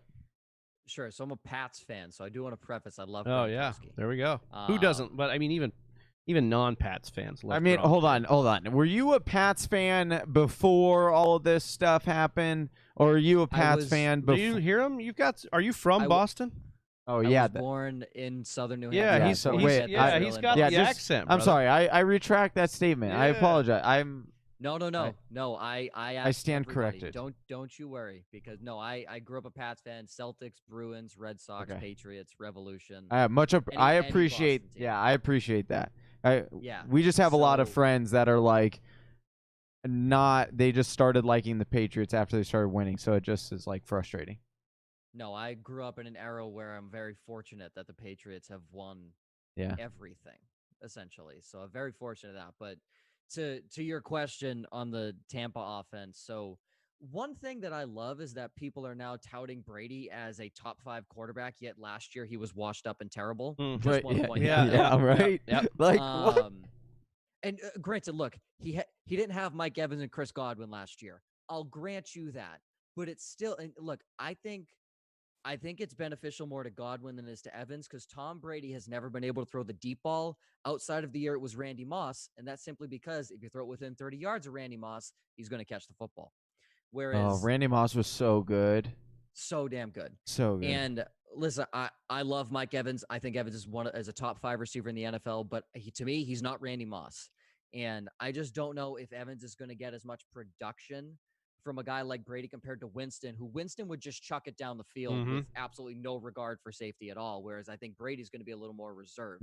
I think you have guys out of the backfield like Keyshawn Vaughn, if he's healthy, or Dare Angumbawale, who is really their receiving back that could step in. And if you're going like deep leagues, like 16-team leagues, and you need a late running back, I love Dare Angumbawale just because of his receiving upside potentially. And he has familiarity in that offense. But I just think with Gronkowski, I immediately said no. It's not that I don't think he doesn't have talent anymore, but he didn't look good the last year he played. You know, he's a ridiculous run blocker. He has not lost any edge when it comes to playing as a football player. As a fantasy football player, I can't see it anymore. So that's where I have hesitancy. And you don't think anything with losing the weight or anything like that would have been a reason to have optimism here? Johnny's been bringing up some of the talk around Twitter and some of the talk around the team is moving him into the slot because he's lost the weight and moving him as more of the slot receiver in the offense. And they don't really have another like good slot receiver. Yeah, I mean, you have everyone's hyping up Scotty Miller like he's the next. I know, right? It's ridiculous. Like everyone, calm down. Who is this Scotty Miller guy? Just Scotty because it's doesn't another know. white receiver that Tom Brady's going to. That's pretty much it. Yeah. He's the next Wes Welker. So Scotty doesn't know that Tom Brady and Mia throw it every Saturday. Exactly. Wow, that was pretty good. So pretty good. Well, the thing I want to say. Arians' offense hates tight ends. Yeah. Yes. Tight ends. Like hold on. So you're telling me OJ Howard, who everyone had as a top 5 tight end last year, it's not like he lost his skill or lost his will to play. Bruce Arians just hates tight ends. It's that simple. He doesn't throw the football to tight ends. So to me, maybe if Gronk slides into the slot, but still, he's still a tight end. I still don't see it. Yeah, well, and my other big complaint is like, dude, it's been so long since Gronk has actually been productive. Not like we're setting aside like the injury part that is Gronk is like prone to. And then you take, okay, the last time like he was actually a productive wide receiver, a top 8 wide receiver was a long time ago. Like it's been like 4 years, 5 years. So, like, I'm with you. I just think it's a little bit of a reach. But, again, we have been on our show saying kind of don't take Gronk. But, again, I'm not mad at people who take Gronk because I'm like, okay, good. Like, waste your spot on Gronk. Yeah, I'll take Jonnu 6 rounds later, and he's going to be better than Gronk anyway this year. No, I'm right there with you. So I would just wonder if Brady's the answer. If all of these guys are good and they're surrounding Brady, is Brady the answer for fantasy this year? And I see where he's going, and I know it's not terrible. Obviously the rushing ability isn't there for some of the later round guys that you can get. But is Brady the answer because of all the weapons? Or do you think, because this is a team, now we're talking about a team that with Winston threw for over 600 times, but they're not likely to do that with Brady. They're going to play ball control. They're going to play to their defense. But, Joe, do you think there's a situation like, do you like Brady in fantasy this year? I don't have an issue with Tom Brady. I think where he's going right now. Well, you better not, because he gave you a lot of rings over there. No. Trust me. Yeah. You ungrateful millennial. Yeah, no. Very, very thankful for everything he did. And when he comes back to New England next year to play with the Bucs, nothing but cheers and praise for him.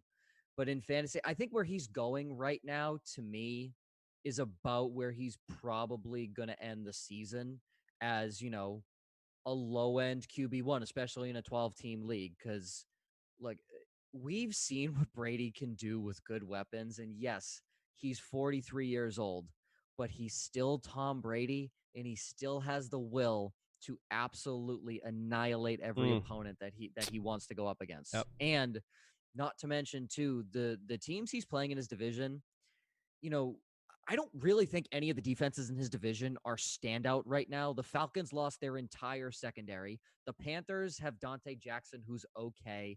And then the Saints, yes, they have Marshawn Lattimore, but what Marshawn Lattimore is going to show up to the game that week is what is my question. I love the Saints get the nod for me, though, because I love that defensive line, and I think they bring the pressure and make up for a lot of that.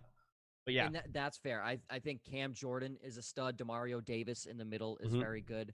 But Brady's going to bring it, and the best thing about that is those teams are also going to be scoring on them because Tampa's secondary sucks. So they're going to have to throw the football, which in turn means you're going to get more production from Brady. So I do like Tom Brady this year in fantasy football. I wouldn't go out and reach for him like you maybe would have taken him in like the 4th or 5th rounds before, like when he was Tom Brady. Right.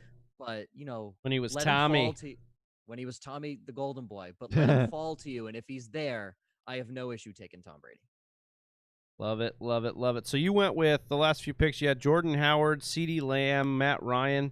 Talk about that. That's in the 7th, 8th, and 9th. Talk a little bit about that, the way you're kind of working your roster here. Sure. So I'll highlight here. So I took Jordan Howard as my 4th running back. I think Game Time, you said it, that everyone's overlooking Howard for some reason.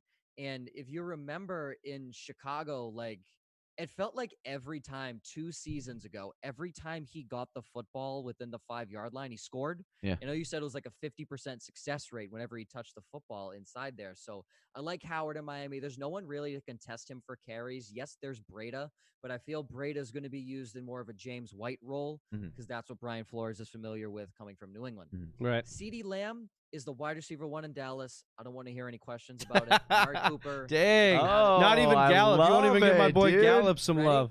I love Gallup. Yeah. I love Michael Gallup. I think he's a better complement. I think Gallup may have a better season than CeeDee Lamb this year in fantasy football. He will. But I think when it comes to it, Gallup is a better complement as a wide receiver too. They're essentially 1A, 1B in my opinion. Yeah. Because Gallup is that good. Like he's not a wide receiver 2. He's a 1B.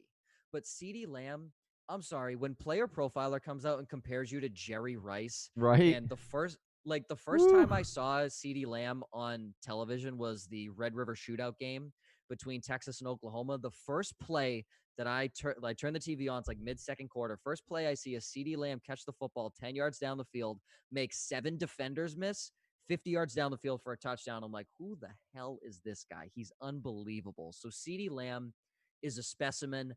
I love Lamb. I think he's, by week 8, will be the definitive wide receiver 1 in Dallas. I love Lamb. No doubt. Yeah. Are you just saying you love staring at things and telling me you love them, Joe?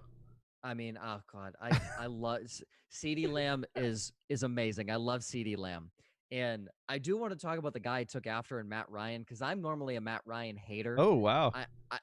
But here's the thing, right? Historically, Matt Ryan had a bad year last year. So this year means MVP season for Matt Ryan. If you look at it historically, Ryan in fantasy football normally goes from bad year to good year, from bad year to good year. So this year, like for example, his MVP season, I believe he was QB3. The year after, he was like QB11. Like, and yes, he's still a QB1, but he's not a QB3. I know. Tell me about it. I had him last year. So where was this theory last year? But here's the thing. Did he come off a good year in 2018? I thought he came off a good year in 2018. That was the year him and Breeze were duking it out. Right. He was a QB2. He was like QB2.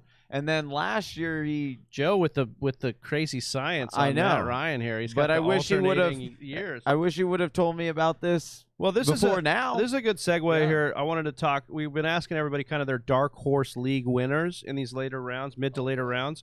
Is CeeDee Lamb that guy for you? You had me jacked on CeeDee Lamb just now. Like you were dropping that fire on CeeDee. I mean, I just double checked my dynasty team just to make sure I still had him because I was so excited. Listen, I love CeeDee Lamb.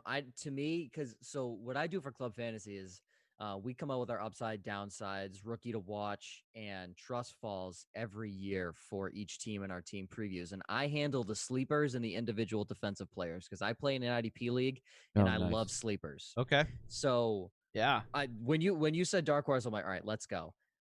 CD LFG. to me isn't too much of a CD to me isn't too much of a dark horse because I'm like, he could still be, like put in the rotation. I feel, a lot of people like CeeDee Lamb. Yeah. The talents there. He's a first-round talent, that kind of thing. Exactly. Yeah. How about Hunter Renfrow? Wow, John, you're going to get Johnny excited over here. Oh my God. If they're, I'm from New England. You know how much I love slot receivers. Yeah. I was so mad when the Patriots didn't draft Hunter Renfrow. I thought Renfrow was the next slot receiver after Julian Edelman. I love his talent, the 25-year senior coming out of Clemson last year. And you saw what he did last year when he wasn't injured. My favorite stat with Derek Carr, when he played in London against the Seahawks, his average air yards per pass was 0.1. So if you're going to tell me that Derek Carr is going to air it out to Henry Ruggs and Tyrell Williams, you're wrong. He's going to throw it underneath to Hunter Renfrow. And I love Renfrow. And also, Johnny, I think you just took him. Alan Lazard, another guy that I absolutely love. They're like MVS is in Rodgers' doghouse. Equinemius St. Brown is constantly injured. Devin Funchess, who I thought was a non-factor regardless, has opted out for the season. Mm-hmm.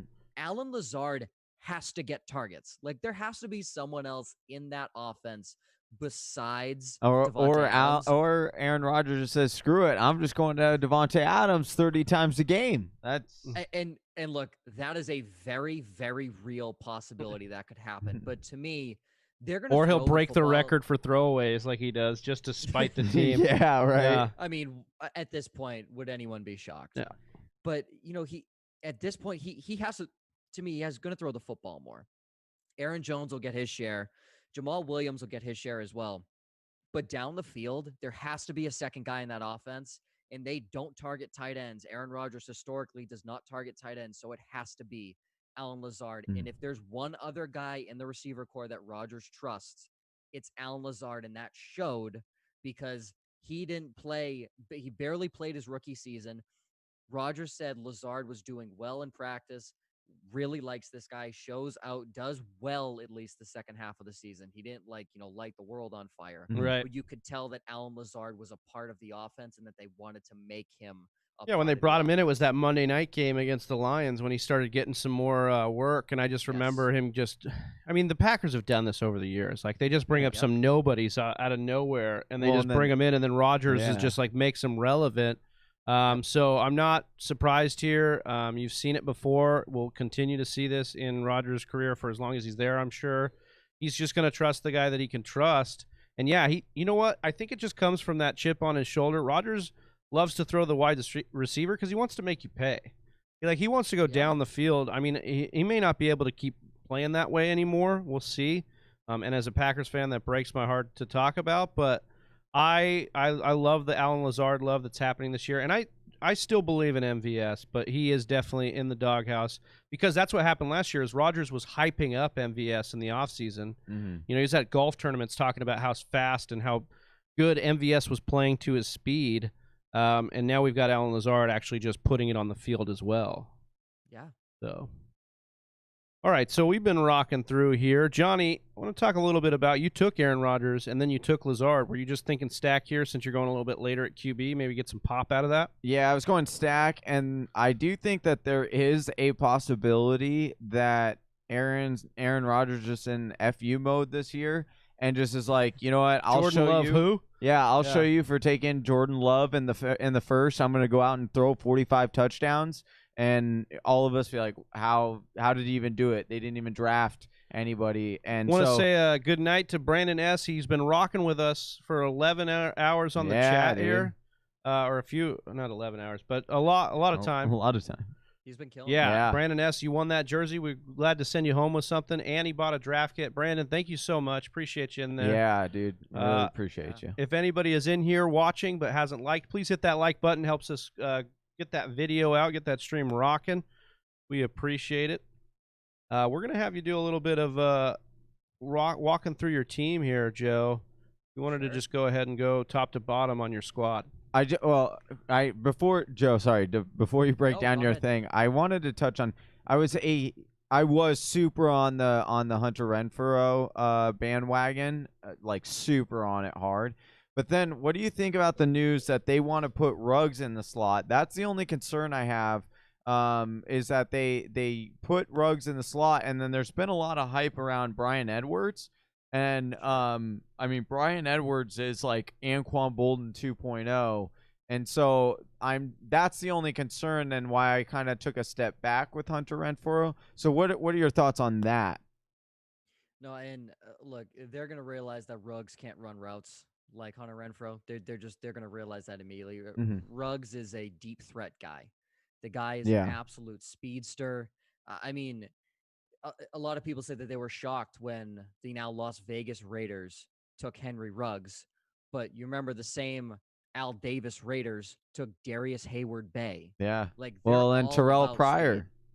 Yeah, Terrell Pryor. Like, they're all about speed on that team. So, like, it doesn't scare me, Ruggs. I think Bryan Edwards scares me a little more. I think Edwards is a great dynasty pick. He seems, for some reason, like, I think I got him in the dynasty draft in the 4th round, which I was a little shocked about in a 10-team league. But I think Edwards, you're going to maybe end up seeing run potentially opposite Tyrell Williams. I really don't know how that offense shakes out. I just think when you look at it, I think Hunter Renfrow, clear as day, is the best route runner, and to me, that's the guy I want in my slot. So it doesn't scare me a lot, but if there's anyone, it is Bryan Edwards, because I think his upside is huge. Yeah, he's a mega star in the making. Yes, potentially. All right, so yeah, let's go over your team. We'll break it down here. Sure. And just how do you feel about it, and then talk us through your picks here. Sure. So I'll go rounds 1 through 13. So I started off with Mixon simply because he's a guy that kind of can do a little bit of everything. Yes, Gio Bernard will dip into his reception upside a little bit, but in a half-point PPR, you're not really, killing yourself over the fact that, he's not going to get 50 receptions instead of 35. It's not like a huge deal in a half-point PPR. And like I said, when I picked him, he gets his new offensive lineman back. I think, with Joe Burrow, they have to respect the pass game. So I think that opens things up for him. Austin Eckler, Josh on the last hour talked about him. I think Eckler he's going to be a safety. He's going to be a safety blanket for Justin Herbert. And yes, I said Justin Herbert, not Tyrod Taylor, because if Tyrod Taylor steals time from Justin Herbert, again, something is wrong. I think Justin Herbert's going to end up taking over by week 4. So at that point, he needs a trustworthy guy underneath, and I think Eckler's that guy. And he showed Eckler. I was worried about him last year. I thought people were taking him too high, and he proved me wrong. The guy can run in between the tackles. He's a hard-nosed runner. Puts his shoulder down. He'll run you over. He'll shake and bake you. So I'm a big fan of Eckler. JT, he's my RB3. I don't have to start him if I don't want to. Yeah, that's a nice RB3 to have for sure. Yeah, and that's why I love the upside of Jonathan Taylor. So as my RB3, I'm sitting there like, okay, I don't need to start JT. I can start him as my flex if I do decide to. But for me, the upside is so big there to where, maybe if Eckler doesn't perform as highly as maybe some people are thinking, I think by, the second half of the year, Jonathan Taylor is going to take over that backfield. So that's why I love JT there as my RB3. And this is my strategy in most drafts. I like taking running backs early because I think just later on the pool gets completely depleted. Whereas wide receivers, like I'm talking up my dark horse, I got Hunter Renfrow in the 12th. Like I'm very happy really cool with that. So, and I was okay to wait on Robert Woods in the 4th round because I know Woods is falling, and I'm kind of surprised because I think he legitimately has low-end wide receiver 1 upside. I definitely think that has that potential. So I love Woods there as my wide receiver 1, and then I am a Keenan Allen homer. I love Keenan Allen. I think he's one of the best route runners in the NFL. Maybe the best. Like, he's so maybe good. the best. Yeah. He's such a pure route running machine. Mm-hmm. It's beautiful. You just watching him run routes is pure gold. So I love that out of him. And not to mention his hands. Like I said, I think Justin Herbert is going to be the starter. So again, another reliable guy who can just get open no matter what. That's Keenan Allen. Mm-hmm. Devontae Parker, to me, he had his 5th-year breakout. You know what? Look what happens when Adam Gase isn't your head coach. Yeah. Yeah. Right. Yeah. So Hey, Adam Devontae, Gase. Adam Gase, it's no bueno, no bueno for the New York Jets. But Devontae Parker, you know, I think he's going to be a reliable guy. You know, Albert Wilson and I believe Allen Hurns have dropped out, so that, you know, just even sends more targets his way. And I don't think Gesicki was drafted. That improves Gesicki's status as well. But I'm a big fan of Parker as my wide receiver 3. I'll take Devontae Parker as my flex all day, every day. And then Jordan Howard as a reliable bench guy. I know he's going to get the carries. I know there's really no competition in that backfield when it comes to goal line carries. So with this, I know he's going to get me touchdowns. CeeDee Lamb, already told you, hype train. He's the wide receiver 1 in Dallas.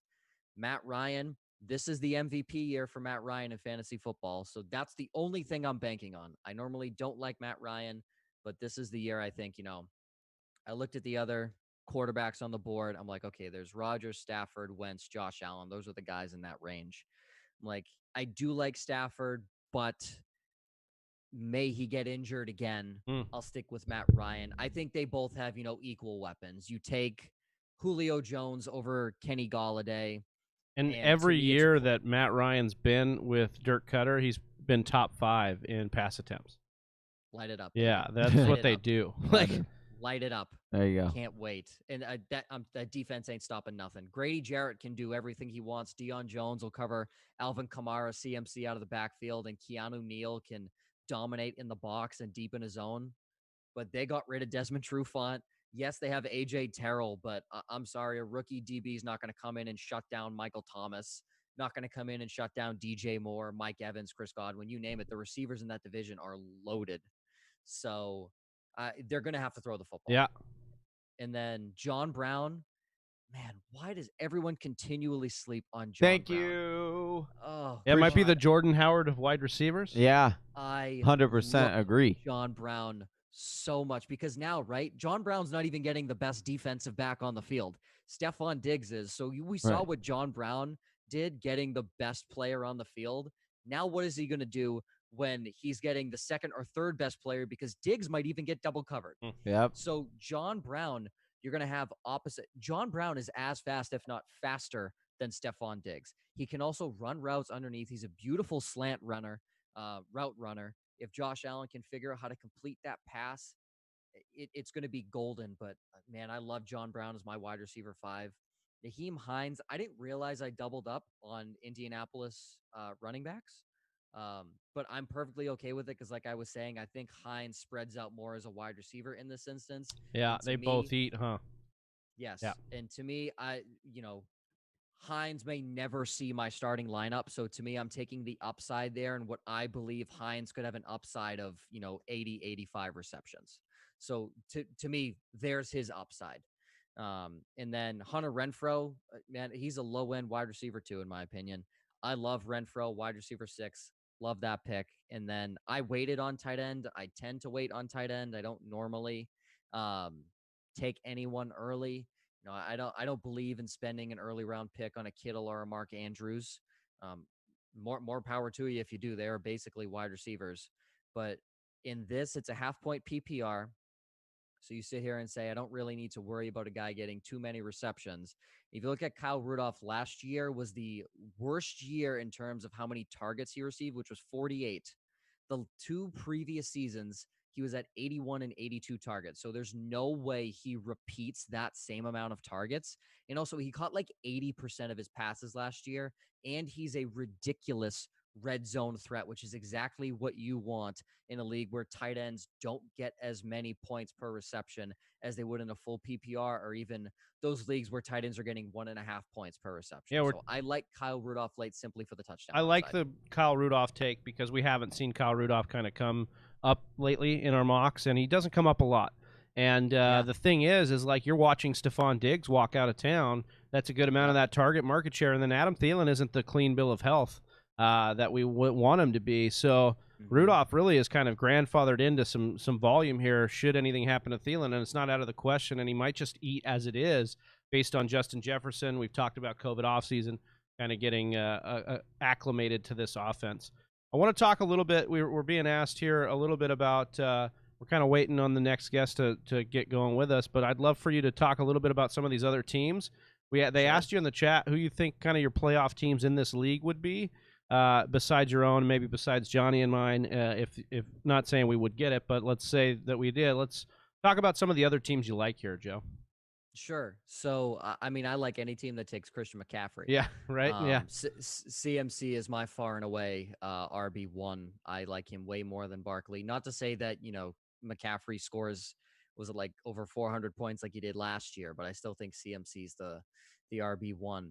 I don't know. I'm looking at this here. Jay Bley with the Phoenix Suns logo. Yeah, that's our number one fan, Jacob Bley. So shout out to Jacob. I like Jacob there just simply because he has one quarterback on his roster. That's a big thing to me in this instance, because to me, there's a lot of quarterbacks you can get and stream if you need them. Right. But, you start off with Michael Thomas. The running backs, to me, a little lack. I'm not the biggest fan of Bell, but Montgomery has RB2 upside. DeAndre Swift obviously has great upside. Tony Pollard and LaShawn McCoy as well as decent backups. But to me, you look at his receivers. I love Michael Thomas and I love Christian Kirk. I'm not a big Will Fuller fan, but, half point PPR, I'm perfectly fine with that at that point. McCole Hardman, same thing. And then I love Brashad Perriman as his last pick. I think that's a very, very big dark horse. Yeah, we've been talking about Brashad Perriman a lot too. Like just the fact that, once again, vacated targets. Stepmom Lauren brings it up a lot of the time too about these vacated targets in the Jets, and they are going to be bad. So they are going to be throwing the football. Yeah, and then Blake Jarwin, Mark Andrews, you can start 2 tight ends. I love that right there. And then the 2 guys on the end as well. I know Chris has been, in mock drafts almost, it feels like all day with you guys. Yeah, he really has. We appreciate that, Chris. Shout out. Yeah, I love the Dak pick. He is lacking in the running back department. Fournette is fine. I'm not a fan of Ronald Jones. I love Boston Scott with every ounce of my heart. I love Boston Scott. Johnny's a big Boston Scott dude. guy, yeah. Love Boston Scott. And then Justin Jackson's a great late round pick there as well. But, your receivers are stacked with Tyreek Hill and Julio Jones. I hate Amari Cooper with every ounce of my being. Dude. But as a wide receiver 3, go nuts. You don't even have to play. Right, yeah. 100%. Yeah, especially at flex. I'm okay if my flex scores 5 points if he has the upside of 60. So there's your point with Amari Cooper. Yeah. But then, even, you don't want to start Cooper. You have Deebo Samuel in a half point PPR. Jerry Jeudy, I think, is going to be very good as well. And then you have Brandon Ayuk, another rookie, paired with Deebo Samuel in San Francisco. But the FB therapist as well. I know I talked about Kenyon Drake, but, Kenyon Drake and CEH, good tandem right there. This is the latest we've seen CEH go in any draft today, 2-2. So a lot of value there in getting CEH. Yes. Kind of where I think he should live, in my opinion, is in the middle to beginning of the second. But he's been going so high, and we get it, right? But yeah, I mean, no, you 100% understand why. Yeah. I thought for a second that I missed him, on mine, on my second pick, and I'm like, wait a second, and where did he go? And then, yeah, okay.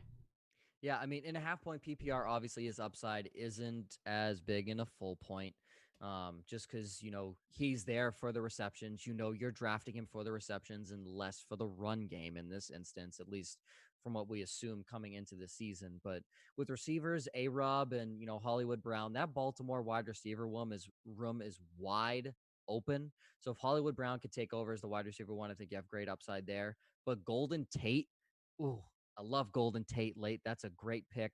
Breda and Chase Edmonds, Edmonds, I like the handcuff there to Kenyon Drake. Perfectly okay with that. but you have Drake, CEH, and Breda as your top 3 guys. Hayden Hurst should have a great year. Mike Gesicki, already talked about him, should have a great year. And I love the pick of Kyler Murray. I think he easily has top 5 upside just based off of rushing and the new tools he has to work with in DeAndre Hopkins alone. Mm-hmm. So, I mean, if I had to give a straight up winner, man, that's tough because I'm looking at teams with just strictly one quarterback, and I'll throw in Tommy Garrett in there as well because he took Daniel Jones with his last pick and only has one quarterback on his team. But I give Tommy too much praise at the start of this anyway, so straying away from Tommy. I would have to probably go with, you said Jay Blay's name was Justin, correct? Jacob, yeah. Jacob, sorry, Jacob. I would have to say Jacob just because his team has a high amount of upside when it comes to, guys like Fuller, Mecole Hardman, DeAndre Swift, David Montgomery. But I think there's also in terms of like a solid foundation, every week you're getting a big performance out of Michael Thomas and Patrick Mahomes. You're almost sitting there. You're almost guaranteed 70 points right there out of those two guys. Like that's an almost guarantee right there. So, I mean, if your other guys in your lineup can just play middle of the pack, not to mention you have Mark Andrews in there as well, you're pretty set up for success with that roster. So I think Jacob has a really good roster. Well, Joe, I appreciate you going through all those. We've got our next guest is coming on soon, but Joe, we want to give you one last chance to plug what you guys are working on over at Club FFL. And just once again, man, thank you for coming on year 2, coming back again this year. We appreciate you, man. No, I appreciate you guys reaching out again. This is so much fun. Always enjoy talking fantasy football regardless, but you can find me on my personal at Joe_Zolo. I don't talk too much fantasy on there. Just because it's more, sports business oriented. That's where my profession is. So that's what it's just more oriented to. But you can follow Club Fantasy at Club Fantasy FFL, Twitter, Facebook, Instagram. What we're doing, and I think we said at the top of the hour here, was we're doing a Women of Fantasy Football show hosted by Stepmom Lauren and Leap of Faith, who was just on here with Josh the last hour. They're hosting our shows over the next 4 weeks. We have unreal lineup of guests. You guys talked during the hour with Liz Loza. You guys are raffling off a jersey. I believe we have Liz coming on our show, which we are absolutely hyped about. We cannot wait to have her on. So we're just super excited. And we have a raffle as well on clubfantasyffl.com. The 3 items up right now are fantasy footballers, UDK, and a Blake Jarwin and a Robert Smith, Ohio State University. They're both signed jerseys. Jarwin is a Cowboys jersey. So some good stuff on there. And no matter if you win the raffle or not, everything goes to charity. We don't see a penny of that money. It's all going to the Women's Sports Foundation, which is there to help support and help encourage women to get into sports at an early age, so that way they can build that foundation and then grow into the role models that we see today, like Stepmom Lauren, Liz Loza, Faith, you name it, any of these women out here, and not just the fantasy football universe, but the sports world in general. So love that cause, man. Thank you so much for putting that here. And like we said, we're going to have that cause live right in our description here. So we'll get that rocking and rolling. And we appreciate you, Joe. Thanks again, brother.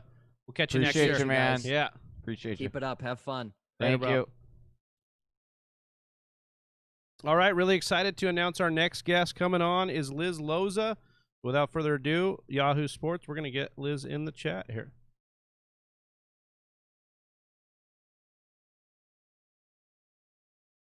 Hey. Yeah. We're waiting. See, I think it's connecting still. So, can you hear us? Can you hear us? I think she's good. Oh, I think we got her now. Can Liz, you can hear us? You hear us? I can. I can't hear you on my really expensive. Oh, no. I can hear you normal. Well, Liz, thank you so much Technology. for joining. Yeah, that happens. We know all about that. 24 hours. We've had to deal with it a couple times. Sure. Well, Liz Loza from Yahoo Fantasy is joining us now. We are live on our 24-hour mock draft marathon. We appreciate you giving us the time and mocking with us and Whisper Nation here. I'm Big Travie. This is Johnny Game Time Hicks. Thanks for joining, Liz. You are welcome. Thank you for having me. I'm like getting a million texts right now. No and I big didn't deal. turn off my Yeah. notification. It's all right. We've come to find out that Whisper Nation backs us and that we're now really popular. So Yeah. Apparently. that would happen. So Uh, no, I'm just Yeah, kidding. thank you guys so much for reaching out. This is a fun idea. I'm sure you're exhausted, which means my mock will be amazing. Yeah. because y'all are tired. I don't think Yeah. it has anything to do with us being tired that your mock's just going to be amazing. I've Yeah. seen some of your content, a lot of your content, and you do a great job. We appreciate you coming on here.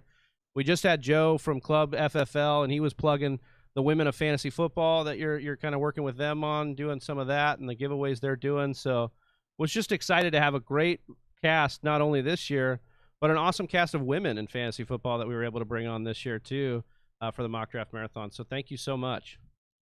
Of course, I appreciate. Yeah, it's been a wild 24 hours. but Yeah. we're here. To say the least. say the least, yeah. So how do you want to do this, Liz? Because we can't pre-make the draft room. So do you want to let us know which draft room you are entering, and we'll enter the same one? So you want me to go to Yahoo and like enter one? Yeah, I And think we'll that would do it work way? best, and then we can hop in the same one. Okay, let me just make a single window. Hold on. No worries. Okay. I'm working on my wide receiver projections. Oh, nice. Oh, okay. A million tabs up. Oh yeah, I'm Okay. sure. Yeah. Well, that's we do have a question then. We were gonna wait till like the middle of the show, but now is a great time.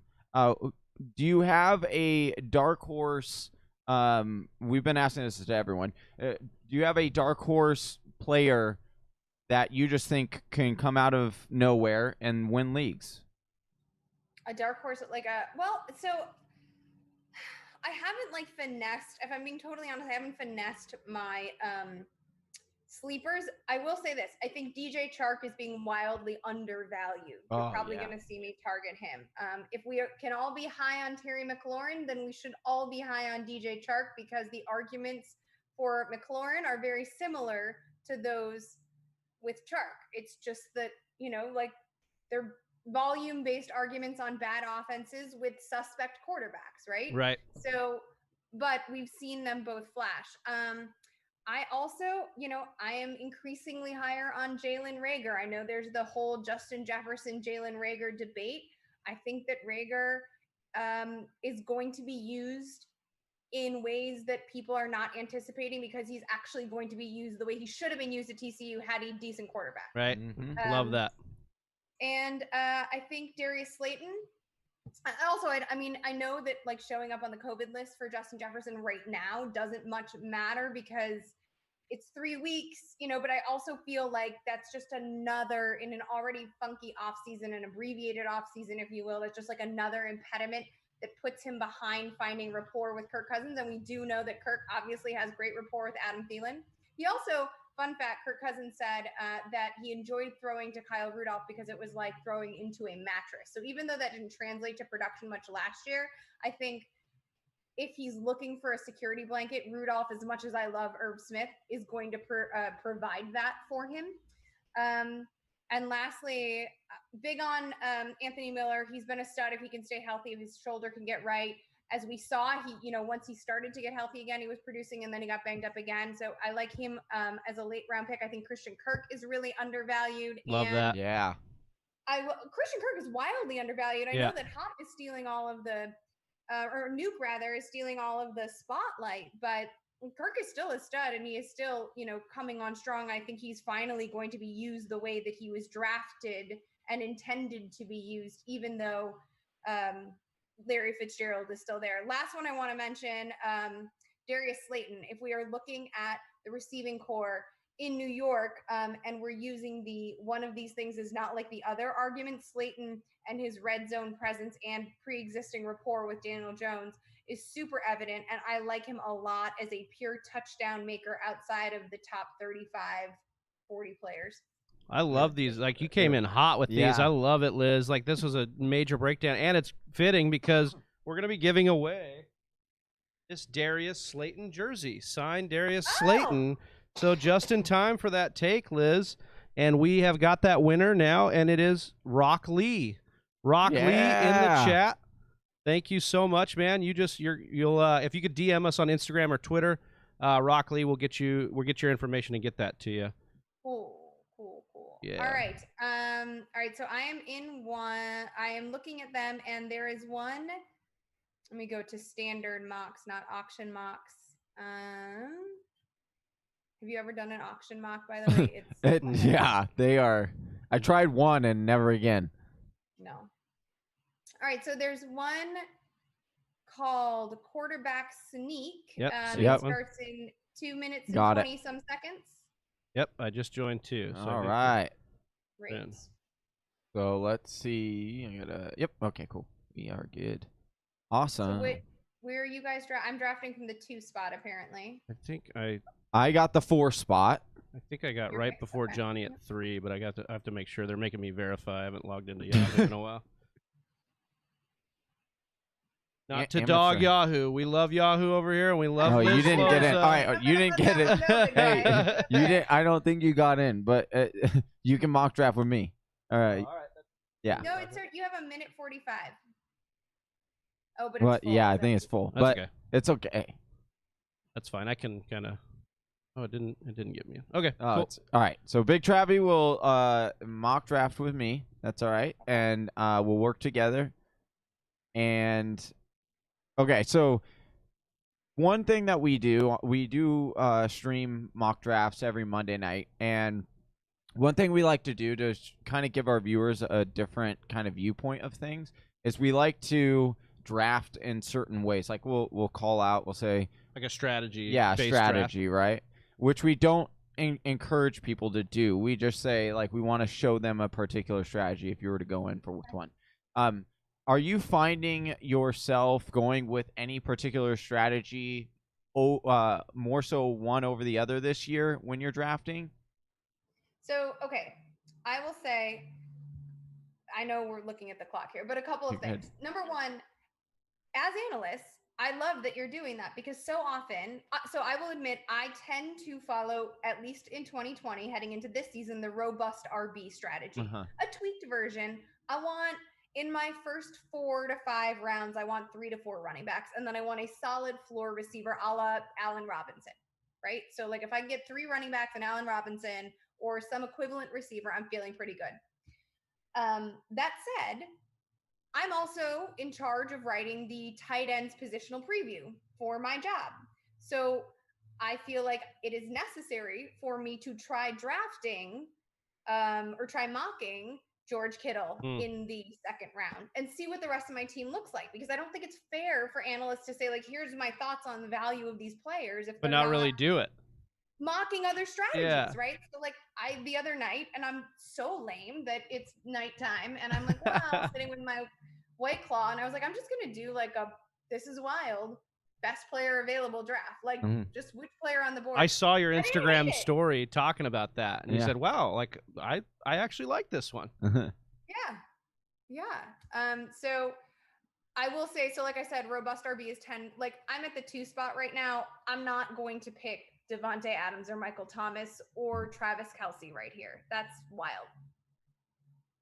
Yeah, I totally understand that. But I like that you're doing that and telling people to diversify the way they go through things to know. I mean, you want to be able to move around when a draft happens, right? Be like water, kind of adapt when things happen, and you don't know what to do if you haven't done it a million times in a million different ways, so to speak. Yeah. So especially like if.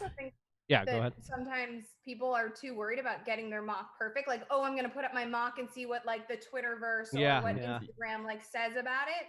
But Matt Waldman gave me advice many years ago, the brilliant Matt Waldman. And he said, Matt Waldman. When I was coming into my career, I was just like very paranoid about making sure all of my projections were right and I was accurate all the time. And I was the only woman in the space, so I didn't want to get got, you know? Yeah. And he was like, Liz, you can choose to play like Alex Smith, or you can choose to play like Brett Favre, and you tell me which quarterback people remember. I love that. Good. I love that. That's awesome. So I've had some big misses, but I still got a job. Yeah. Yeah. No, 100%. Yeah. And here's the thing. The whole thing when you're an analyst is that you have to be able to tell a story really well. And you could tell a story two ways. You could just kind of say, oh, here's my argument, and kind of it's more of like the believe me because like I just have done the research or whatever. Yeah. And then there's like the ones that will just tell you straight up analytics, right? And the true like people who are really, really good at what they do have a way of combining the both and telling a story through the stats and having it make sense. And you do that. And one of like my favorite ones that you have done has been Hunter Henry, actually. And you can ask Stepmom Lauren. I have not been a fan of Hunter Henry, but I listened to your breakdown of Hunter Henry and everything completely made sense. And I was like, it opened my eyes because of the storytelling that you had behind it all. And so I just had to applaud you for that because you do such a good job with that. And it's really awesome. Thank you. So I'm going to go kind of crazy here, and I am going to take, just because we're experimenting, I'm going to take Alvin Kamara ahead of Saquon Barkley. Hey, I love that. I think that Alvin Kamara has a secret RB1. I should probably, I don't know how I turned that down. Stuck with those notifications. That's all right. All right, you just it kind of adds to the fun and the stress. Oh, like I the think ticker. it's just on the. Oh, okay. We'll mute it. All right. There we go. It should be good now, hopefully. So, Liz, we've also been asking the guests, and we want to get into this a little bit with you too, is kind of the origin story for Liz in the industry, and especially tonight, we're just trying to show some love to our ladies in the industry. And you talked about it earlier, not wanting to get got. Just talk a little bit about your origin story in the industry and kind of how it was coming through and how you feel about the industry today. Yeah. So, I mean, I think that the people that I am most captivated by are the ones who didn't get things the way they planned on getting them, or even got things they didn't expect to receive. Yeah. It had more of a detour, like Bruce Arians. I love Bruce Arians because he's had a more detoured experience, and it is evident in his work and being. So I came to fantasy in a weird way. If you look back, I was always very into sports. My mom was a single mom. My grandpa was my primary caregiver in terms of being like domestic responsibility. So I learned everything, and I was the only child. So I learned everything that like a boy would learn. How to fix a belt in a washing machine. And Ryan Sandberg was who I wanted to marry when every little girl had a crush on like New Kids on the Block. And I was like, I think Ryan Sandberg's kind of hot. I'd take more credit too. Like, that was kind of my jam. And I went away to college, years later. And unfortunately, my grandpa passed during the finals of my first semester away at college. And I wasn't able to get home to say goodbye to him. So when I did finally get home, I just turned on the television set, and there was a Vikings-Bears game. I'm from Chicago. And I watched it whistle to whistle, was rapt attention. And this was like a way to grieve. And then I just started watching every football game, not those solely played like by the Bears or within the NFC North. And that it became like a habit. It became a way of grieving. It became a way to remember him and be with him. And he was very much like my father. So it was kind of what I did. And then, oh my God, there's a guy in here named Alex P. Keaton. Fast forward a couple of years, I'm dating this guy, and I mean, he's fine. He's okay. But he's fine. And he has something called the Red Zone Channel, and I had come to Los Angeles as a starving, aspiring actress who was like pounding the pavement, going to auditions. Hold on. Oh, where's the draft? Okay. Pause so that I can see what Alex P. Keaton is going to do and what. Okay, so I kind of want to take George Kittle here, even though I said I'd like robust RB, unless you would like me to illustrate the robust RB strategy. No, do whatever you want to do, Liz. We bow down to you in this hour. This is your show. You rock it. yeah, I think I'm gonna do the thing that I talk about on Instagram and just see what happens. Yeah, I like it. Hold on. I'm gonna draft again real quick. So now I'm a little bit now. Look at all these stud wide receivers, but I feel like I have to take a running back. This is the problem with messing around. You know what? I am going to take James Conner because I think he's wildly undervalued. I wrote a piece about Ben Roethlisberger that I did in conjunction with an orthopedic surgeon and team physician at USC. And if you look at Ben Roethlisberger's first 4 games to open the season, really easy schedule. He opens against the Giants. I think he's going to shake off rust. I think he's going to be fine once he gets into a rhythm. He's going to unlock so much potential that offense has. And I think James Conner, if he can stay healthy, is going to be money. So I will take him as an RB2 and feel okay. All right. So dating this guy, I'm broke, actress, have a million day jobs, not making any money. He says, American dream, in other words. That sounds very much. Yeah. Like very, very, very much. Like even the time is about this. I would have loved to audition for that, right? And he says to me, like kind of sheepishly, I'm in this thing called the Fantasy Football League, and I have this thing called the Red Zone Channel. And do you mind if we watch football, or at least I do? You don't have to, all day on Sunday. And I was like, oh my god, that's like what I do. Are we getting wings or Chinese, like egg rolls, or what are we eating? That's great. And then he was like, cool.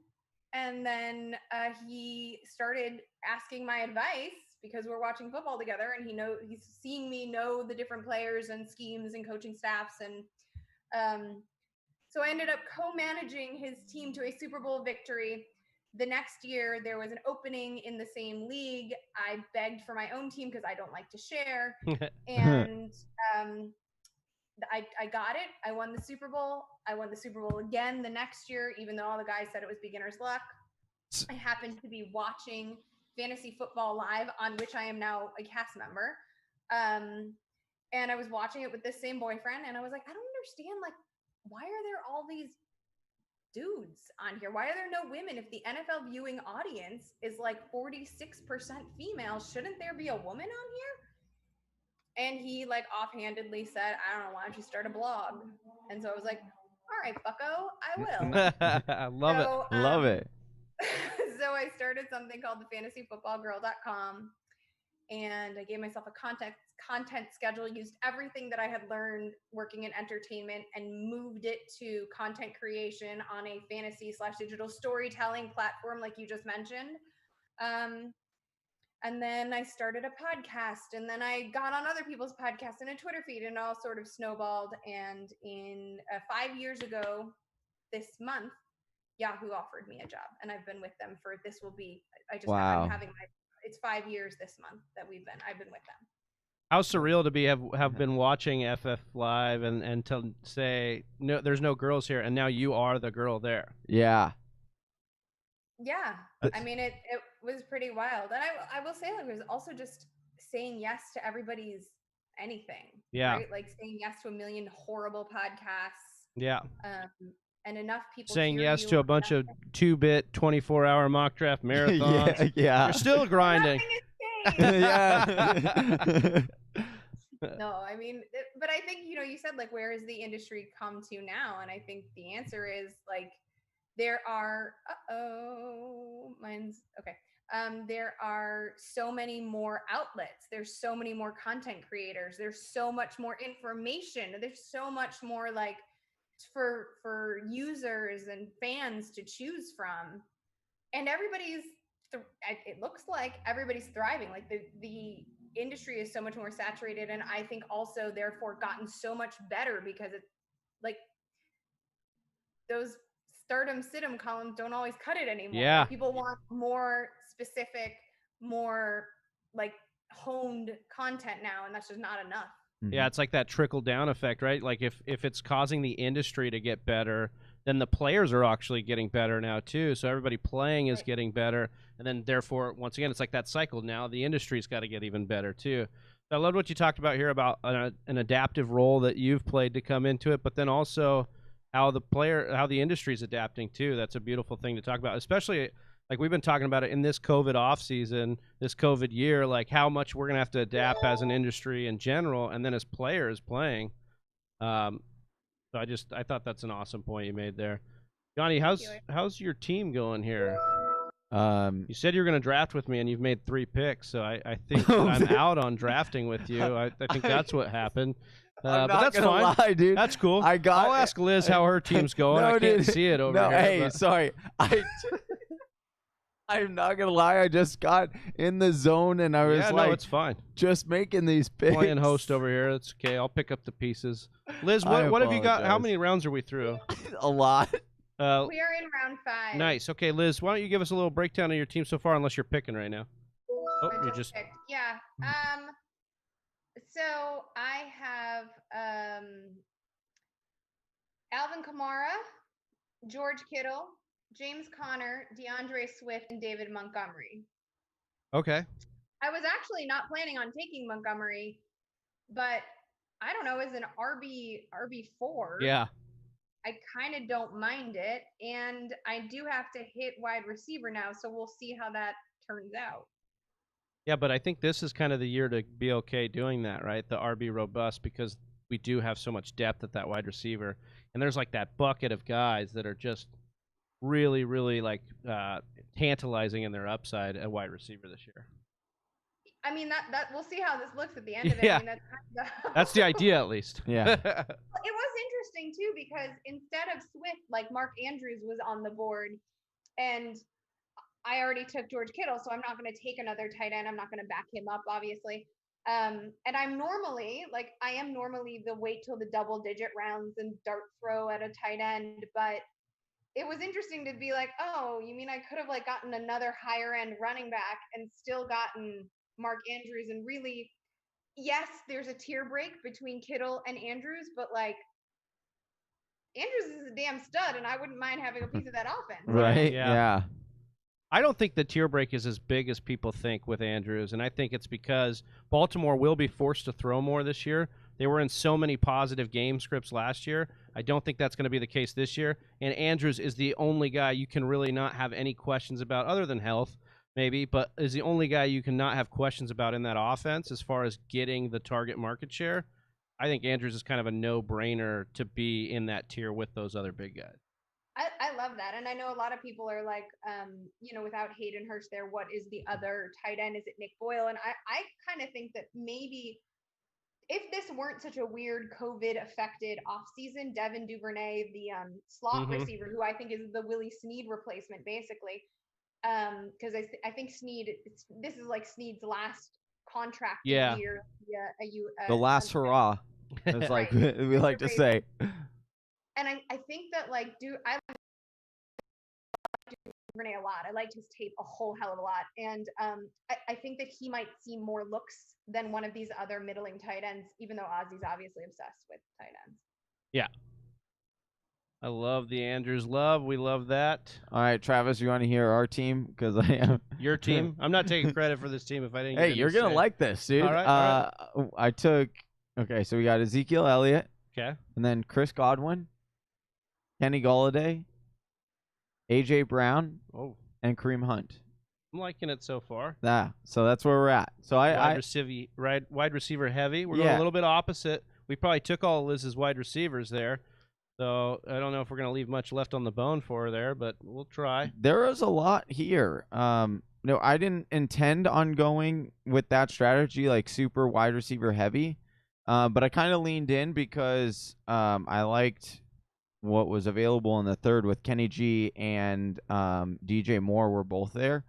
And I thought about going DJ Moore because you know how much I love him. But I thought because it was our team that I went with Kenny G because you're a big fan. Love Kenny G. We're giving away a jersey. Love me some Kenny G. I do just want to talk to the chat on YouTube a little bit. I know we switched it up. We're drafting on Yahoo here for Liz. That's her homies over there. She works for them. But we would love to answer some questions in the chat if we get some time to do so. I know you guys weren't able to draft with us. Here we go. But we've got a question here from Cat's Pajamas for you, Liz. Antonio Gibson or Cam Akers? Oh my goodness. Yeah, given the Darius Geis situation. Yeah, and I love Gibson. I tweeted about him. I mean, talk about a 3-sport athlete in high school. didn't have many touches. I did get an interesting question that said, because I'm high on Gibson, that said, Liz, what's the difference between Kalen Ballage and Antonio Gibson? And I thought that was the first like fire contrarian take. Also, I was high on Kalen Ballage, if I'm being honest. Like, we don't all hit him. Like, I didn't hate him. So, but I would say that is a tough one. I'm going to lean towards Cam Akers. I would have said 48 hours ago, I would have automatically said Cam Akers. Emery Hunt, I had on the Yahoo Fantasy Football podcast, and he talked up Darrell Henderson so much so that it forced me to look back at game tape and my notes on Henderson from over a year ago. And I was like, yeah, I think he just didn't get on the field because of pass pro. So I think Henderson's going to see a bigger piece of the pie than people are anticipating. But I also feel like that's going to be closer to a 50-50, and it's going to take a minute for Antonio Gibson, especially in the red area of the field, to get acclimated. And Adrian Peterson and Peyton Barber are both there as well still. And Bryce Love, like if Bryce Love is healthy, he's just been cleared. Receiving option, you know? Yeah, it's a crowded room. It's kind of crazy to think about that Washington's got this crowded room of guys that could kind of do it. So for you're liking Cam Akers a little bit more here. I think he's the high. I think he has the. I think he's the safer pick. I think he'll see more touches more quickly. Clearer path there, yeah, for sure. All right. Who would you pick? I mean, I think I would go Cam Akers. Now, I live in LA, and my dad's a big Rams fan, so I've been the Rams are my second team, Packers are my main team. I kind of root for the Rams a little bit, but I love Akers coming here. Look, if you talk about the line that has issues with the Los Angeles Rams, but then you talk about Cam Akers being a guy that basically had a terrible line with Florida State too. So he's used to this kind of play. He's going to have to do it again here a little bit maybe. But we've already seen John McVay is one of few coaches that has had back-to-back running back one fantasy football seasons with Todd Gurley. So I think Akers' upside's there. And yeah, I would agree with you that the path to opportunity is much more clear in my mind for Cam Akers. Even with McVay coming out and saying he wants to run a committee, I think they want Akers. They want Akers to be Todd Gurley 2.0. Where in LA are you? I'm in Playa del Rey. Oh, yeah, that's where our office is. Yeah. I've driven by it many a times. Yeah. Oh, okay. For sure. Yeah, you're local too, right? You're LA. Yeah. I don't. From LA. Yeah. Johnny's out from Phoenix, but he's here with us now. Yep. We're based out of Phoenix and LA split. We split time there, so yeah. All right, John. Liz, who were your last two picks here? I can't see anything. Sorry. They were fine. Tyler Boyd and Michael Gallup. Oh, I love the Gallup pick. So you're trying to recoup from going robust, running back robust here, getting those wide receivers. I love Gallup. And Tyler Boyd's super underrated, I think, as well. Oh, nice. This is what I wanted. Yeah, now we can show that. Show the whole draft board here for it's on there for everybody in the chat. Keep it coming with those questions.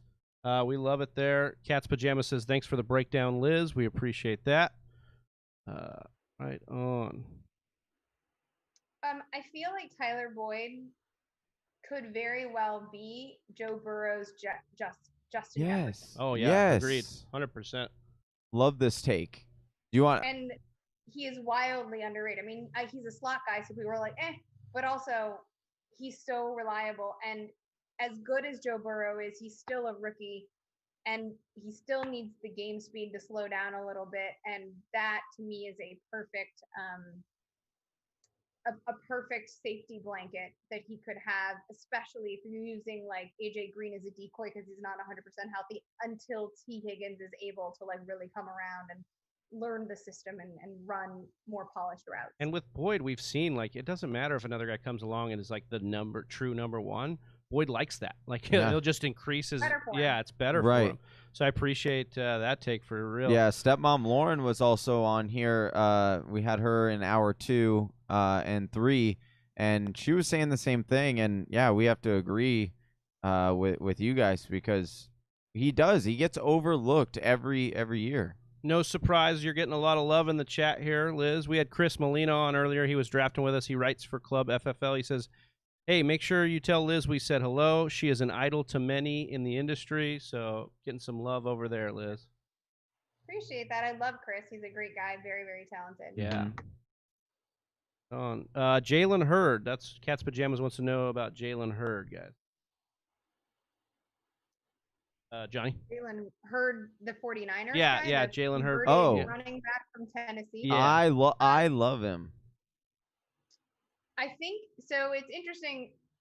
I guess the assumption would be it ties back to the George Kittle pick actually, because the assumption would be he was drafted in the same class obviously as Debo, and he does have that experience as a running back, so he can do some of those crafty, gadgety things that Kyle Shanahan loved doing. And obviously Kyle Shanahan loves like a versatile multiple player. We saw that in Debo, and if Debo's foot injury keeps him out, the assumption is that Hurd could then be the replacement. But I am wondering if it's George Kittle who will actually be the beneficiary in terms of sheer volume.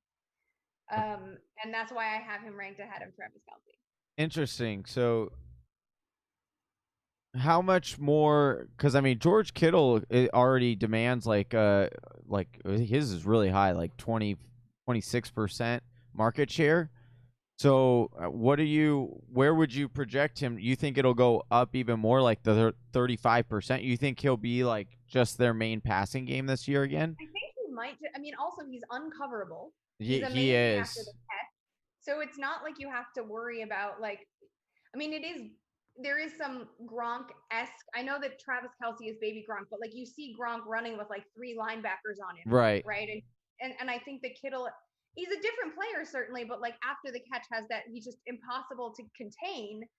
And so I think that, there's no Emmanuel Sanders, there's no Marquise Goodwin, who's actually opted out, but was traded to the Eagles anyway. So somebody has to be the beneficiary, and whether it's just a more spread, I mean, Kendrick Bourne might see something, maybe it all gets spread out.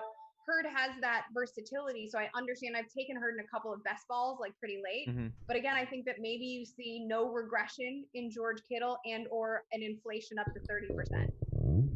I just think that, like, if you look at what Jalen Hurd did in like all of Kyle Shanahan's players are really good at getting separation, and Jalen Hurd was really good at that in college. And this guy has shown throughout his career that he gets much better. His career is really, really short, and so I just think that with this system is a little bit complicated. And he has the ability. This is why, and I don't want to fall for the trap. That's why I haven't been like beating the drum, because Liz, we talked about like crazy picks that we've made in the past or whatever. And last year during this very mock draft marathon, I was beating the drum for Dante Pettis. Like I was like, I will go down with the ship. And he went down with the ship. And I went down with the ship. Like that was a horrible pick. I apologize to Whisper Nation for even giving them the advice. And so a part of me is timid for that. But a part of me sees the talent on the tape, and I'm like, oh my gosh, there's a lot there. You were timid So at all. We didn't hear it. It's not a talent take. I think he has just fallen out of favor with the coach. Like, I think it is not. I think you got the process right. I just don't think he's so. On the so do you? So you think it's going to just be Kittle? Do you think Brandon Ayuk then also gets some, or are you just staying away from every other 49er then?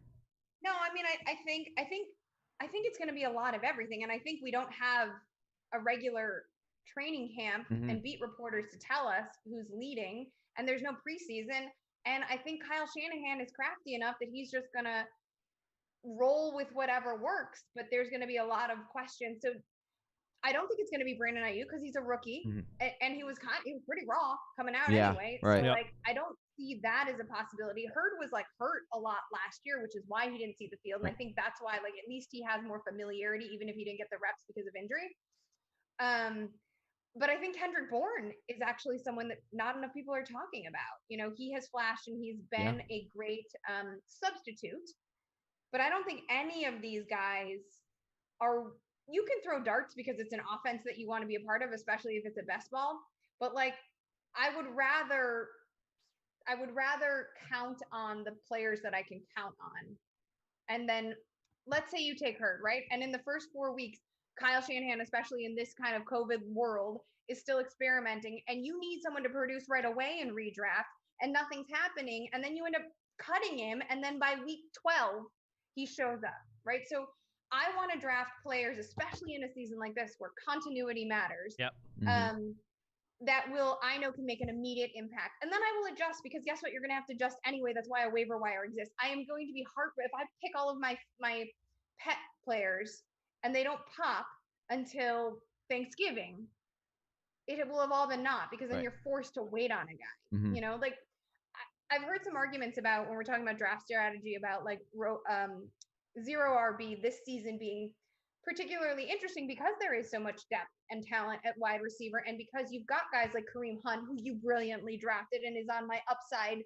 I'm writing an all upside team article, and he is absolutely on that list. Yeah. And you've got Tony Pollard, and you've got Madison, and you have these guys. So you can theoretically do a zero RB sort of draft, but then you're waiting on all of these other players to get hurt, and you're assuming it's all going to happen in week 3. So it's a very interesting point that you're bringing up, because we've talked about this on the show, and I want to get your input on it. Usually we have preseason games, right? And we come up with these guys that, hey, we think this guy is going to break out. And then they have the preseason game, and they actually show a glimpse of that breakout, and it causes this big wave, the rise in ADP. And I'm almost wondering what if there isn't going to be that this year, because it's all just going to be speculation, which keeps these ADPs kind of where they are. I mean, some people really get on a hype train, like Ronald Jones the last like few weeks. My goodness, his ADP is gone way up. But I'm wondering if that almost creates this nice year of where you can really get values later in rounds, because some people might not have heard of these names, and they didn't see the flash on TV and the highlight plays, so they don't really know. I mean, I think it might also make a correction in that how often do those I mean, do you remember when Amir Abdullah was right. like fast as a cat. Yeah. Quick as a cat. Right. Yeah. Right. Exactly. Yeah. Yes. And I remember like watching in my hotel room. I was traveling for work, and I watched that game, and I was like, oh no. And I was not an Abdullah hyper, but I was like, oh no, I'm gonna have to read so many stupid Abdullah pieces now. And so I think sometimes there's a knee-jerk reaction, but more valuable than that to me are like the notes from beat reporters about who's. I mean, that I was high on Mark Andrews and like starting in June of last year. Right. Because the beat reporters were like, he's the best man on the field. Yeah. And everyone's like, ooh, like he wasn't. I mean, Hayden Hurst is ahead of him. He was drafted ahead of him. That doesn't make any sense.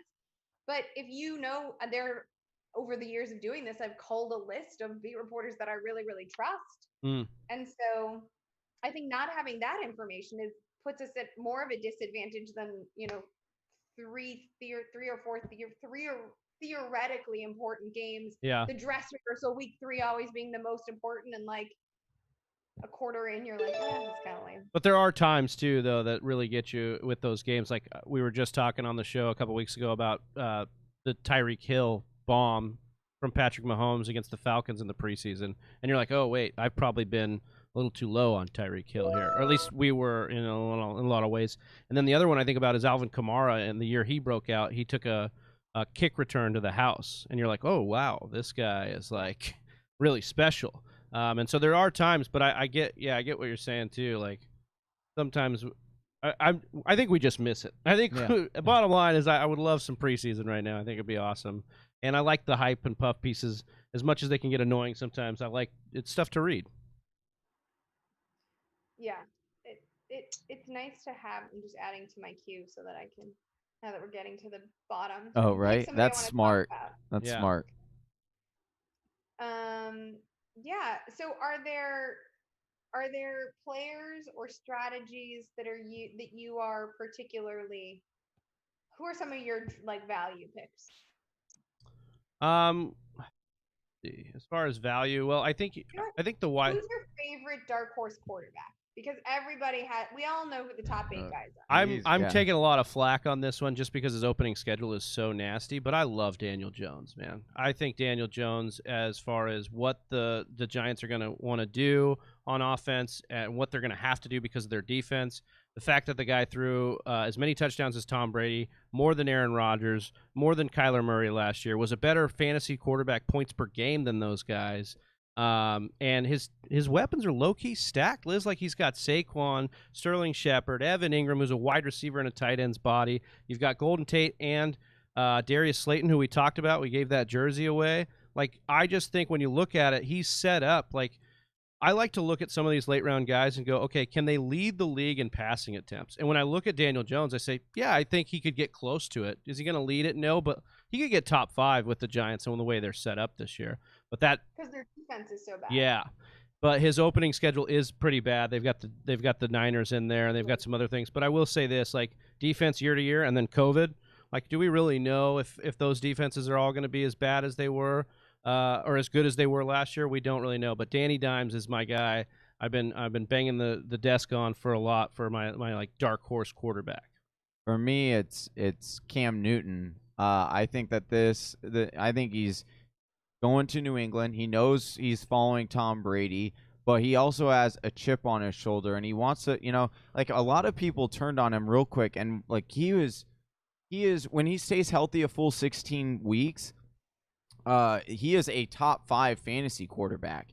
And so, I mean, you look at what Tom Brady was getting in this offense. He was getting 20% of the goal line carries. And it's like, okay, Tom Brady was getting 20, and now you bring in a guy who is literally built like a truck. Like, you work with NFL players who have, dealt with Cam, and I'm sure you've probably even met Cam probably. But the guy is humongous. Like, everyone talks about he's huge. And so you just give him, and he even said, this is what I love. You saw, I don't know if you saw the interview, or I don't know, the interview video that they released. Like an OBJ in him? Yeah, and he straight up said, like, they sat him down and they were like, hey, you know who you're following? He's like, yeah, I know. But he's like, you know what you're getting, right? Like, you're about to get something you've never had before. And I think he's just got this chip on his shoulder, and he wants to prove to people, yo, like, I still got it. And I think that I can't imagine that his ADP is going to stay as low as it is right now. No, I think it absolutely is. Really? Yeah, people are real off on him, and I actually think he is. Hold on one second. Let me draft here. I just drafted N'Keal Harry, so this is a perfect because I think N'Keal Harry, when you also said, like, who's your dark horse person who could be a league winner, N'Keal Harry is going to score 6 to 8 touchdowns this year. Especially with Cam Newton, who has made receivers like Devin Funchess and Calvin Benjamin fantasy relevant. We know that he is not the most accurate player or passer. Mm-hmm. Hold on one second. I have to draft again. No and worries. Now we're like, oh, you're good. And I'm like right here too. So, oh, dang it, Boston Scott came off. I wanted to get us Boston Scott. Okay. I'm taking my time a little bit. I don't know why. Oh, you know what? I'm going to do this thing. Here we go. Let's do that. Because I feel like I'm drafting for talking points more than. Oh, I love that. Hey, yeah, content creator. Yeah. Love it. So, Cam Newton. Okay, so Cam Newton, number 1.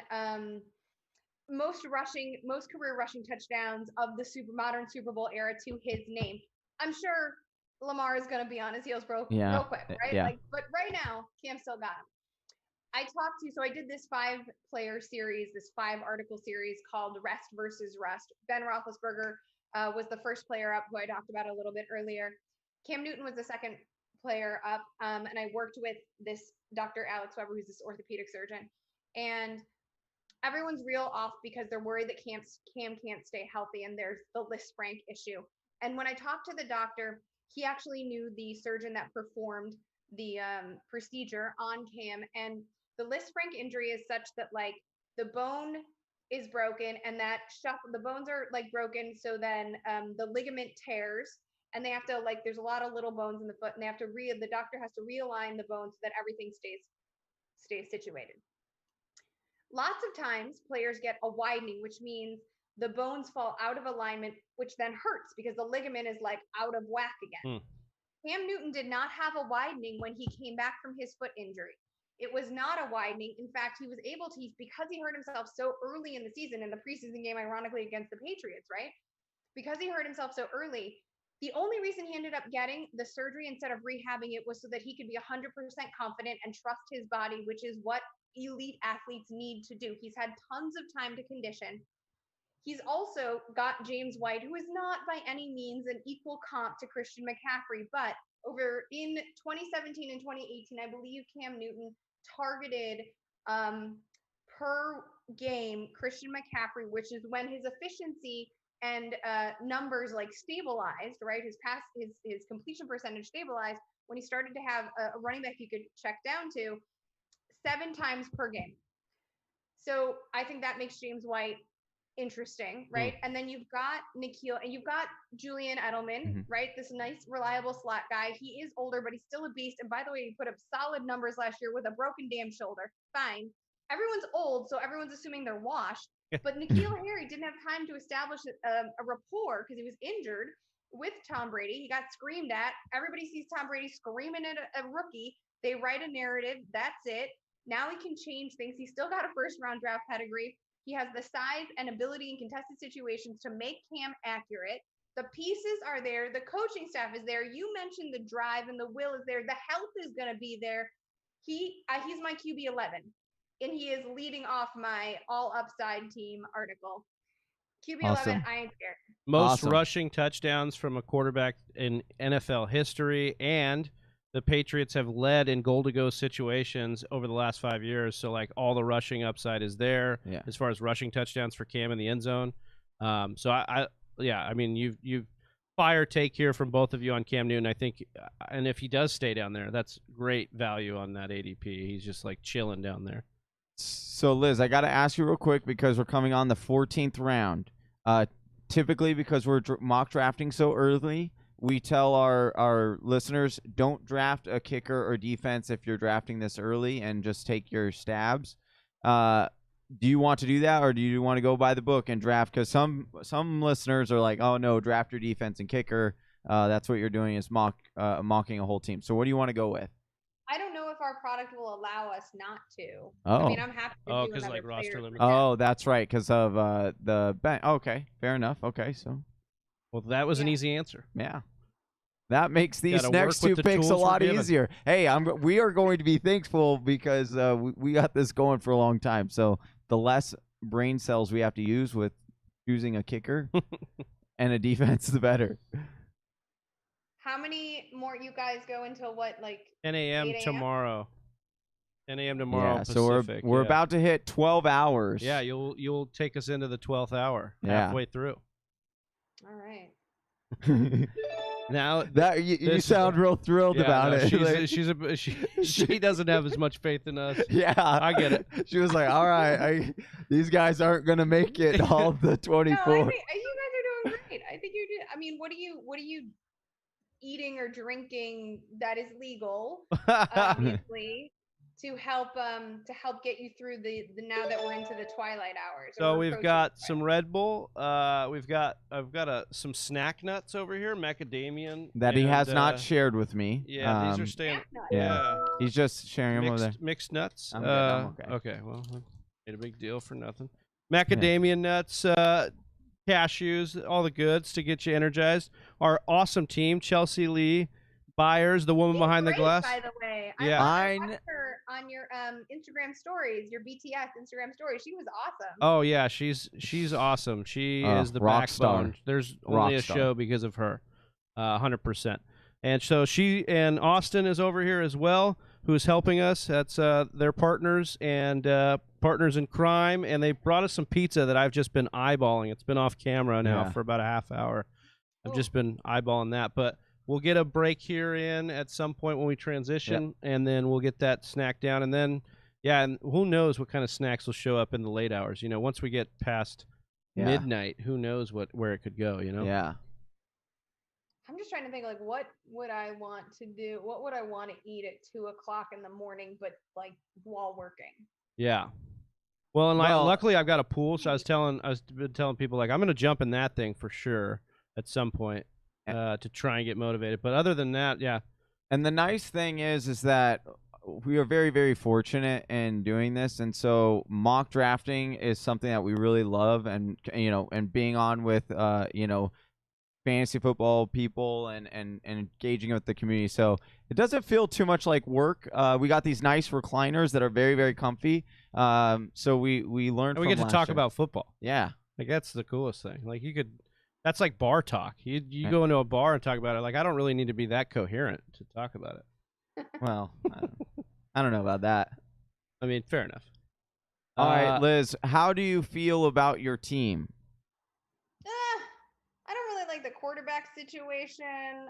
I don't know if I waited too long or what. I like Stafford. Stafford is an awesome quarterback. He's fine. He's like my QB 13, right? Like I think he could be in the.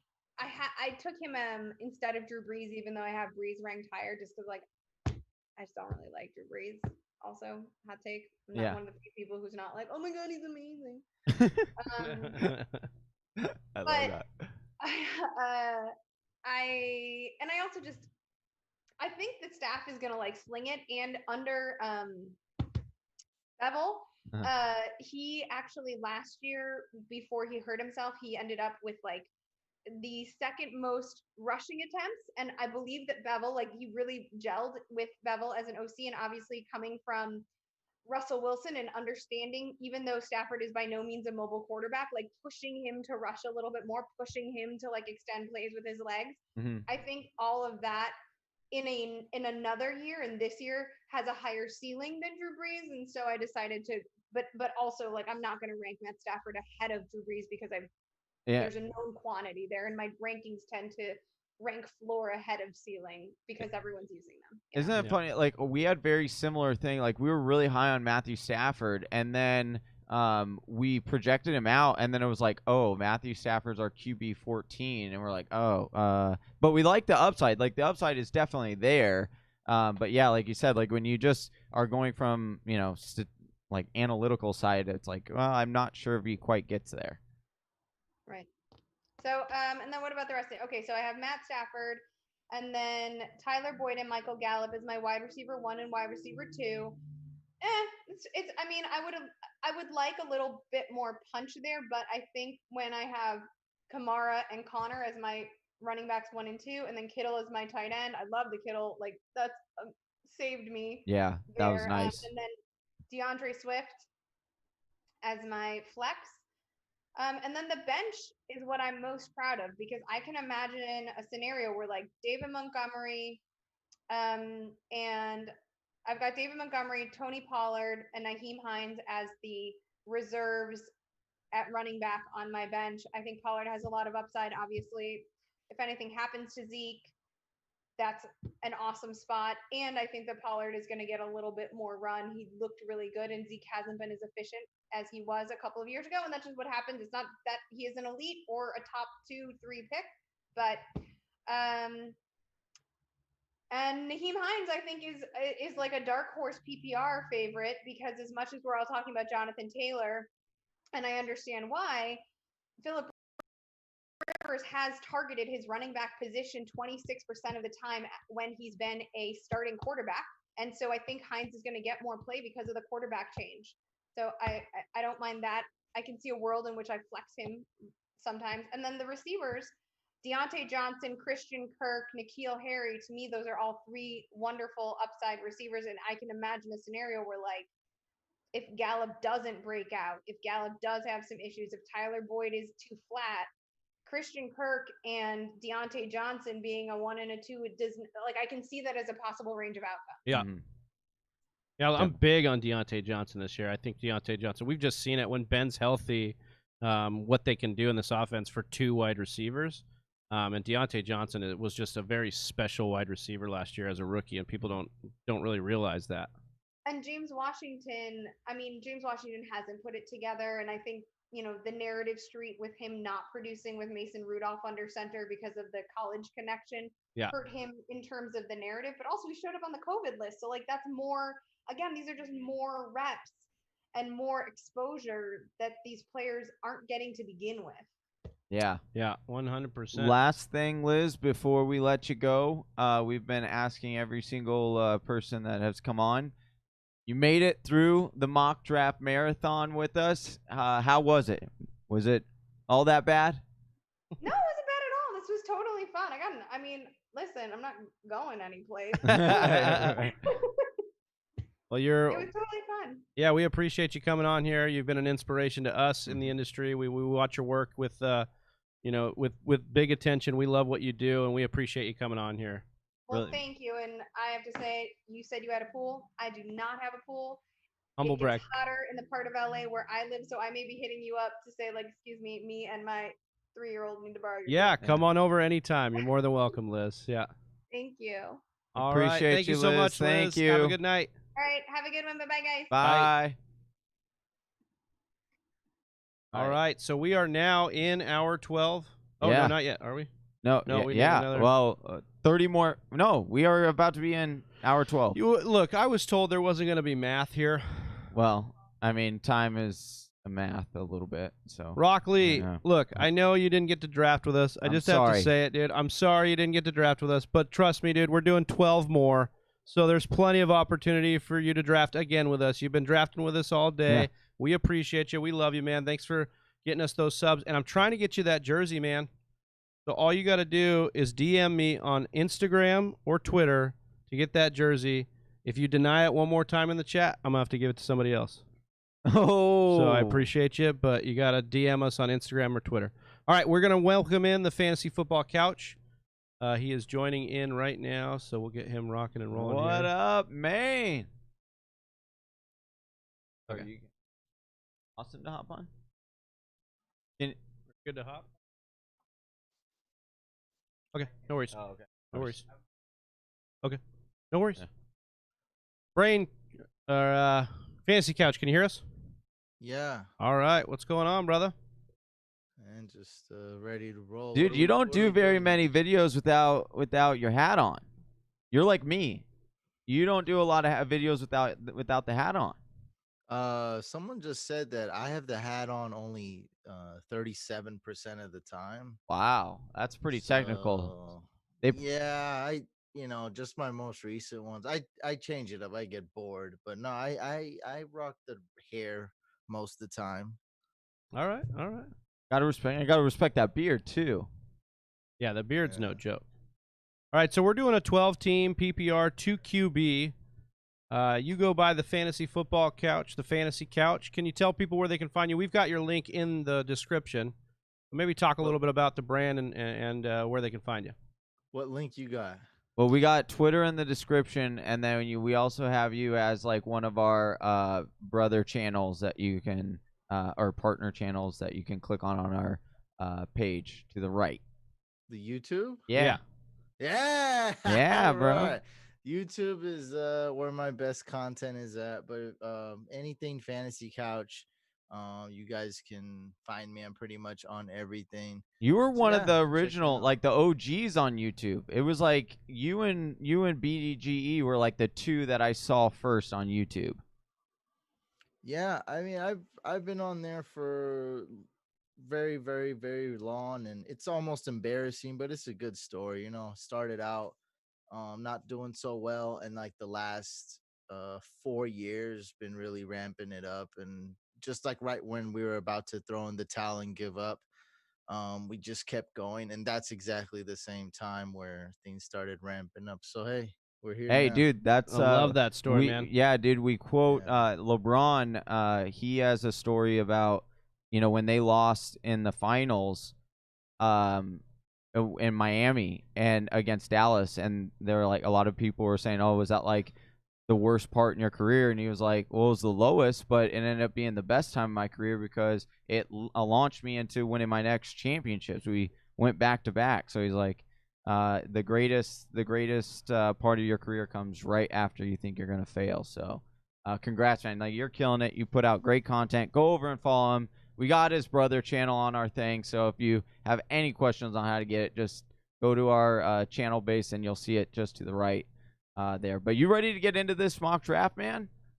Let's go. I hate picking from the middle spot. I think that's like the worst. Well, you're screwed then, dude. this year. No, that's why I picked it. What do you want? You want this to be easy? You want me Yeah. not No, to get love it. dude. embarrassed? Love it. Hey, Smitty wanted it easier earlier, dude. So we had Speaking of on- Smitty, he's in the chat. He wanted to say what's up to my boy Couch. So he's giving you some props in Yeah. the chat. We know you guys work together a lot on a lot of those Yeah. Instagram leagues. So What's up, Smitty? We got a new one with basketball players. yeah, I've been seeing that. So you guys talk a little bit about that one, Couch. Just 6 NBA players, 6 Instagram experts, and I'm just hyped, Yeah, like, heck it's just yeah. a cool league. Smitty did the work, so all I have to do is Show say up. a few cool things That's awesome, and dude. draft. I'm like, this is great. Yeah, I love it. Dude. I think we're gonna beat them though. Yeah, we'll you see. should- hey, if you don't, you're gonna get shit. Like, well, yeah. Yeah, You know. yeah, they But, got hey, a chance though. But yeah, I gotta add, I gotta say, isn't it so funny how like you run a league or you run a podcast and a YouTube channel on fantasy football, and then just everyone just thinks automatically like they can take you down, and if they beat you just on a week, they're like, oh, I should run the show. Like I should take over your channel. Like, I mean, a lot of people. So a lot of people say like, "Ooh, expert," because Yeah. I do like the Instagram expert. So that's like one of the popular comments, or clowns, and Yeah. and then once it gets to you suck, I can beat you in my sleep. I just go, let's go 1-on-1, $100. Very few have accepted, and I've actually beat them all. So heck yeah, dude, that's but awesome. that's what it. So it's like, if I'm that bad, then I mean, just let's go 100. I mean, it should be easy, right? It's like that's like playing a child 1-on-1 in basketball. Yeah. Like I'd put 100 on that, right? Just take It's like money. it's like the basketball player. What was his name? He played for the Boston Celtics. He was like the 12th man, and like Scalabrini. Was that his name? And people and like some fan like called him out, and he was like, "You shouldn't even be in the NBA." And he's like, "All right, come play me 1-on-1." And he beat him 21-0, like just straight up done. Well, that's. I mean, maybe he shouldn't have been. That's a tough league. You got to be good. That's not. No, I'm talking about like, if he said I can beat you in my sleep, then I'm like, all right, dude. But you're like, let's go. I guess he beat him. But yeah, Scalabrini was definitely like the 10th or 11th or 12th best person. Yeah. On there. But yeah, he got a little 3-point shot. He got a little turnaround 3-point shot. I mean, and it was annoying when he would ball on you once in a while. Like if you're opposing team, you're like, why is this guy? He was. balling on me? I'm an Arizona Suns fan, so he was like the Pat Burke. Like whenever Pat Burke came in, Yeah. to clean, you knew it was like cleanup time. Like done. All right, Yeah, so the crowd went crazy when he scored. Oh yeah. Yeah. So we've got Christian McCaffrey off the board, Patrick Mahomes, Saquon Barkley, Lamar Jackson, Zeke Elliott, and then Couch, you went Alvin Kamara. I went with Dalvin Cook. Talk to us a little bit about that Alvin Kamara pick. I mean, obviously, just kind of what's left there from the top here. Yeah, I mean, he kind of fell to me. I probably would have went Lamar. Like I just saw after Patrick Mahomes, I read that this is 2 QB league. That's okay. I'm very versed in the super flex 2 QB. And now, this year is like, it's really popping off. Like, Yeah. so many leagues. So I probably would have went Lamar, but it would have been like 51% Lamar. So I think Kamara kind of fell to me in a way. So I think that's kind of a no-brainer pick. I have him as the 4th overall player in a, without just 1 QB league. So, I mean, I don't know. It's PPR, right? Yeah. So, Yeah. No, it's not much I think of it's a not. Yeah, it's not hard. explanation Yeah, there. it's not hard to Yeah. rock with Kamara, right? You want to say we had to redraw for the giveaway? Rockley told us that he is not a Giants fan. He's an Eagles Cowboys fan, or his family is Eagles and Cowboys fans. He can't rock a Giants jersey. He's denied it. Okay. But we redrew, and we have Superstar Titus 18 has won the Darius Slayton signed jersey here. So make sure you DM us Superstar Titus over on Instagram or Twitter so we can get you the information there and get you that jersey. Remember, guys, if you want to get in, we've got 2 more jerseys to give away. If you want to win that, or we're going to give a draft kit away at the end of this draft, go ahead and sub to the channel and then type in TFW in the chat, and that's how you'll get that going there. Trying to get to 1,000 subscribers by the end of this 24-hour mock draft marathon. Is it going up? It is. Yeah. We've got I think, over we're at 55. Yeah, so we're at 807 right now. Well, like as of 2 minutes ago at 807, we've grown 57 today. So Wow. keep Yeah. it, trying to keep Real? it going. That's like impossible. I know, dude. That's crazy. We're so appreciative of everyone who has joined. We call our Whisper Nation, but now it just feels like every single person has like their fan base is named Nation. That's all right, dude. And- There's a lot of nations out there. That's fine. Nation's the most popular. You know what our community is? Lay it on us. Yeah. Guess. You Couch gotta guess. potatoes. That's a good guess. That was runner up, but I don't think I've ever heard you say what your nation is. Couch fam.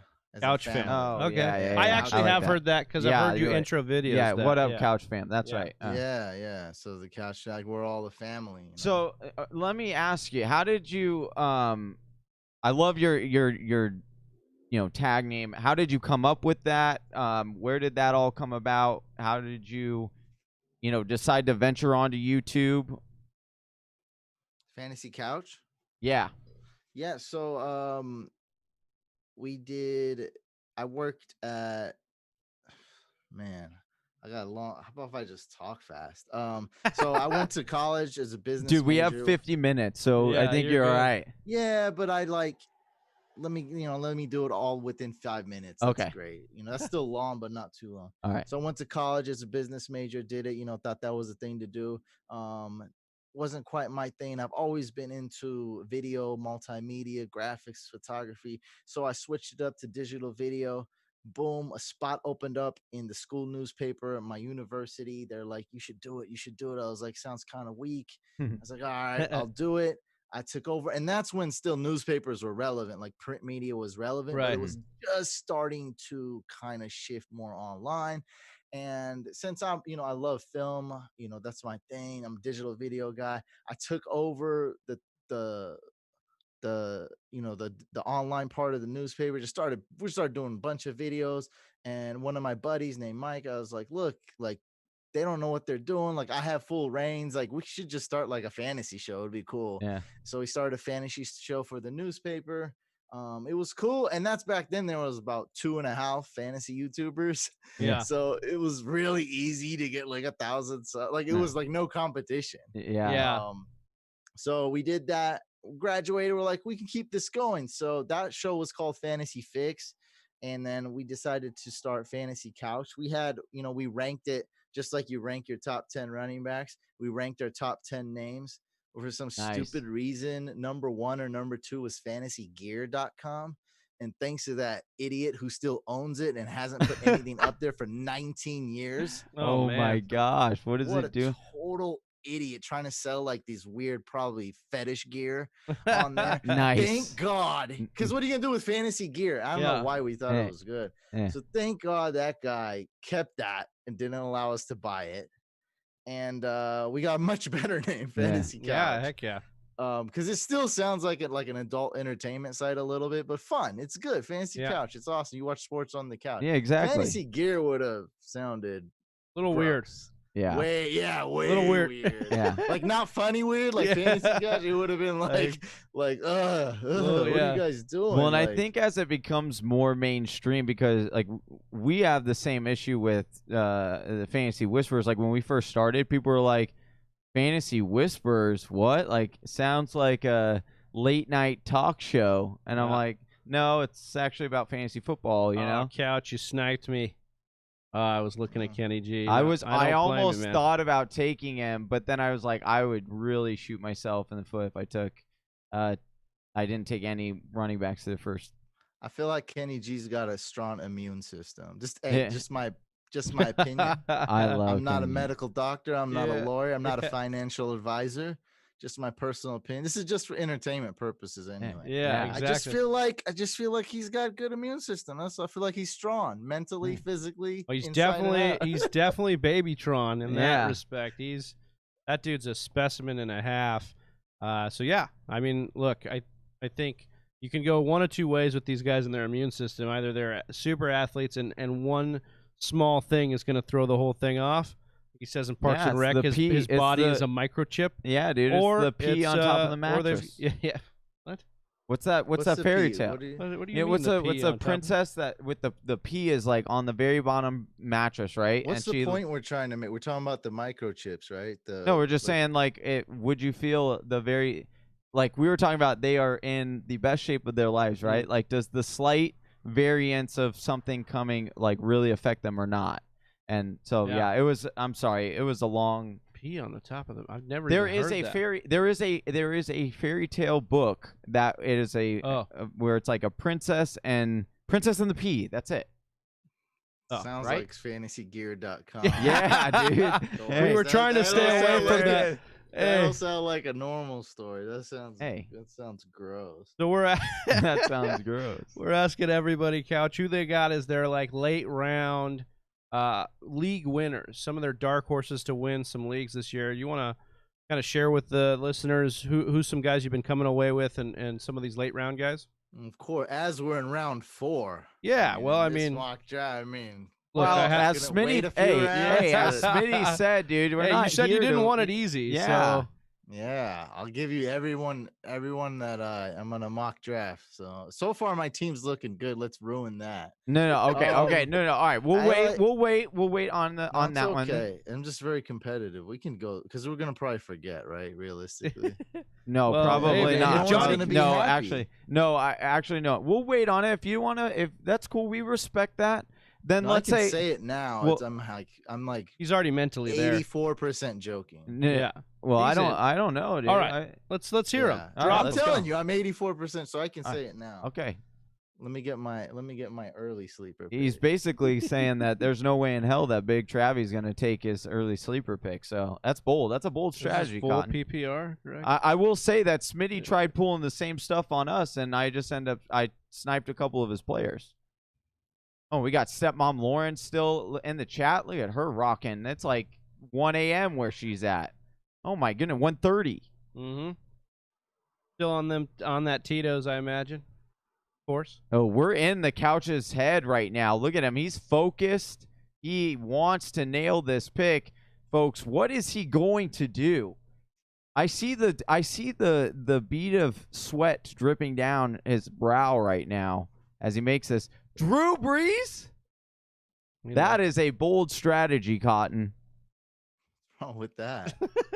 I'm just He did pretty good on a points per game basis last year. Now he's got even more weapons. You don't want to be at the tail butt of the mattress pee run, or whatever you call it. You want to be in the beginning. So yeah, these 3 guys got quarterbacks, but these guys are wild. I don't know what they're thinking. Cham, Vision, JWH. These guys, I don't know what they're. Hey, thinking. I'm You can go JWH. QB. I'm game time. Yeah, no. Yeah, you can go QB in round 5. I'm not right gonna here. go QB in round. I mean, maybe. No, I gotta say it's quite funny because you and Big Travi are very, very similar.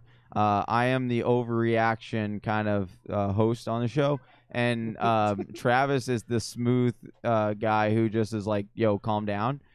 And that was Well, when you start talking about PP mattresses, I gotta definitely calm you dude. down for Okay, sure. can we? So get, wait, I do like Drew Brees, but you don't think this was too early? You don't think you could have got him here coming around? Just worried about the run? I just don't think like that. And in this year, I don't think you need to think like that. Okay. You just got to look at the big picture. Like, is my team like dying? No, it should be good. And look, there goes Aaron Rodgers. Now, if a couple more quarterbacks go, Right, yeah. something might happen. I But- also have, I don't have a physical queue right now, but I got a couple players in queue that I might like. So I got a okay. quarterback or 2 right now, and I got a couple of other positions, running back / wide receiver / tight end, which I cannot reveal. Oh, at this- interesting, Oh, because yeah. that's like all the You positions cannot that you reveal. draft. I am not you know? at liberty That's to how reveal. funny. That's kind of ironic because it's like that's all the positions left to So draft. Smitty so. wants to know when we don't have guests scheduled. The only slot we do not have a guest scheduled currently is 4 a.m. Pacific Standard Time. So Smitty, if you'd like to come back on at 4 a.m. Pacific Standard Time, Dude, Smitty Please. is always on Please live. do. So like Yeah, if he that wants to dude come is in. talk about a hustler. Smitty hustle. 4 a.m. is weird. I think he could do 3 a.m. Let's see if he can push Dude, it. Smitty 4 a.m. Smitty 4 is a hustler, dude. Like that dude is a grinder. 100% he is, and so is Couch, and we appreciate you Yeah. coming on here, man. Can't thank you enough. This is a lot of fun drafting with you. So yeah, one of my guys fell, and you guys did take the quarterbacks I like. So that's how a snake draft is. I had to wait like 12 picks. Yep. Is that right? Or 10? 10 picks. Yeah. 10 picks. Yeah. And so Kareem Hunt's the end of that little era, right there that I had queued up. Oh, I like that one because I Also a almost couple thought about other that. guys, but I'll go with Kareem Hunt. I'm gonna the other two are gonna get sacrificed here. I'm sure it's all good. I love the Kareem Hunt pick. Hindsight for me, I probably should have went there instead of Tyler Lockett just to like solidify like these 3 running backs. I love Kareem Hunt, and I've heard you talk about it. Couch has talked about it. The Smitty. Thank you. It's starting to get late. And then Chelsea, the woman behind the glass on our show, she brought it up as well. That was her kind of dark horse league winner, was Kareem Hunt. And I think that he definitely has the talent. We already know that. It's just the opportunity. And there is a chance he either gets traded or, if anything were to happen to Chubb, or they even talked about putting him in the slot, which is interesting. Yeah, so I want to talk about this because Smitty's on. He wants to get on and talk about the boxing the counselor, because the counselor and AB apparently, and then are going at it. Right now? DM'd me. I don't know what's going on. Couch, have you seen any of this? Smitty's been trying to blow us up about should we get boxing the counselor. And yes, I've heard about this. Yeah. Oh, he doesn't sound thrilled. I mean, it's the same story over. Wait, please tell me AB. Please tell me AB isn't getting involved in this. Dude, I love Bell. Couch. So it's Le'Veon Bell, not AB. Okay. So counselor does something that's like ooh, and then Smitty talks about it, and then counselor doesn't say anything, and then Smitty goes and tells everyone about it, and so that's we're at stage 4 right now. Stage 4. I love this. The Couch has all the stages down. Yeah. Now look, I'm generally excited, right? I mean, I would love to see them box, but it's not, it's like 99% chance it's not going to happen. Yeah. Just like the 2 players I got queued up, I'm going to get sniped here. Yeah. So that's all I'm saying. Like, if it were to happen, I would show some emotion. I'd be like, wow, it's so cool. Like, but I know it's not going to happen. Like, we've already been through this. I don't know if this is the second or third time. Like, it's ridiculous. Yeah. But y'all can bring them on to talk about that. I'm gonna tune you up. See, I got David Johnson. See, I got Dalvin Cook. Yeah. I've heard it. Hey, dude, I love Couch. I love your vibe so much, man. You're just like, yeah, dude, we've seen this. It could be like entertaining for you guys. Yeah, but I've already seen this. I've already seen this pre-recorded game. That's all I'm saying. You guys are like, what is it? AB? Is it Lev Bell? Oh my God, who's gonna win? Is it gonna be a KO round 1? I'm like, hey, what? It ain't gonna happen. Hold That's on. what saying. Can you blame us when we went without sports or anything for 5 months? I'm still even with sports, this would be quite an event if it happened. Oh yeah, I'm not gonna lie, like this would be great. Yeah. By the way, I got Mark Andrews and Ertz was definitely 2 players I was looking at there. Oh, yeah, you definitely weren't. They kind of came close. I mean, we almost seen a counselor versus Smitty fight here. I almost got one. Oh my gosh, that was nuts. Yeah. I love it. That's so great. All right, so I gotta ask you, because you guys are in a lot of you're in the expert league. You got a lot of leagues that you're in. How many leagues are you actually in? Well, it's not like some aren't official yet, but it's gonna be close to 10. Okay. And my cutoff is usually 7, so I'm having some of the Couch fam help me out. I kind of started the what's called the Let's Draft format. So I don't know if that's what you guys are doing now, like basically a face cam while you're drafting. Yeah. I think I was the first one to do that. And then people ooh, that's a lot of views, and everyone started doing it. So I mean, I love, I think people want that content. Like if they didn't want it, then I'd be like, whatever. So I try to do a lot of drafts, and then I put them on YouTube. Yeah. And then I'm going to have the Couch fam maybe help me manage like 3 of them. Oh, nice. Look, you guys do whatever you want, like add players, do trades, just be respectful. I make waiver of it. It's just, you can go off my waivers if you want. Like as a guide, you don't have to go like strictly off of it. You also wrote a book. You wrote How to Play Fantasy Football. Yeah. Yeah.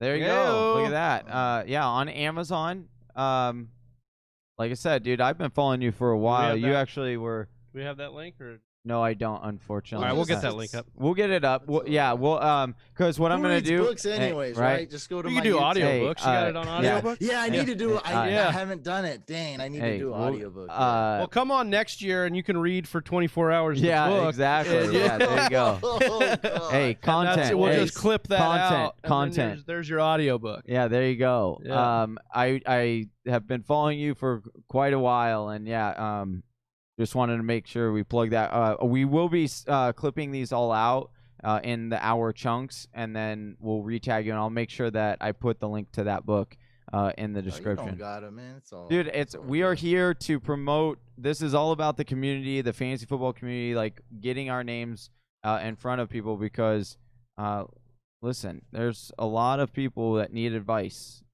I don't even promote the book, so that's just meant Well. to make me look better. That's That's just so you could That's a subscribe to my ploy. YouTube channel. Yeah, there you Oh, he's go. a bestseller on Amazon. Yeah, I exactly. better like you're obligated to subscribe. Like that's what it's about. People Yeah. just watch videos nowadays. Who reads? People read? I Big read a little Travis a bit big and I try reader. to do audiobooks. So He's I a don't know if big that's reader. cheating, but I love No, audiobooks. it's not. I mean, however especially for people that commute, it's like such a good. The audiobooks is Yeah. is a Yeah. killer. I mean, like what you listening? You probably listen to stuff that's making you dumber anyway, or just annoys you on the ride. Might as well listen to something that's gonna make you smarter. yeah, Right, 100%. exactly, dude. 100%. Yeah. I love, dude. I thought there were two things that were game changers. When audiobooks became like a lot, like when you could get like Audible and stuff, and so you could get a lot of books were accessible through audiobook. And then when I found out like about speeding up speeding at like 2x and 3x, Accelerated time, yeah. And I was like, I oh, still this can't really is a get game into that as much, but Dude, Johnny, you swear by it. Yeah, like I cannot listen to videos now. Like even our own, when I watch our own YouTube videos back, I have to do Well, it. that in makes times- sense to me. Yeah. I have to do it in time. Well, the way you but, draw out in your monologues, like you're Oh, doing give right me a now, you have break. to definitely speed that up. For Oh, sure. you know what? I have great monologues. One, and two. Yeah, no, that was a game Two, changer. here's a third monologue. Yeah, and that was a game changer because once you do that, you can get more content in, and more learning in shorter time. Couch, I want to hear your take on AJ Green this year because it's not one I'm seeing drafted a lot of. Even though, like, we know when he's healthy, the dude's a top 5, talent in the league. So, what do you think about AJ Green this year? You think he's good with Burrow? You think you like it? The Burrow thing's really like, that's something we really can't predict, but I think we know how good AJ Green is. He's a guy that people, it's one of those things you can make fun of. Oh, when is he healthy? This and that. Yeah. But after talking to my buddy, my doctor friend, Dr. Raj, another doc, there's a lot of Dr. Rajes that do fantasy injuries. He really thinks AJ Green's gonna be healthy. I don't know. I don't think he really knows, but just him saying that at least boosts my confidence a little bit that he's got a shot of actually staying healthy. And regardless of the quarterback, I mean, he's a great talent. Like, Yeah.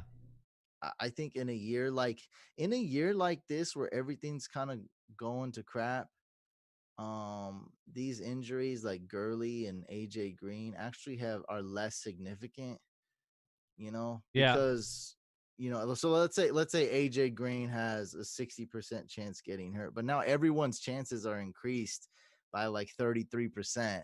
And so, it's everyone becomes a lot closer. The injury prone player is a lot closer to like Keyshawn Vaughn, who's in quarantine right now, Mhm. or something. Or, I guess there's the opt out is gone, but I guess there's probably going to be a couple more players that opt out. Yeah, and that they'll have like certain threaten to statistics. sue or something, and that'll. People legitimately, I mean, you could just be like, I'm fat, right? Like, Yeah. isn't that like Yeah. for real? Isn't you're like an offensive lineman? Be like, look, I got sleep apnea. Well- my lung pressure is like blah blah blah blah. And how is that not? Here's the like, sad No, part. no, no, like you Well, could say hold on. anything. Yeah, Well, I agree. Like you could say anything, but you could just not be comfortable wanting to get sick. Like Bottom line, you could just Do say, they I don't really hold on, want do there is there they forfeit the contract, right? If they for this year if they opt out?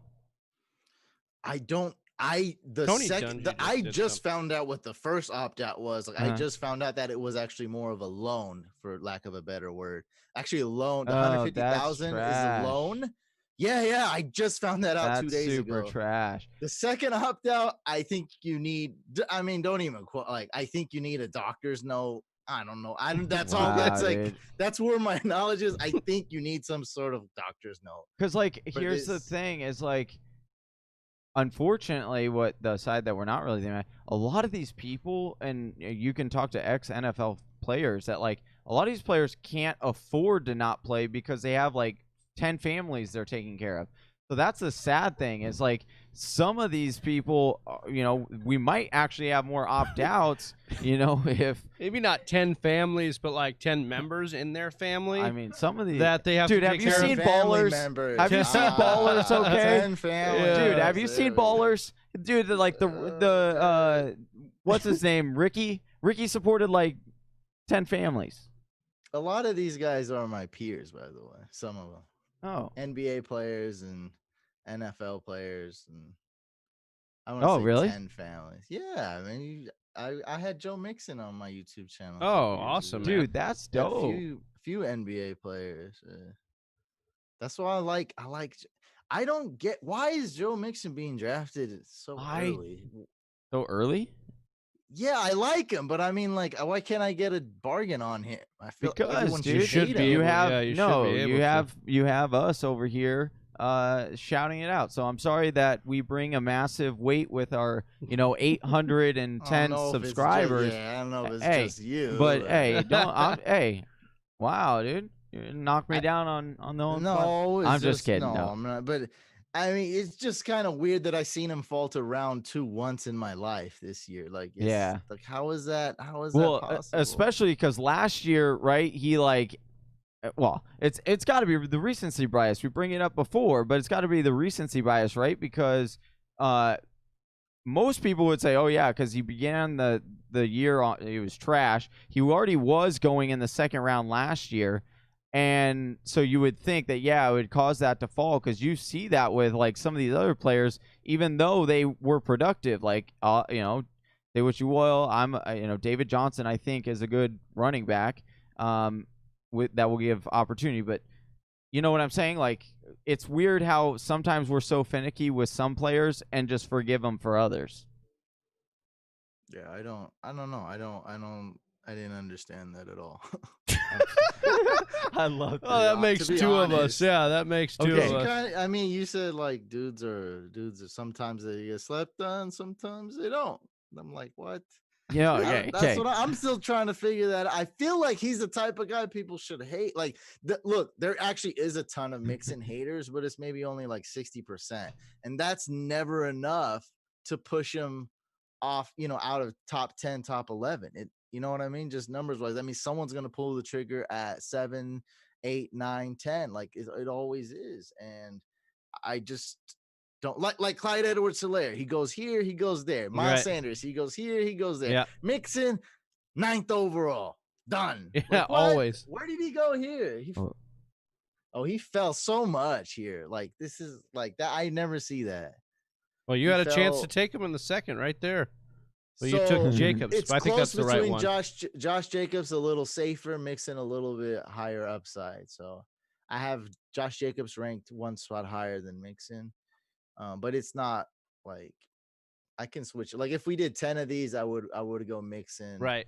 Right. Yeah. At least three times. And I do that with Nick Chubb and Josh Jacobs, where like, you know, 7 out of 10 times I'm going Nick Chubb, but 3 out of the 10 I'll go Josh Jacobs because they kind of go back to back, and I just like to see how it shakes out with my team. You think Chubb? I mean, I like Jacobs more, but I assume you think Chubb's more talented. Yeah, because Well, I think he is as well. But I and think Jacobs will get more volume though. Yeah, like Kareem Hunt's exists. yeah, So like That's a thing. I just think that this offensive line is going to be so good, and like Nick Chubb is already good, and then this Pro Football Focus ranks this like the 8th best offensive line in the league and the most improved offensive line of any offensive line in the league. The new, like, heading into the yeah, exactly, and so with the new additions, right, exactly. So I just see with that, like, they are going to want to run the ball some more.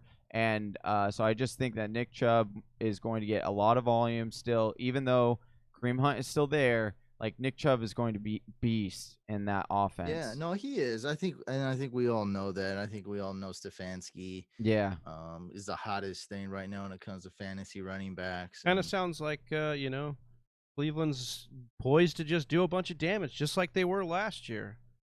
but I think no one's saying Super Bowl last year was Super Bowl. Fair enough. I also think that they've been dead silent. Like, we haven't heard anything. Last year there was the videos, the hype train, the let's go, we're gonna do this, and this year Baker's like, nope, we're not doing that shit. We're gonna be straight laced. We're coming in here. Let's do something. We didn't prove anything, and I think they got kicked in the face. And here's the thing. Baker has always shown throughout his entire career, when you put a chip on that kid's shoulder, look out. And I think that's what it was. Like, a lot of people, in the fantasy football community, we were one of them. We're hyping up Baker last year, and I think, the buzz was around him, and it kind of got to him. And then this was like humble pie, and it goes back to the thing. All right, I got to prove it again, and he's always proven it. He's every time in his career. Couldn't find Hayden Hurst. I had to do a search. Okay, so I got a question. Who's the worst NFL coach right now? Gase, 100%. Oh my gosh, if that guy got fired. Wait, it's a 2-part question. Hold on. Do you both agree it's Gase? Yeah, I'd probably say it was probably Adam Gase. Okay, Who do you so say? last year, who was, like, pretend we're at last. Freddie last Kitchens? year. Yeah, exactly. Yeah. So if you have the worst head, like, so right now Freddie Kitchens is like, one way to quantify is the 33rd best head coach in the NFL. Oh God, that's horrible. Going from that, like, the O-line's improved. Would you brag and about the that, coaches like, in a improved. pickup line? Would you be like, yo, I was the 33rd best coach? I probably would try to use it. Like, I coached in the NFL. That's a good pickup line. What is this? This is a trend, because I just did a head-to-head best ball draft. Someone's like, hey, you can say you drafted AJ Brown in round 20, because there's only a 2-team draft, like a head-to-head. And I'm like, and then I don't know what is this pickup line? This is a new trend. I guess. I'm gonna keep hearing this. Like, hey, baby, I'm the 33rd best head. I almost ruined Baker Mayfield's career. Yeah. Then he became. I didn't good. know how to throw the ball to OBJ in the red zone. He didn't know anything. Yeah. Hey, we're getting Gase as well in our chat right now. So I think Gase would be. Who would you say? Yeah, it's got to be Gase. God. I mean, from the press conference to what he says to how he leads I mean, He's literally never been good except for with Peyton Manning, who is I don't know, a freaking general on the It's field. like when your that friend didn't gets need- you the job that you're not really qualified for. Yeah. he was offensive coordinator. So it's basically like Stepmom that Lauren his- for us, dude. That's Like basically- Stepmom Lauren getting us into the industry. Yeah. Yeah. We probably shouldn't be here. but Yeah. Here we are. But he was the OC. Am I right? Yeah, he was the Offensive OC for coordinator. Peyton Manning. Denver and, and Chicago. and Peyton Manning was like, "Yo, no, Gase, shut up. I got this." And that was why he won. And that was why Peyton Manning was like, "Oh, this is actually a cool offensive coordinator." Maybe he is a good offensive coordinator, though. That's different from being the general, Yeah, like leader of men kind of thing. The actual, yeah, like, I mean, the dude in press conferences, he's bugging out. His assistant coach in Miami is doing that Tinkerbell dust. Hey, that'll putting be it up us. his nose. That'll be us Tinkerbell tomorrow morning at dust. 10. No, we won't Bug-eyed. be doing no. Oh, bug-eyed. Yeah. Yeah. And then, all this, like, he's like, no, I didn't say Le'Veon Bell. I don't like Le'Veon Bell. I just wouldn't have paid that much for him. And I think he fired the GM, got him fired. And it's just a whole, No. and then I watched that game, and it's just, that game is, I don't know. It's like one of the most epic games I've ever seen in my life. Is the Patriots Jets game, Oh, and it was a mixture of everything going wrong. It's not just me spamming the chat with ghost emojis every time someone drafts Oh Sam Darnold. gosh. I like to make fun, but it was also Gase. Like you're supposed. What's your strength? like put him. Yeah. Offensive coordinator, genius. You're supposed Can't to. you Yeah, put him draw in up a play situations. so Hey. this guy doesn't panic for one play? Well, like, and- can't you- No joke. Here's the other thing. Like we all laughed and we made the joke as well. But it's like, dude, could you really like blame him? Like he was 20 years old, scared shitless because that offensive line is just horrible. And it's like, I'm about to get torched. I have no idea what I'm about to do. And the defense is going to come at me really fast. Like, I'm screwed. Like, I No, don't. I'm not- I would see I'm ghosts not- too. Like, I don't care who they are.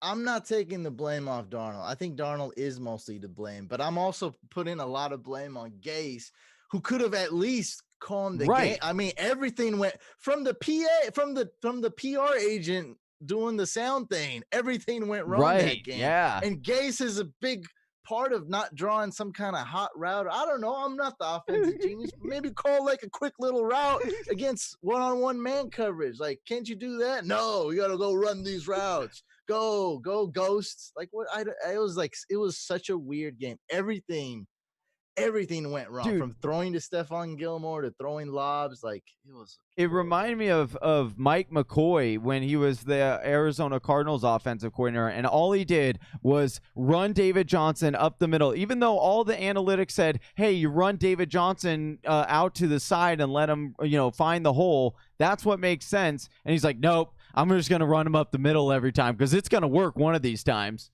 I know this, 2.1 yards per touch or carry is really working for us." I'm actually really interested in this because I do, I do respect David Johnson's 2016 year. Mhm. And when I saw Joe Mixon up close working out, was a lot of people comparing him to Le'Veon Bell. They had like a small internet beef. I don't know if you know, because they're similar. They're patient, Mhm. great Yeah. pass catchers, similar. Well, But actually, when I seen him up close, he reminded me just like David Johnson. That's who he Yeah. reminded Joe me of, 'cause Mixon? maybe he looks bigger than you think. Like he's really big. Like he's big, David he's Johnson tall. was a little bit smaller than I thought when I saw him. Like he's like, yeah, he's like more cut than big, I would say. And I thought like that he would be like this super jack, like stout guy, and he really wasn't. Let me bring up the measurables too. But Yeah. what I'm getting at is why do you like I respect his upside this year, but I'm avoiding David Johnson overall. Why do you like what makes you think he's gonna be good? Why are you on the David Johnson train? Like try to convince me. Give me some points. Travis, poor Every hour Travis, we've yeah. had him try to Hey. convince people, but I'll let him 'Cause take it away hey, here. No, it's hold on. Apparently, this should have been my dark horse for our show. Is what on our YouTube. That's what this is all boiling down Yeah, to. Stepmom Lauren's in the chat saying like you dare besmirch David Johnson. So go ahead, Yeah. Johnny. Tell Couch why you love David Johnson so much. Yeah, you better take a big breath here. All right. Well, we'll start with the offensive line. The offensive line is much improved. Probably one of the best offensive lines that Deshaun Watson has ever seen in an entire career. And guess what? Guess what scheme they are running? The zone blocking scheme, which was the very zone blocking scheme that Bruce Arians ran in 2006, which was the very year that you were just talking about that you wish you believe in, but you currently don't. But guess what he has done whenever given the volume? He is only produced for fantasy as an RB1 in the late round. Like even last year, he only through 6 weeks, he still was a top 7 RB. And then you take him to Houston, where Bill O'Brien is going to make this trade work because everyone was roasting him. And you think he really wants to trade for a guy and trade his best wide receiver just for sitting that guy on the bench and saying, "Oh, we're only going to give you, a partial timeshare"? No, they're going to give him 300 touches in this offense, and I'm telling you, it's going to be a mistake for all the people who are sleeping on him and letting him pass the third round because he will win your league if you get him there. He will be an RB1, I'm telling you. Are you breathing? No, I rest my case. That didn't really. Oh, he convince left, me. dude. He didn't convince him. Wow. Oh, you got the pooch over there. Cause I mean, because the one thing that was unreal, dude. The only thing I really want to address is like, I mean, every single RB1 balled out in Arizona, and so sure, your points may be valid, but David Johnson was just he looked very sluggish. He looked bad, and seeing Chase Edmonds and Drake ball out is just kind of like, why didn't David Johnson do it? I mean, what's go up with rewatch the those first 6 games. Go watch pre-injury. Go watch the first 6 games, and you will change. And not only that, but no, but I'm saying that's not my point. Is he going to be the same after that? Like, why didn't he recover? Like, what was he had a high ankle what was sprain. the big deal? Have you ever had a high ankle sprain? It takes it lingers, and then when he tried to come back too early because Chase Edmonds was kicking ass, and he was like, "Oh, I'm about to lose my job," and he was like, "Okay, I gotta push it back," because that's what he did. Like I'll give him that. Like as an Arizona Cardinal fan, he would always he would give his best. That's what he as his character, like a personal thing. He is a very good character guy. High character guy, and he would always give his all. And that was one of the things that hurt him as a player because the Arizona fans just kind of turned on him because he wasn't producing like he had in 2016. And so that hurt him. And I think it got to his head. And when he went to Texas, what did Bill O'Brien do? He went, come here, come to Papa. I'll take care of you. I got you. And guess what? I'm going to give you 300 touches like you want because you are the man, and we're going to show them all exactly what we can do. And I'm telling you. And that's the bottom line because that's what The Rock is cooking. So you saying he had a high ankle sprain which affected him. Now he's fully healthy. Yes. He's going to be back to because it's been a year and a half. Noah Fant was just chilling for me here in the 12th round. Love that value. Just had to shout that out because we've been talking about David Johnson, but yeah, that's true. I just drafted Noah Couch. Fant in the 12th. I want to know who is. Oh, this is another good debate on a show. Are you a Singletary guy or are you a Zach Moss guy? Every hour, neither. Okay, well then we'll pass on that. That's an easy one. That's good. What are some of your late round dart throw? Yeah, we're past it now. Can you give us some of your? Yeah. I love Anthony Miller and Jonnu Smith. Those are 2 guys that I try to target a lot. And one guy that I want to really own more stock in is AJ Brown. I see he went 5.8, and I love that. I think AJ Brown just has that upside that you got to kind of go for. I think he could be the next star. Oh yeah, in the NFL. I mean, you could say that about Terry McLaurin too, Yeah. but I think Washington's cursed, and who knows what's up with their quarterback situation. I think we'd have to say that quarterback situation's better in Tennessee. You're just more confident in that team and that organization. Washington is, I mean, they don't even have a team name. Like, I don't even know what the hell's going on there. And Haskins, he's showing like he can come, be way better than last year, but that's a huge question mark. Yeah. We really, I would say starting know quarterback, the continuity is definitely there. But I loved AJ Brown coming out of college. I thought he was probably one of the better wide receivers in that draft. I just didn't love the landing spot, but it worked out that Mariota got kicked to the curb, and then you had obviously Tannehill come in and just AJ Brown can play all over the field too at the wide receiver position, which is excellent. He puts that big body in the slot and just dominates like the weaker corners, and I just big fan of AJ Brown's game. So it's good to see him actually breaking out here, and I think he's going in the right spot too.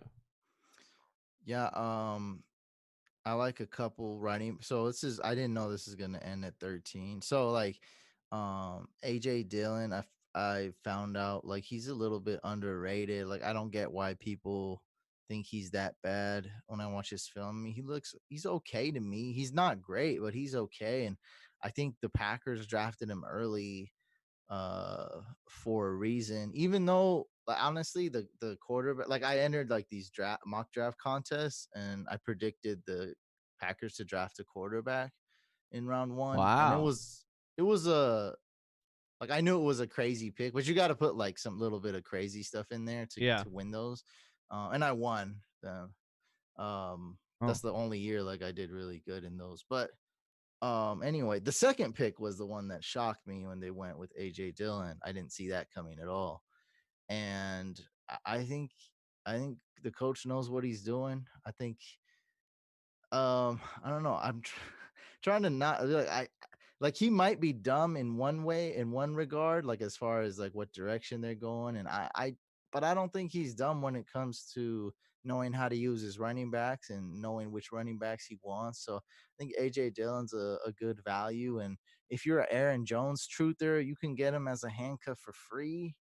Like, look at this rate. Yeah. Right now in this draft, he may go undrafted. Like, so that's a No, dude. huge steal. No, dude. I'm about to get him. Okay, see, this is why I don't reveal everything. And no, I'm just kidding. I'll let guy- you take him because Another guy I like that's going late. No, you can do whatever. Another guy I like that's going later is Joshua Kelly.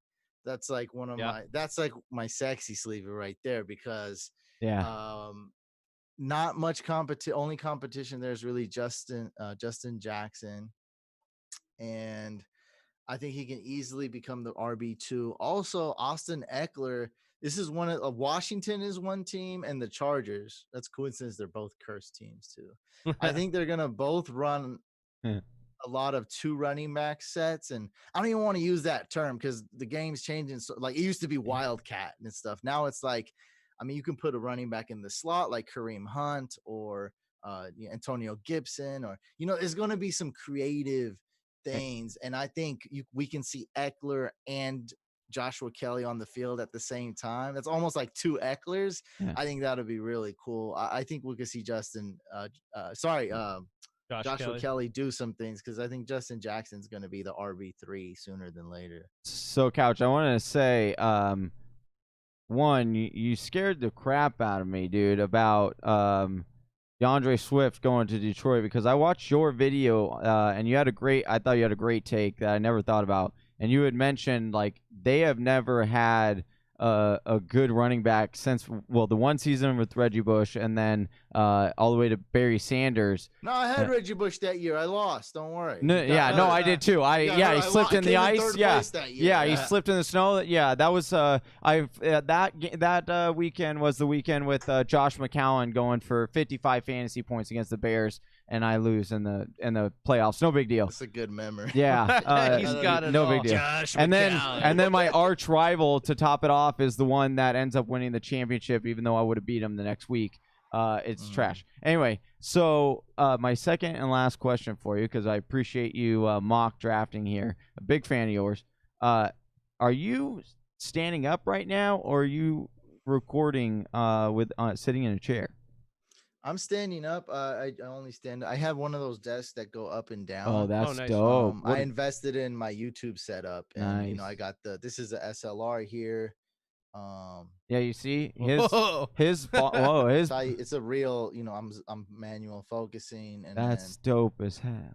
I got the desk that goes up. So I don't know, when you were talking about David Johnson, my dog, he's old. He wanted to get on the couch. Oh, So got it. I don't know if you saw. Yeah, I saw the maybe pooch. you guys just didn't comprehend what was going on. It's No, all right. I You're did. good. I did. Hey, I it's talked okay. about it, but Johnny, he was just going on about David Johnson. Hey, but- Wanted to ask the dog's name.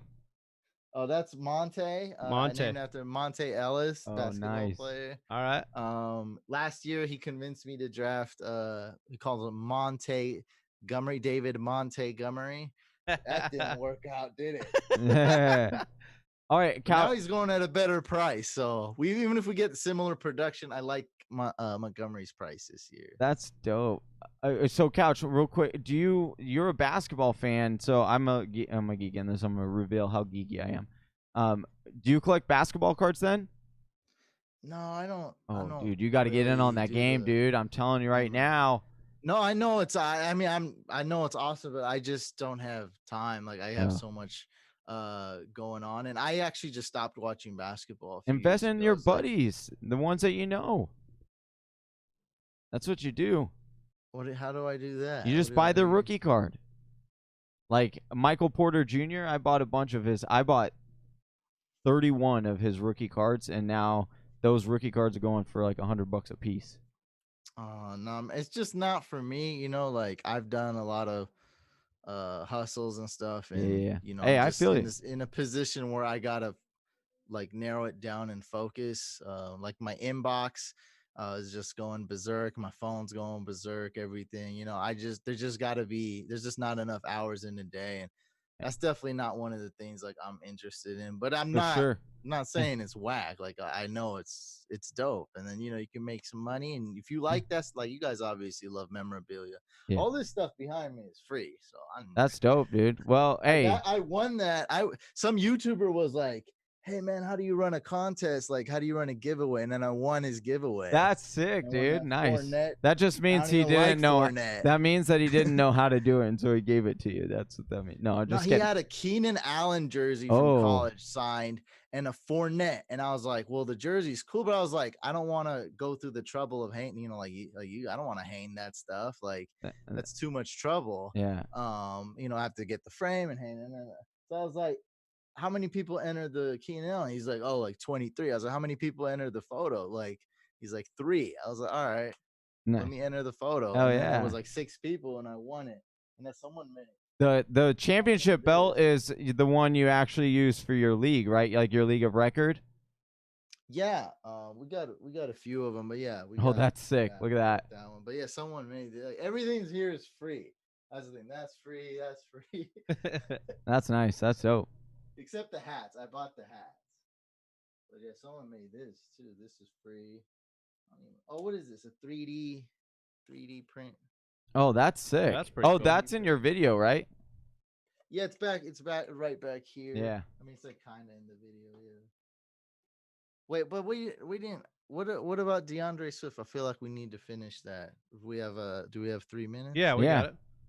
What are you talking about, DeAndre Swift? What do you His think? take on DeAndre Swift? Yeah, your take on DeAndre Swift, where you just said you were worried because of the history. I mean, there were other reasons why you were worried, but I thought it was a really interesting take how you had like kind of brought up just like the history of the running back position in Detroit is not the best. So it was kind of a reaction video of after the draft had happened. Yeah, I mean, it's, you know, DeAndre Swift, I think he's like a poor man's Dalvin Cook. And I'm not going to tell people like don't draft him or don't take him in dynasty, but it's like something you definitely should think about and probably even knock him down a little bit, because someone once told me this, and then like I wish I had like the response. Like someone left a comment like, "Oh, that's lazy analysis. You know, Lions are cursed and they draft bad running backs."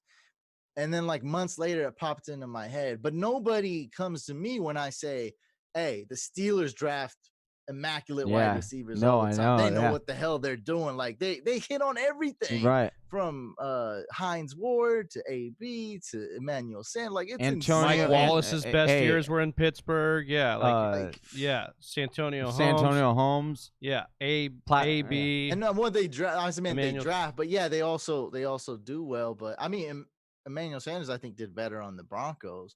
But, you say Plaxico Burress? Yeah, but they all what? Did you say Plaxico Burress? I did not bring up because Plaxico was originally a Steeler. Right. So Plaxico. Yeah, I mean, there's tons of. I mean, they've just done a great job of doing that. Yeah, that's a good. That's why I like a good one. That's why I'm also big on Deontay Johnson this year. Yeah, and that has a lot to do with the pedigree that Pittsburgh has in drafting wide receivers, but also in what Big Ben does with wide receivers.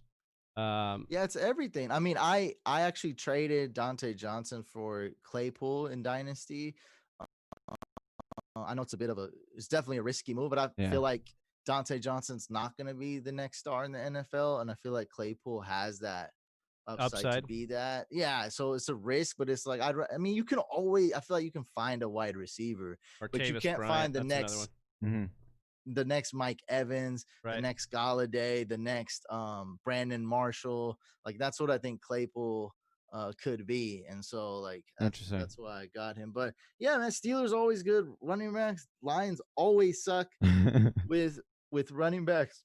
Javid Best, he's from my hometown. He was so amazing, and then he just kept getting hurt, and Yeah, you guys just see his saved the story on Cardinals and on. from, or they saved the Cardinals because that's who the Cardinals wanted was Yeah, Jabez they Best. sniped the Cardinals, and they got like, let's David take Johnson that instead. David Johnson guy. Yeah. Yeah. I don't know. I'm gonna look more into David Johnson. I'm not fully bought in, but yeah, I mean, if he is healthy, like I know he's a talent, but yeah, he will get used too. I know because you know what? What we do know is that no matter what any of us think of Duke Johnson, he never gets used. No matter what, I think that's already solidified. Right, exactly. Very yeah. limited, you know what I Right. mean? Like, Yeah, very limited role. Right. He's going to be the slot receiver. He's going to be great PPR back. He's just here's 50 touches. Yeah. All right, Couch. Well, why don't you tell the people where they can find you? We've got your Twitter link within the description, but also you're a heavy presence over on YouTube. We've got you in our partner accounts there, so they can find you there, but also Instagram and others. What do you got cooking right now for us, Couch? Man, that's really it. Just check out my YouTube. I'm gonna have a lot of draft content going up there. I'm cooking up some new things to spice it up because I came out with this Let's Draft concept, and a lot of people are doing really well with it. So I'm gonna try to keep it different. Do some different things, and I got some things cooking. So make sure you guys check out the Fantasy Couch YouTube. Yeah, definitely. And like I said, it is on our homepage of our videos. They are brother Can't channel. miss it. You just Can't. search Fantasy Couch. It's Yeah. one of the top fantasy football YouTube channels. I know, right? What are you gonna miss? There's a couch. It's orange. It's white, black. Like, Yeah. you can't miss it. You can, if you want to find it, you'll be able to find it. Well, All right. appreciate you, thanks, man. Couch. Appreciate you, brother. All right, guys. Thanks for having me. Peace. All right, so Dude, that was awesome. yeah. Do you wanna? I can let Ryan in.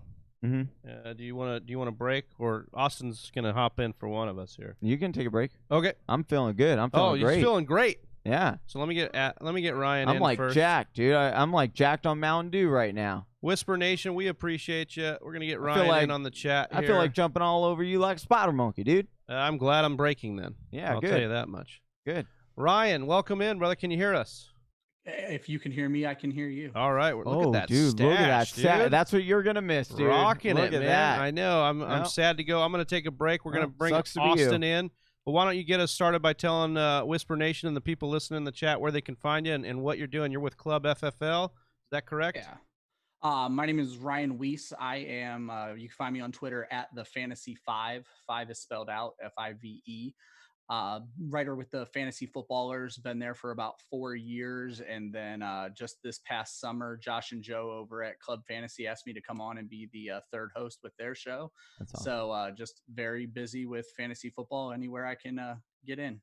Dude, that's the way to do it. Just take anything. Just like do what you love. That's what we love about doing this, is we're getting to mock draft with people in our community, and it's a lot of fun, even though we're going 24 hours and sometimes we get like real off the rails here. It's a lot of fun.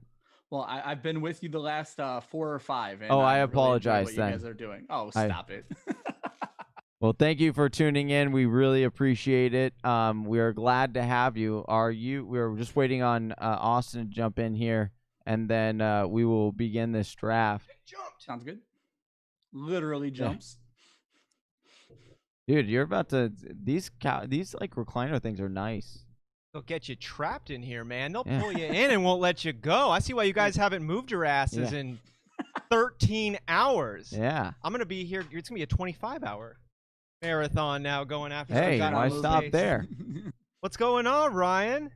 Not much. How are you doing? I'm doing good, brother. I am jealous of your mustache right now. Thank you. Now, we had ours August 18th, 50 weeks ago, and I forgot that I had a fat-ass mustache at that time, too. Oh. Yeah, and then you shaved it, and we told you not to. I know, but Yeah. your mom told me to, and I listen to what she says every There you time. go. So Wow. Gotta I please love the my ladies. mom. That- I love my that's what the mom. mustache I is love your for. mom, too. I know.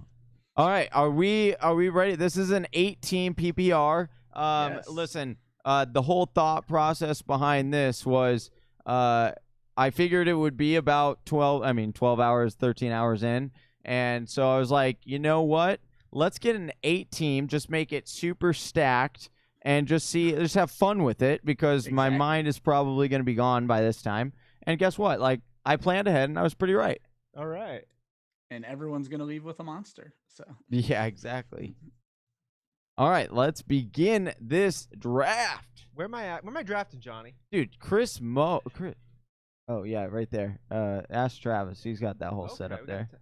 He's got the like take me out to the ballpark peanuts over there. Still like, goodness gracious. The show times. Yeah. All right. No surprise here, dude. Chris, big shout out to Chris. Yes. He has been with us all night, and continues to fill up this draft room, and we appreciate every single person who is on with us right now. If you have not liked or subscribed to our channel, please do. We are doing a giveaway right now. If you hit subscribe, and then you have to be a subscriber, and then type in the chat capital TFW, you will be entered in a drawing to win a I believe we're going to do a draft kit giveaway at the end of this mock draft. I believe the word. that is the word. Yeah, the bird's word. Yeah. So. I'm locked into the 8th. Oh man. Okay. Oh yeah. I'm almost up. All right. So. Tell us why you picked what draft position you did, and do you have a feel for what you want to do here? I mean, not quite yet. I'll see how the first couple rounds go. Typically, my goal is running back early. The reason I picked slot number 3 is there are 3 running backs I want, and I'm going to get one of them and have the fewest picks in between that pick and my next pick. So pretty simple. If I get to choose my draft slot this year, it's going to be the 1-3 every time. I was talking to Johnny about that just the other day, how that 3rd spot, I see it the same way that you do, Ryan. I want to ask, though, for those in that unfortunate 4th spot, who is the guy coming right after in most drafts for you after those 3 solid running backs? I'm probably staying running back in a standard league. In a super flex, if I had taken the 4th spot, I'm going Mahomes there without a doubt. Super flex 2 QB.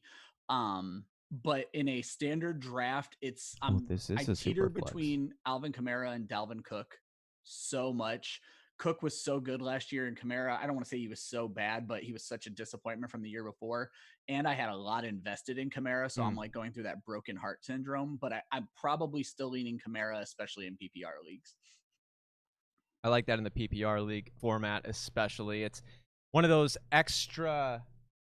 I see, Kamara is always hard for me, and I know that I'm showing maybe some cards that I shouldn't be on this one with Kamara because it's so hard for me to get down on a running back who is not going to be getting massive volume, taking him in the top 5. But I've said that for the last 2 years. I've been wrong the last 2 years, and especially in a PPR format, Kamara is could be the number 1, right?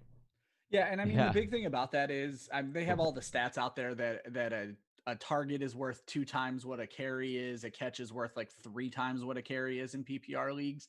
And Kamara's been right around. He was over 100 targets in 2018. He was at 97 targets last year. He's the slot wide receiver there. We want to amplify, Manny Sanders now that he's there. We wanted Traquan Smith to be a thing.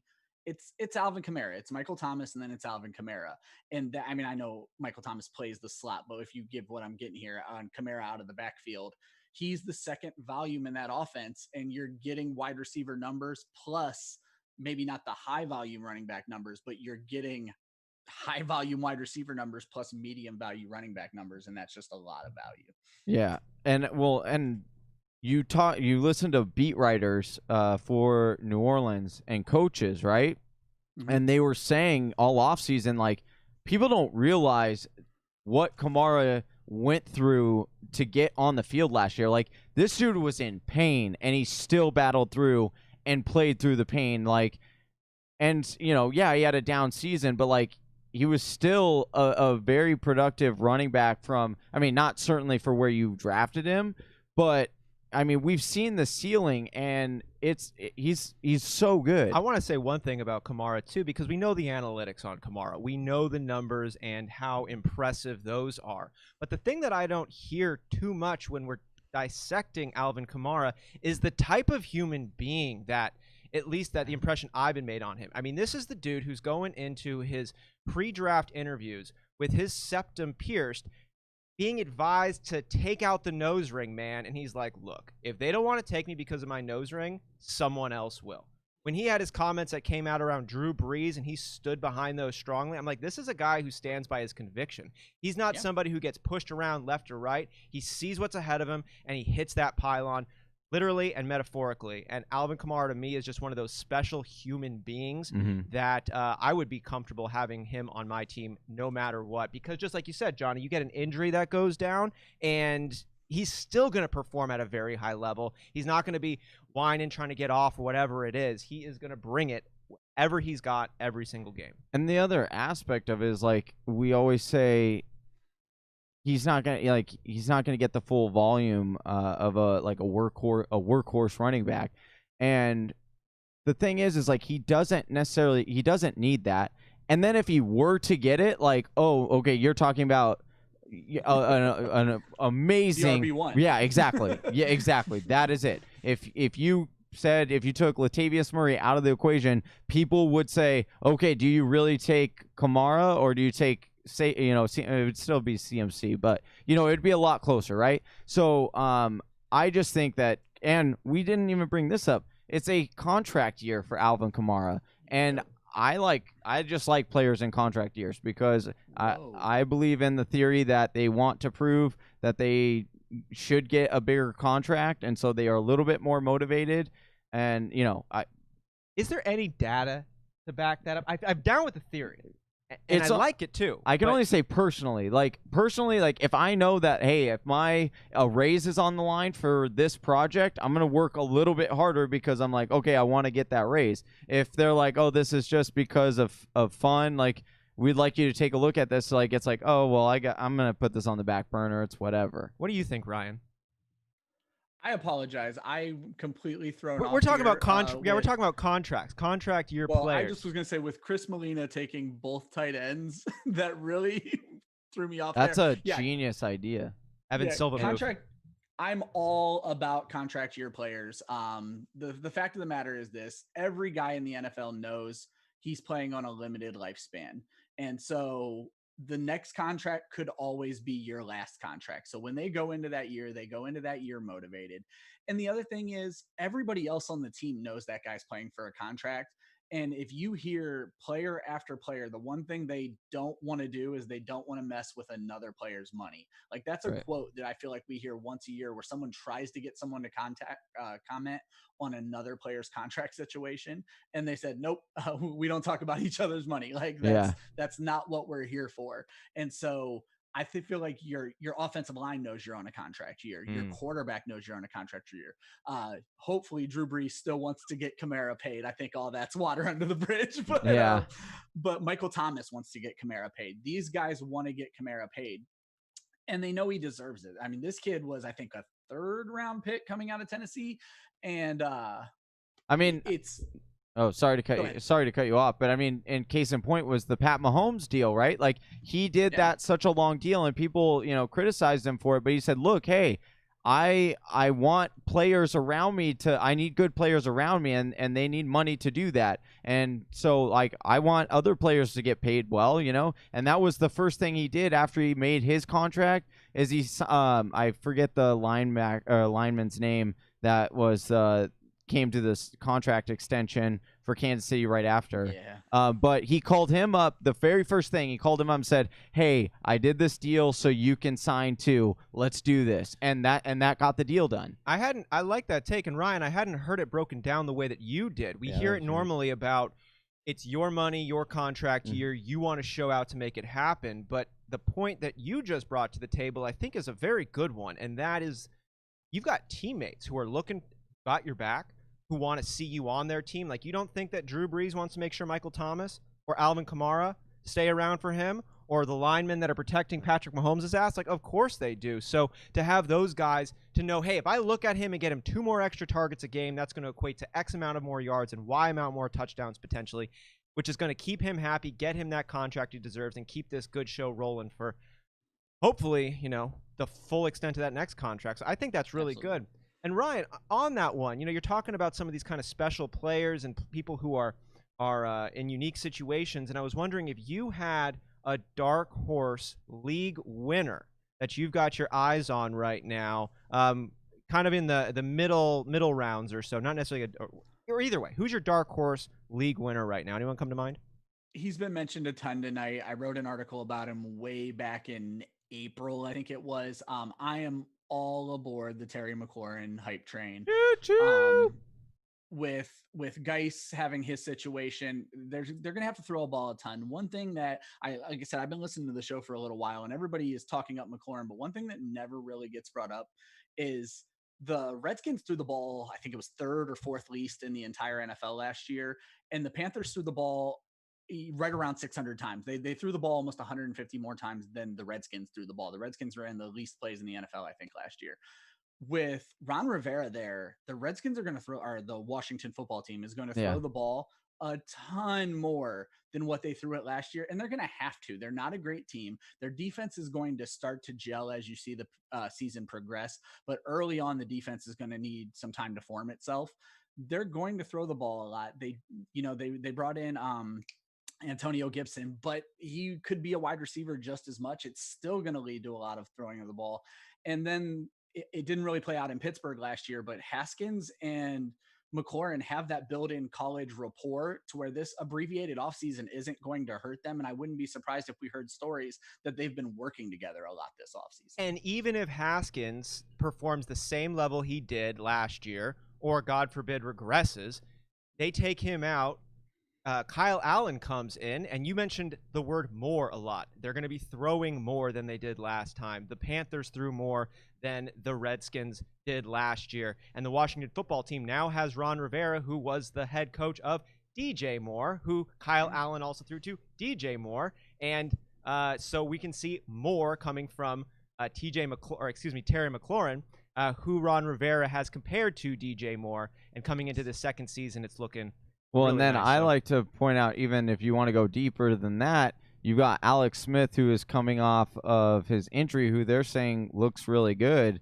And I know that, people are going to say, oh, Alex Smith is your answer to this, solves your problems. And I'm going to say, no, like he's not going to, blow the doors off, as Matthew Berry likes to say. But like, you don't think he's super accurate. Not only that, and then who's the tight end there? That was the big thing. He had Travis Kelce in Kansas City, so it was a massive target. So of course he was going to go through the tight end, and they don't have that in for Washington. It's the big body is Terry McLaurin. So I think just all across the board, you're looking at a guy who is just super safe. And we've, through this mock draft, it's really been kind of fun because you've seen his natural progression just in our mock drafts through the afternoon of how much he's risen in mock drafts, and I love it. I love Terry McLaurin. I've said this; he is my bromance on the year.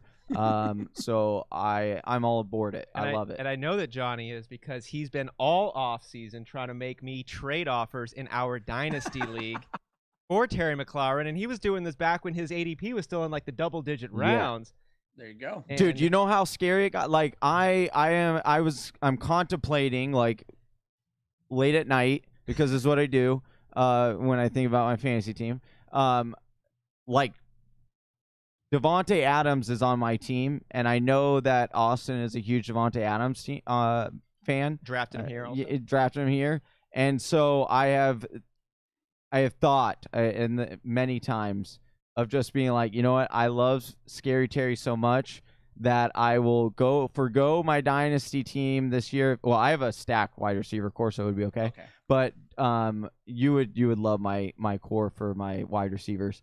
But I would just be like, let's go Devontae Adams for Scary Terry straight up.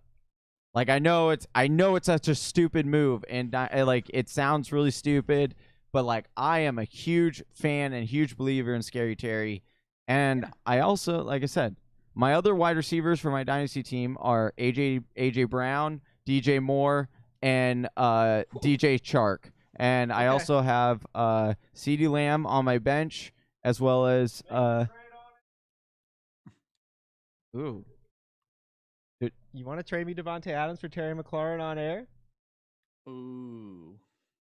While he's thinking about that one, just because you got to plug your squad, I'm just going to take a shameless plug on my Dynasty squad here as well with Lamar Jackson, Derrick Henry, Josh Jacobs, Nick Chubb, Kareem Hunt, Tyreek Hill, Terry McLaurin, Austin Hooper, San Francisco defense. Hey, there you go. All right, Ryan. So I got to ask you then. Should we do this? Should we do this on? Huh? No. Okay. No. You play Dynasty to win now, and Devontae Adams is 150 targets is floor next year. I know that's the thing. It's like I could legit see a year where Devontae Adams gets 200 targets because Aaron Rodgers is like, you know what, screw it. Like, I'm gonna show you guys. Nah, I love Terry. I love him, but Terry's a guy I'm looking to take in the fourth, fifth round, and we're not even talking Dynasty, but the fourth, fifth round. Adams is a guy who's at the back end of a But first Johnny, round. are you trying to win right now? You got all these younger players. You got DJ Moore. You got DJ now there's that. Moore, I don't DJ know the Shark. whole league makeup. Right, so Johnny's kind of in a Dude, build my it. team build is it, but stacked though. I can win it this year. you Well, you're cannot not beat making my that team. trade straight up. You have to give him a draft pick. Yeah. Well, that's what I was. Yeah, I was thinking of like, what kind of draft pick would he give me? Because I'd be willing, if he gave me a draft pick, I'd be willing to do this deal. How high of a draft pick? Ooh. Well, let's bring it, Ryan. Let's bring it, Ryan. Look, Stepmom Lauren is graciously in our chat, like killing it right now. And she just said that you were one of the best writers. She called you a genius. Yeah. So Thank you. what would you think is fair? This Okay, you're unbiased. What do you think would be fair? Fair. How many teams are in the league? 12. 12. For the step down that you're taking this year, my initial offer, I'm not going anything less than a second, but I would want a first. I mean, it's And that was where I had when our talks first had sprung up. I had said that I was like, I'll give you Devontae Adams for Scary Terry and a first, and his team is stacked. that so would be my offer 100%. Yeah. I'm going to see if I can keep filling that mug of yours up with something, give you a little extra kick in your pants, and maybe we can get that first, second to like a third, fourth around 4 a.m. Something like that. Wow, unreal. You see That's how you this? do negotiation Know your right league. there. Wow. Yeah, that is true. Know your league. Know your league. Know the rules.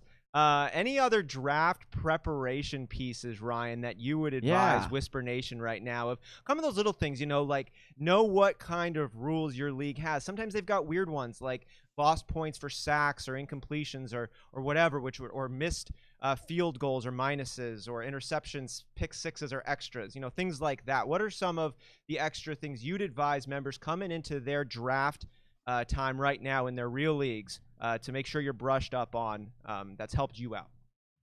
Yeah, you hit a bunch of nails on the head. The amount of drafts I've done this offseason, and a lot of times they're just mock drafts, but drafts I've done where during the first round, someone goes, oh, wait, this is a super flex. Because that changes the value of QB so much. And I mean, I'm a big proponent of QB late. And I feel like the industry in general tends to lean that way. But Superflex and 2QB especially changes that to such an extent that you need to know these things going in, because it's going to completely change your draft board. It could change the scoring when you're looking at projections. If you're looking at, standard scoring projections and your league is full PPR, those things aren't correct. Even half PPR to full PPR could be such a big swap. So knowing if your league's full PPR, half PPR, if you're still playing in standard, you guys hit something at the very end of your draft with Liz Loza that I felt was such a great question to ask. I was going to follow that up with right now. That's funny that you say that. It's like we know each other already so well. There you go. Find out if you're required by your league to draft kickers and defenses. I don't care if your league is starting kickers and defenses. I actually did the research on this, and as far as I can tell of your major platforms, unless your league is requiring it, ESPN is actually the only site that requires your team to draft kickers and defenses. And the reason I tell everybody, I mean, I've written articles about this, and I'll scream this from the rooftops, is there are guys that Well, here you are. Do it right now. at the end of your draft, guys like Steven Sims from Washington, who could see a lot of volume this year, and there's others, I'm not going to go through a whole list. I'm sure we'll get it towards the end of this draft. Jonnu Smith at tight end, just guys you can grab with your last pick that are going to have such value on your team. And then if your league is trading, which they should be, you can take 2 of your middle round guys and then turn them into a 3rd or a 4th round pick from a guy on another team to free up that roster spot you needed to grab your defense. So there's this game of chess within the game of chess. So find out whether or not you even need to draft these guys, because the guys you draft at the end of your draft aren't the guys you're trading away. Nobody else wants those guys. There's a reason they were available at the end of your draft, but you're smart enough to grab the lottery ticket. You're going to trade away the guys in the middle that the guys felt like they got sniped on for their better players, and then free that roster spot up. Can you? I don't know if the camera quality is good enough, but I got major goose pimples right here from what you just said, Ryan, because it reminded. That's a great point, and it reminded me of another kind of fantasy football tip. Not so much in evaluating players, which is what we do mostly on these mock drafts, but also ways to navigate victory by playing the rules of your league. And when you talked there about making that 2-for-1 trade, first off, of keeping the guys that are at the end of the draft that nobody wants because, hey, if they wanted them, they would have taken them. They didn't, so there they are. So let's not try to flip that penny around for something. You'll watch that investment grow. But when you talk there about taking the 2-for-1 deal and freeing up that roster spot, you talked about filling it with a defense, but you can really do anything you want with it. And I think it's oftentimes completely undervalued what having an extra roster spot on your team does. When you're thinking, I got the sleepers, I got the guy, maybe you do, maybe you don't, but there are guaranteed sleepers that are emerging in the free waiver or the free agent waiver pool that you're going to miss out because you don't have. Big Travie over here, I mean, in our Dynasty League, it's a very, very competitive Dynasty League, and he was able to snag Darius Slayton, who is like, it's like, whoa, what a great piece. And if you didn't have that available roster spot, you just wouldn't have had that opportunity. Exactly. And so when you get that 2-for-1 and free one up, that extra spot is real value. Thanks for bringing that one up. That's a good one. Absolutely. Slayton was another guy who I would have brought up for my dark horse. I wrote an article for the Fantasy Footballers a couple weeks ago where we dig into, we call it Fantasy Football Target Practice, where we dig into where we think the target floors and ceilings of players are. And while I was digging into Slayton, one unbrought up thing about the New York Giants is the addition of Jason Garrett and the offense that he's going to bring with him from Dallas. Slayton translates to Amari Cooper, the boom or bust aspect of his game, the role he's going to play in that offense. You can get a cheaper version of Amari Cooper, 5 rounds later, if you draft Darius Slayton. Oh, I thought you were going to say Gallup. Sorry. Oh, I love Gallup. Yeah. Gallup's the wide receiver 1 in Dallas. That's the hill I'm dying on this year. But Slayton and Cooper with the boom or bust aspects of their game. Gallup's a little bit more consistent. He's more of a target. He tends to see a consistent amount of targets throughout the season. Whereas Amari Cooper disappears. And I'm going to be honest with you, Darius Slayton is going to disappear because there's going to be defenses that have lockdown outside cornerback ones. Darius Slayton isn't quite to the point yet where he's beating those guys. And those are going to be games where, Golden Tate's going to see 10 targets and 80 yards and 2 touchdowns. But Slayton's a guy who is going to win you some weeks. I think he had 3 weeks last year with over 20 fantasy points, to where he's a guy who he is going to be boom or bust, but I don't remember the exact number right now. If you look at the top 12 wide receivers, I was digging into, a lot of people like to hate on Mike Evans as a boom or bust player. But if you look at the top 12 wide receivers of last year, only 3, and I think it was obviously Michael Thomas, Julio Jones, and don't remember who the other one was right now, had fewer than 6 weeks where they were outside of the wide receiver 3 ranks. So you're dealing with that with every top 12 wide receiver in the NFL right now. And Slayton's a guy who's going to bring a very similar aspect to his game to the table, and you're getting him so much later in drafts. No doubt. And we talked about the wide receiver core out of New York a couple times here. I want to get Ryan's take on some of the other pieces competing for that love over that Golden Tate, Sterling Shepard are going to have any realistic shot to be the wide receiver to have on your roster over Slayton. Over Slayton, it's close for me between Tate and Slayton. I am not on the Shepherd train. I very much am comparing them to the Cowboys. And while Tate is going to play the slot role, he's easily the most talented wide receiver on that team. I think Tate could end up leading them in targets, but Slayton's going to have the big plays. Slayton's going to end up with the touchdowns. I think what you're going to end up happening, because another player everybody loves from the Giants is Evan Ingram, as they should. Either Shepherd or Ingram is going to have a good season. I'm not willing to tell you which one for sure it's going to be. My money's on Ingram, but I could also see it being Shepherd. I feel very comfortable with Golden Tate. Golden Tate is a steal at the end of fantasy drafts right now. And Darius Slayton is right. I mean, Darius Slayton, I think last time I checked, him and Tate were going back to back, and Shepard's only like 3 picks later. So it's a very interesting kind of dynamic right now between all of them. Slayton's definitely the sexier pick, but that doesn't always mean the better pick.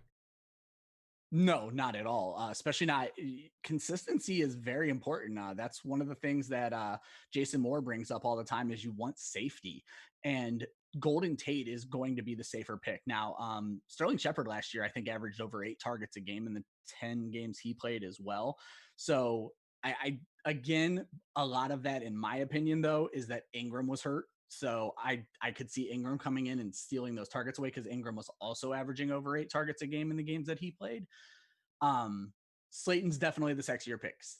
Golden Tate's not going to win you many weeks, but he's not going to lose you many weeks. Darius Slayton could win you a couple weeks, but he could lose you 4 weeks. So I'm hearing it right. It's Darius Slayton's probably the guy, but he is that number one in terms of he's going ahead of all the other New York receivers. Golden Tate's going to be that safer pick, which has a lot of value. Slayton's the sexier, bigger boomer bust guy. But still, neither one a bad guy to have on your roster is what I'm hearing Not from at all. you. Yeah, Shepard's the only one I'm actively avoiding. And I'm rounding out my picks here in this 8-teamer, Johnny. On this one, there's so much juice. I know, that's a lot. Like, not I'm at the quarterback position. People took him early. All good there. So what are you gonna do? What are you thinking? Well, it's I'm going best available in this one. I'm not trying to fill out the squad here. And speaking of the boom or bust status, I love the situation and opportunity for Stephon Diggs and Josh Allen. I know Josh Allen's deep ball is not accurate, but he loves to throw it, and Stephon Diggs is fast. Stephon Diggs is a breakaway player. He's over on there with a new team, but we saw what John Brown was able to do with Josh Allen, and it was a very impressive helping your team win games type of production. And I think Stephon Diggs is just better than Smokey Brown in pretty much every capacity. And the COVID offseason gets me a little concerned, but I think Stephon Diggs and Josh Allen are going to do really well. So for that boomer bust pick, I've already got some safer players up above him. So I'm pretty stoked, actually, to add Stephon Diggs to this current roster. And also Michael Gallup. I'm going to go ahead and take the lead, the number one wide receiver. He was going to fall to me. I was hoping he was going to fall to me. Take the number one in Dallas. Here's the thing. People always say this. They say Stephon Diggs is way better than Smokey Brown, but their stats are so similar that, like, I think they're the same wide receiver. Diggs is a better route runner. Brown is definitely a 9-route specialist. Now he hits the slants well, as a lot of speed guys do, but Diggs hits every route well. The real question is being a route running assassin going to matter with Josh Allen? I think it will. I think Allen knowing exactly where his wide receiver is going to be. I wish this COVID offseason wasn't happening because of the rapport they could have built together. The thing is, John Brown and Stephon Diggs don't need one to fail for the other to succeed. Cole Beasley was targeted over 100 times in this offense last year, and they both scored 6 touchdowns, if I remember correctly. Yeah. If Diggs and Brown do that, it's going to be a slight disappointment for Diggs, but you're going to get Brown at such a discount. Brown was going right around this point last year. Right. And now he's falling 2 to 3 more rounds. I was high on Allen and Brown last year for the same reason everyone was high on Tyreek Hill and Pat Mahomes, and they're not that good, but it's a rocket arm and it's a speedy wide receiver. And that's a very hard thing for the NFL to cover right now. And now you have Diggs, who can hit the 9 route probably as well as John Brown, but then Diggs, who can work underneath. And that's going to, you can't put your number one corner on John Brown anymore. Right. And you probably can't put safety help on John Brown. And if you get John Brown one-on-one, Josh Allen knows what to do in that situation. Ryan, they're back. They're back, Ryan, after that last comment you made there about John Brown and Stephon Diggs. And what got me so excited about that is I'm a big fan of trying to find the technical number 2 wide receiver who's more likely actually going to be the number 1. You know, we go back and forth of, in years past, speaking of Stephon Diggs, is it Stephon Diggs? Is it Adam Thielen? This year, is it Chris Godwin? Is it Michael Evans? Is it Will Fuller or Brandon Cooks? And we have our guys that most people will swear to the grave on. It's going to be Will Fuller. I know it's going to be Brandon Cooks. And there's a guy who it's going to be. But I hadn't actually really considered. I love to grab the second receiver in those kind of situations. It's just that value. If it's like 55%, 45%, one's going to be the guy. Hey, I'll take 45% at a discounted value for that and see what comes out. And I hadn't really factored in Stephon Diggs and John Brown into that conversation. And you very well might be right. Like Stephon Diggs, it is a new relationship. We don't know how it's going to work out. We saw John Brown and Josh Allen do some really good stuff next year. And hey, maybe Stephon Diggs and Josh Allen just don't get along and it doesn't work out the same. And John Brown ends up being the wide receiver to have over there in Buffalo. And you get him at a significant discount compared to where Stephon Diggs is going. And another big thing about that is Diggs is a guy who isn't afraid and isn't unused to having to compete with looks from another sort of alpha wide receiver. Sometimes you get these guys who were previous number 1s on their team and go to another team and have to, compete. And that drives them down. They were so used to being, wide receivers have notoriously been the divas of the NFL. Diggs is leaving one situation where they didn't throw the ball a ton. Now he had a much more accurate quarterback, but they didn't throw the ball a lot. They were a run first team. And he was competing with another major cog at wide receiver for looks. And now he's coming to that almost exact situation in Buffalo. Mm-hmm. That's not going to scare Stephon Diggs away. And we've seen him be a wide receiver 1 in that situation. Yeah, definitely. Interesting I like to take him. I do have him projected over 1,000 yards receiving. I just think that you're always look. I was a huge Stephon Diggs fan.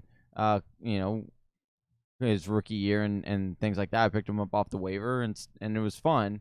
But like other than that, like you have been always disappointed in his draft stock. So that's or like his draft return. So that's just his ADP has been way higher than it is this year too, though. So where I feel like you're getting a little bit of a discount on him. Yeah, and that it's is a true. little bit up in the air. So for sure, 100%. So hey Ryan, we wanted to ask you.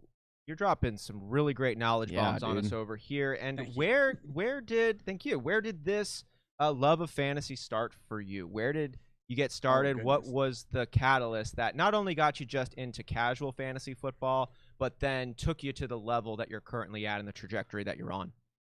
Well, I'll start with how I got started on fantasy football. It's funny. I've been playing fantasy football longer than my co-host Joe Zolo has actually been alive. Nice. When I was 10 years old, so what is that now? 28 years ago. My local newspaper ran this little thing where they broke players down into groups, essentially what daily fantasy football is now. And you had to pick a player from each group, and whoever had the high score won. Well, I sent it in. I had to send it in my mom's name, and I won. And from that point forward, I was hooked. Nice. Now, this is like pre-internet. So I started doing that every week. And then once the internet came in, I started jumping in. I've been on Yahoo pretty much since fantasy football started. So I have like the profile that dates back, I think, to 2001 or something like that. So that's where I've always done my fantasy. I play everywhere now, but I definitely started with Yahoo. And so I've been playing since then. I'm in a home league that we've been running. This is our 14th year we're going into. I just joined another league. This is my first year in the league, but they've been going for 25 years. Football is religion in Northeast Ohio, where I was born and raised. So everybody is big into football. Everybody thinks they know everything about football. So fantasy football is a natural progression of that. As far as writing, me and my family moved to Georgia in 2014. My wife's dad was sick, thankfully recovered. But we wanted to be closer to my wife's family. And to be honest, I have been friends with the same group of people pretty much since I was 10 years old. And I had kind of went into this like stage of depression. And my wife's like, well, why don't you like start a blog about fantasy football and showed me how easy it was to start a blog. Awesome. So I started this blog with top 5 lists, which is why my Twitter handle is the Fantasy 5, where I did, top 5 tight ends for the week, top 5 sleepers, top 5, just like really, really basic. And I got a decent amount of traffic. I'm not going to throw numbers because it's not great, I'm sure, but for some nobody out of nowhere, my Twitter following grew quite quickly because I was able to interact with people.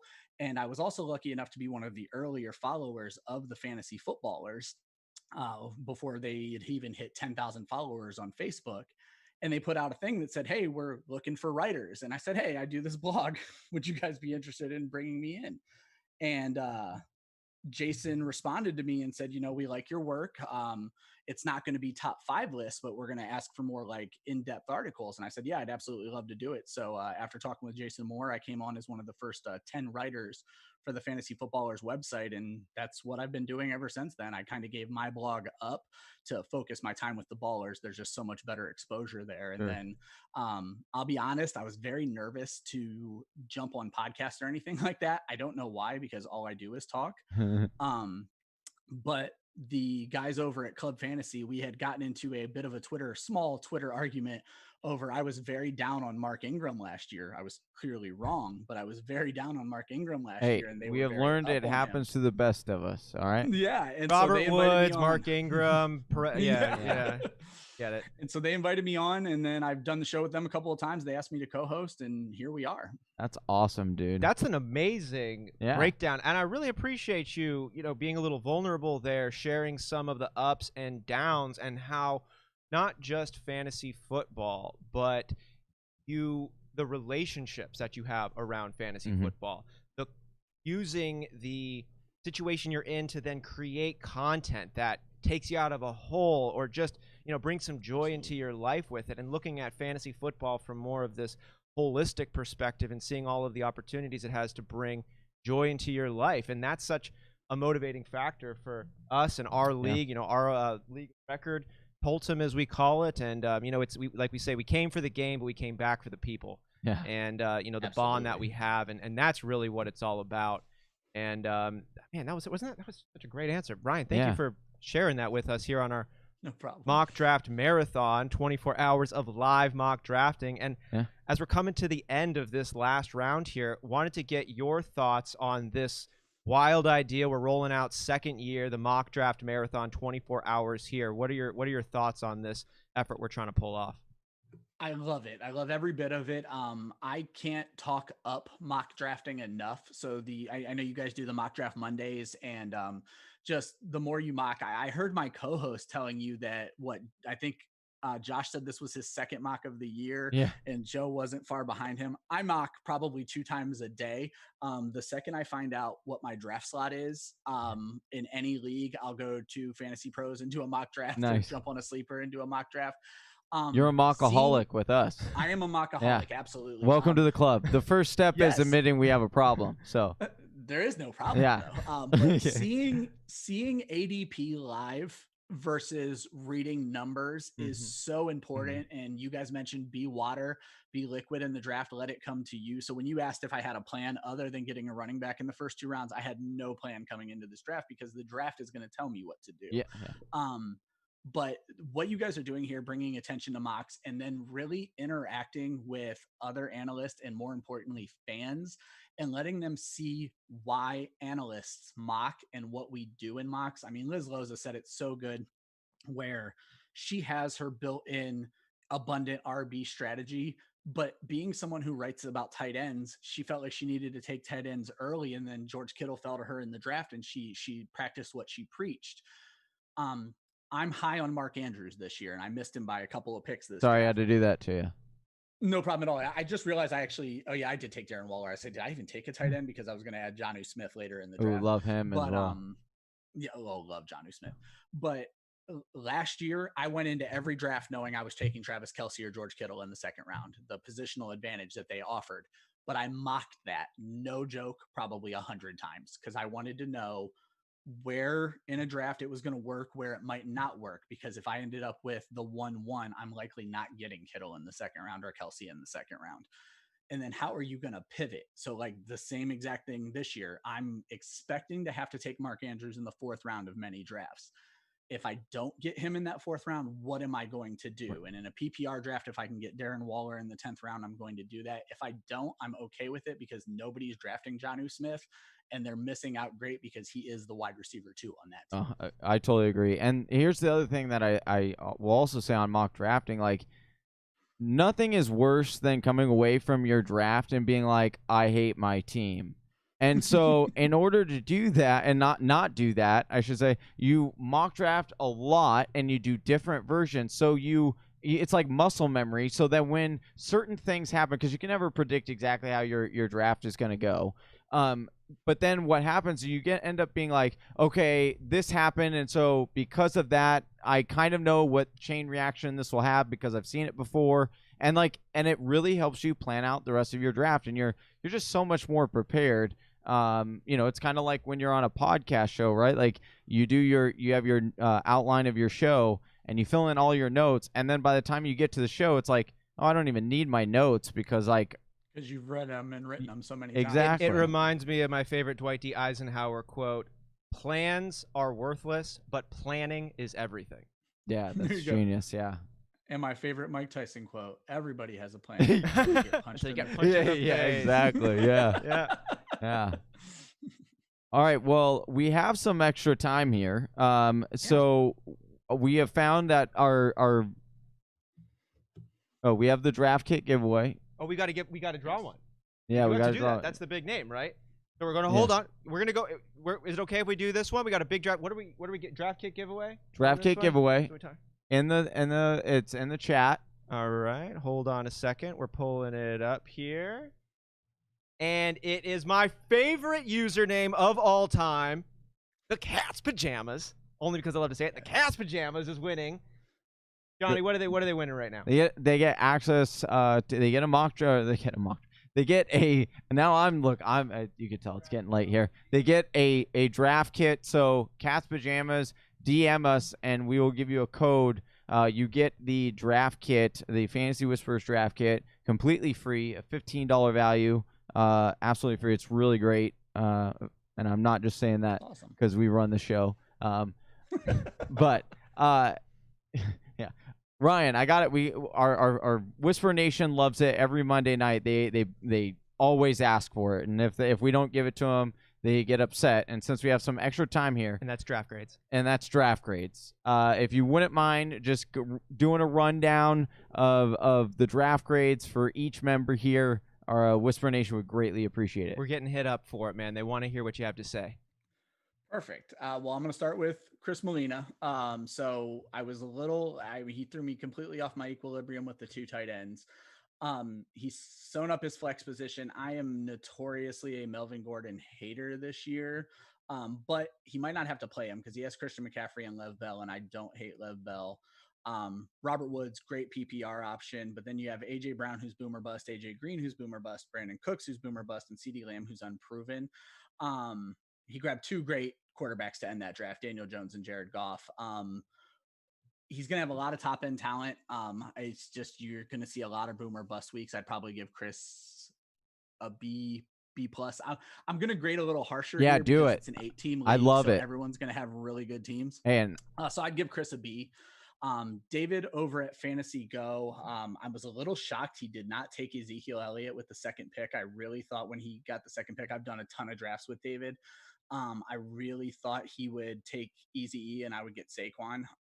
But he takes Saquon, Gurley, David Johnson, a lot of volume. I love Gurley. David Johnson's a little bit of a question mark. Cam Akers, I'm avoiding the Rams backfield altogether.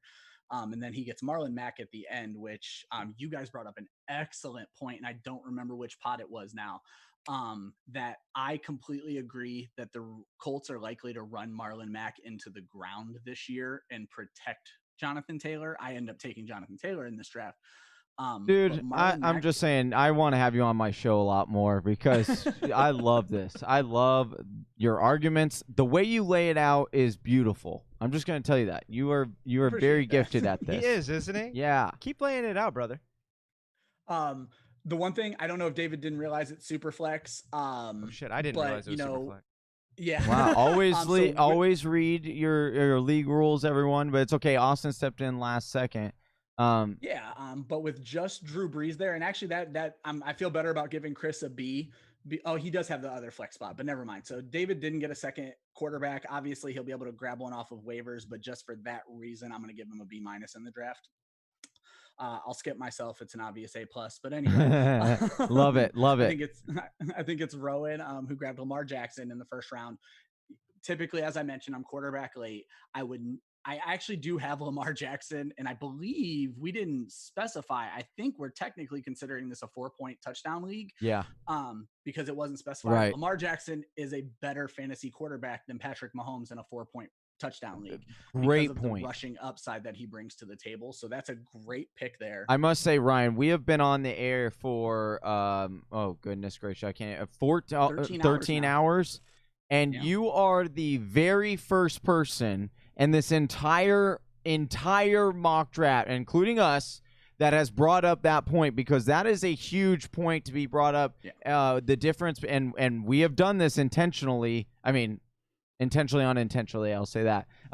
That we have indicated when it is a 6-point passing touchdown mock draft, and that is a beautiful point that you made. That there is a much higher. You have to realize you're getting 2 extra points when Lamar rushes for a touchdown, or Patrick, I guess, or Kyler, or Deshaun, or Tom. Yeah, or Tom. exactly. Those guys always tend to rise to the top of my rankings. Josh Allen, who's scored 7 touchdowns at least in each of the last 2 years, and that's why I ended up taking him later on in this draft too. But he paired Lamar Jackson with Matt Ryan. His flex and super flex are his QB and super flex are set up for the season. Julio Jones, Allen Robinson, Calvin Ridley. Calvin Ridley has been on a media tear about what he plans to do this season, and he seems like a guy who could probably back it up. The Falcons have thrown the ball over 600 times in each of the last 2 seasons and led the NFL in passing attempts last year. So there's plenty to go around, even with Julio soaking in targets. Russell Gage is decent but not established, and I don't know that Hayden Hurst is going to see the type of targets that Austin Hooper did. So there's going to be plenty for Ridley there. And then I love Tyler Lockett. So definitely love what he did at wide receiver. Miles Sanders, Leonard Fournette. I love Sanders. Fournette is more of a volume play. I don't think he's went over 4 yards per carry in the last 2 years, but Ronald Jones looks like he's going to be the volume play. I love James White. I mean, just looking this team over, Hayden Hurst at tight end is a little weak, but I would still give this team an A- just because they hit at every position. They're going to have the stack with Julio and Matt Ryan, and Allen Robinson's great in a PPR league. And then Johnny's team, who just came out and destroyed running back to start. You probably got 3 top 10 running backs in your first 3 picks. Yeah, I knew I had to do it differently. Well, and then maybe another one is James Conner. Betting on any sort of committee in Pittsburgh is a bet against history. Mike Tomlin loves to feed his RB1s. They typically, I think, take 45% of the market share and are over 225 carries in a year where they're not hurt. If Connor can stay healthy this year, and Big Ben coming back from injury, he's a guy who's going to probably play in the top 10 as well. So you may have 4 top 10 running backs, and you can start 3 of them every week. So that's going to cover bye weeks and possible injuries. You have Mark Andrews, who I obviously adore, DK Metcalf, Terry McLaurin, great wide receivers with boomer bust. DeAndre Swift, you guys were talking about him a little bit earlier too. One thing I wanted to bring up about DeAndre Swift, especially in a PPR league, is that if he takes over that Theo Riddick role that the Lions did not have last year, because Kerryon Johnson was only targeted, I think, 10 times in the 8 games that he did play. If DeAndre Swift takes over that role, that's such an immensely valuable role in fantasy football. Because Theo Riddick was putting up top 30 seasons easily, and DeAndre Swift is a far better running back. And never rushing the ball, Theo Riddick was. Yeah, exactly. Right. And Swift is going to rush the ball. I mean, Kerryon Johnson's going to get hurt. I love the guy, but he's going to get hurt. Yeah. You went boomer bust a lot with your wide receivers. Yeah. At least on the back end, DK Metcalf, Terry McLaurin, Will Fuller, Mecole Hardman. And I kind of had to, based on what you always have a choice. Oh. If this were best ball, you definitely have the best team because you're not going to have to choose between these wide receivers. Yeah. But with what you did at running back, it's going to be enough. I'd give this team a B+ for sure. Oh, I appreciate that. You have Mahomes on Linda's team, Mahomes and Watson on Linda's team right there. I can already tell you this team's going to be an A. She stacked Mahomes with Tyreek Hill, brings in Josh Jacobs and Chris Carson, who's just criminally underrated. Oh, right now. thank you. I yet again another wonderful take.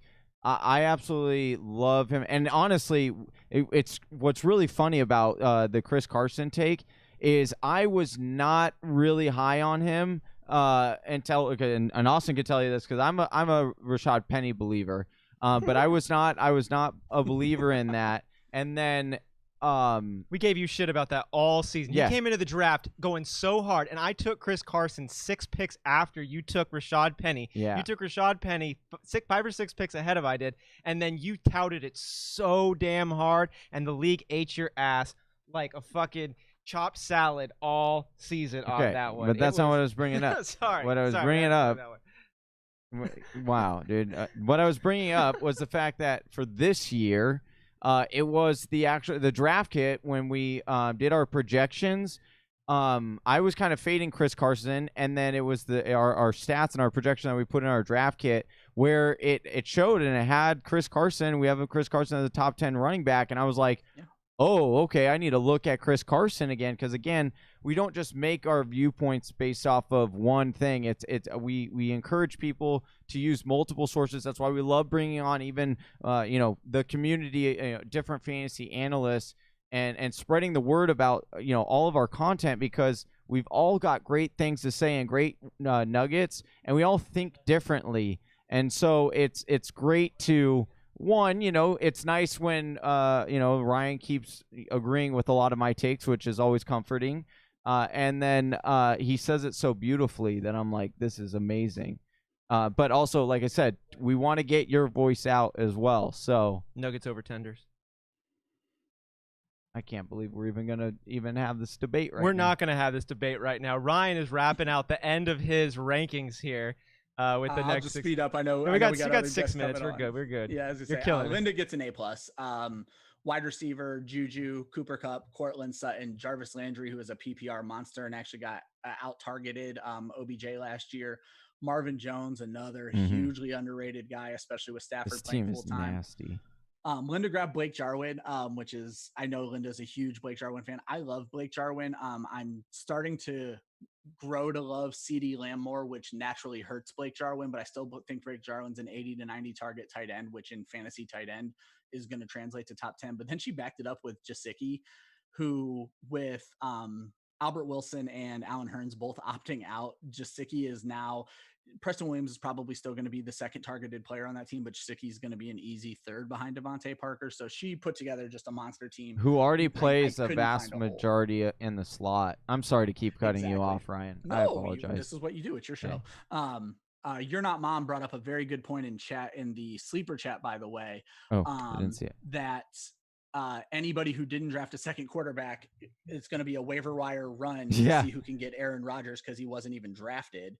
But Kyler Murray and Tom Brady, I love Tom Brady. Getting Tom Brady in the 12th round should be criminal. Tom Brady is suffering from the exact same thing that Jameis Winston suffered from last year, that everybody loves the weapons, but nobody wants to love the quarterback. And Jameis Winston was a top 5 quarterback in this offense. Oh, I thought you were going to say inceptoritis. Well, no, not quite that. Oh, okay. But he was a top 5 with those 30 interceptions, and Tom Brady's not going to throw 30 interceptions. And everyone's going to tell you, his arm shot. Tom Brady threw the ball 606 times last year, only 30 fewer times than Jameis Winston. Yep. So I'm not worried about Tom Brady throwing the ball in that. Well, offense. and Tom Brady actually was right behind Jameis Winston in deep targets.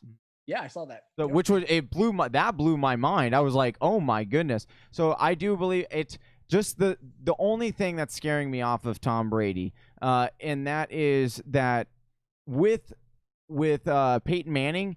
That came quick. I mean, he went from okay, he's a really good quarterback to noodle arm, and in one off season. And I'm sure it would come out on tape or the guys would maybe say it if he was losing anything, and they haven't yet. So, but with no off season. But here's the thing: it is Tom Tampa Brady. Bay has had an off season. Tampa Bay, Tom Brady got everybody together, and everybody is raving over Brady right now. And I mean, I can't imagine no offense to Jameis Winston, but I can't imagine the step up in professionalism from Jameis Winston to Tom Brady. And so it's just probably a completely different feel for the Tampa Bay Buccaneers. I'll hate on Jameis Winston for you all day, but that'll be for another time. I've done Wisp perspectives about that. Yeah. But I would give You're Not Mom an A, borderline A+.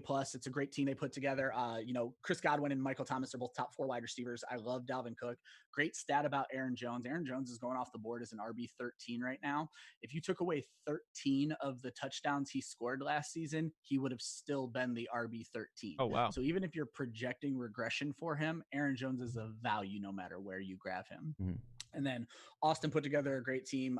Devontae Adams, Kenny Golladay, DJ Moore, Adam Thielen. You're grabbing just all-out studs, especially if you buy into the DJ Moore jump up. I'm forgetting a name right now. Aaron Larson for the Fantasy Footballers wrote an article showing how DJ Moore could potentially be the number 1 wide receiver in the NFL next year. Johnny loves just that. Based on, just based on what Teddy Bridgewater did with Michael Thomas. Derrick Henry, great volume from the running back. Austin Eckler, great volume as a pass-catching running back. Let me see, who's your tight end? Higbee at the end, which is insane because if you believe it, Higbee was the tight end 3 in the last 6 games last year. Yeah. So, and then Cam Newton is just an excellent quarterback, but you didn't draft a second quarterback, so I have to knock you down. I'd give that team a B+. What I would be doing here also, then I thought I'd go ahead and take David Montgomery and Stephon Diggs and trade that out as you had recommended earlier, and then pick up Aaron Rodgers. Yeah, and that's there my you second go. QB. There you go. And you put up another spot. So we used Ryan's strategy, and it worked out. Linda's team, I would give the league win. She put together a monster. I mean, having the double dip of Patrick Mahomes and Tyreek Hill, and then you're like, oh, and then by the way, I have Deshaun Watson, which, talk about a path to a QB1. He's definitely got a path where he's been knocking on the door for quite some time, and I understand he doesn't have Nuke Hopkins, but he has the best offensive line he's ever had in his career. I'd agree with Ryan's take on this. It goes back to what we talked about in the 4-point league, where losing Hopkins is likely going to add to more rushing for him and more rushing touchdowns. Yep, because that was such a safety blanket in the red zone. Ryan, absolutely. Stepmom Lauren called you a genius. After all of this stuff here, there's no debate on this side of the camera. None so at all. I really appreciate it. Was an absolute honor to have you on. Thank you so much, not only for coming on to our podcast, or in our mock-a-thon, but to do it so late I can't give you enough appreciation. So please let people know. I did leave your Twitter link is in the description, but give your pedestal is yours, guy. Just send us off. The main thing I want to promote is the Women of Fantasy Football program that you guys have heard about multiple times tonight from Club Fantasy.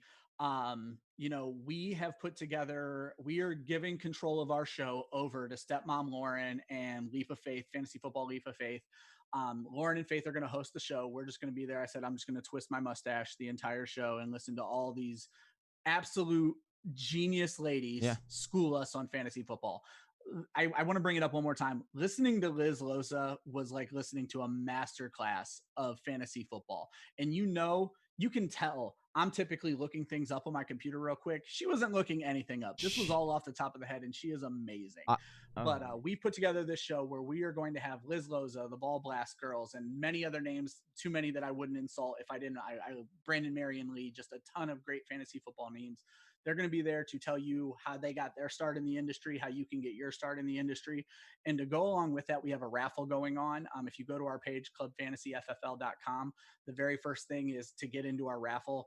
You can win this week a Fantasy Footballers UDK, a signed Blake Jarwin jersey, or a signed Ohio State Robert Smith jersey, where you put in a small bid into the raffle and you have a chance to win these great items that we're going to send right to you. And all of the funds benefit the Women's Sports Foundation to help better things. And we, as everyone saw on Twitter in the last couple of weeks, better things for women in sports and create a better environment and help them build a foundation that maybe wasn't always there for them. Amazing. A real feminist leader we've got in the industry here in Ryan. We need more of them. I hope everyone listening is seeing a real role model, a way to model not just your fantasy team, but the way you view the world as well. Ryan, it's been an absolute pleasure, man, getting to know you a little bit here over the last hour. Thank you guys so much. If you guys ever need a guest, hit me up and we'll get you guys out on Club Fantasy when this Women's Month's over too. Oh, okay? We'd love that. And likewise, man, we'll definitely be hitting you up. And perfect. sliding in your DMs in the proper way. Yeah. You know, Love it. Well, you guys. I'll just say that. I'm sorry. We'll just leave it at that. You Yeah. guys have a great rest of your show. Stay awake. Keep on fighting the good fight. You too, All brother. Appreciate you, Ryan. Bye now. Hey, you need to add Alex Strofe into here. Jump into how we Yeah. you Wait. taking a break, Johnny? Yeah, I'll take a break. It's the 10. It's the 10. You're in Austin with, dude. I am telling you right now. Whisper Nation. You Showing guys are just showing up, dude. Like, this room is already full. We are 2 minutes over midnight in LA. Well, look, And- I think Whisper Nation realizes we got Strofe waiting in the wings right Yeah. now, and I'm not gonna tease him anymore. I'm bringing him on. I think they've had it, Johnny. Yeah. They've had it with the trash talk he's bringing at you Hey, every single minute of every single day, Johnny. hold on. He's Before- coming in, dude. I gotta say, it is time. Oh, dude. Welcome in the one, the only Alex Strofe to. Gentlemen, He's in. Hey, he's in. Late night what's Strofe. up? Look, so before we start talking football at all, I've got to make a confession quickly. You are now a So, Suns fan? Yes, that is what I'm talking about. First off, their social media off the charts. Oh, yeah, it's great. but I've never drank espresso before right now. Oh. And so are you guys like espresso coffee? Oh, I drinkers? love espresso. Oh, yeah. Well, So I mean, he got this me. This jittery shit. Oh, yeah. Oh, yeah. This is normal. It's Yeah. so normal, oh, yeah. dude. Especially if you're not used to it. You got to get used to it. It's like, you know when he sips the, sips the beer in Dumb and Dumber? He's like, Yes. yeah, that's what you're gonna be doing here in a little bit, but that's okay. Okay. Yeah. I'm gonna switch it up. Yeah, I mean, I've got a smorgasbord of beverages. Good. Yeah. Hey, you will hit a little bit of a like crash, and it'll like, but it's normal. Like, you're gonna feel like Yeah. shit, dude. Okay. Like it. You Well, will. all Well, right, it let's- is- let's remember it is 2 a.m. here. Yeah. You guys Yeah. are only midnight, right? 'Cause Yes. You're in LA. All right, I don't like the so- way you say only midnight, Shroff. Okay. Yeah. Only midnight. That's early. For Oh, me. See, only- Wait. This is normally bedtime. Hold on. I Okay, must fair say, enough. before we get this started, I am going to end this live stream because we are at 7 hours and 13 Okay, so minutes. we got to switch over. I got to Do switch that. over. Okay, so I'm going to switch over. So give us 2 minutes to switch over the Everybody, links. just give us a couple minutes, but hop on that new stream. Okay, we're gonna end this stream. So make sure if you guys are in the chat, you get over on the new one. We're gonna be dropping fire there. You don't want to miss Strofe. So Yeah, hop on over to this new stream. you're going to want to listen to this man talk because God, it's sexy. yeah. Yeah, you guys are too sweet. How are we? How are you guys doing? We're okay.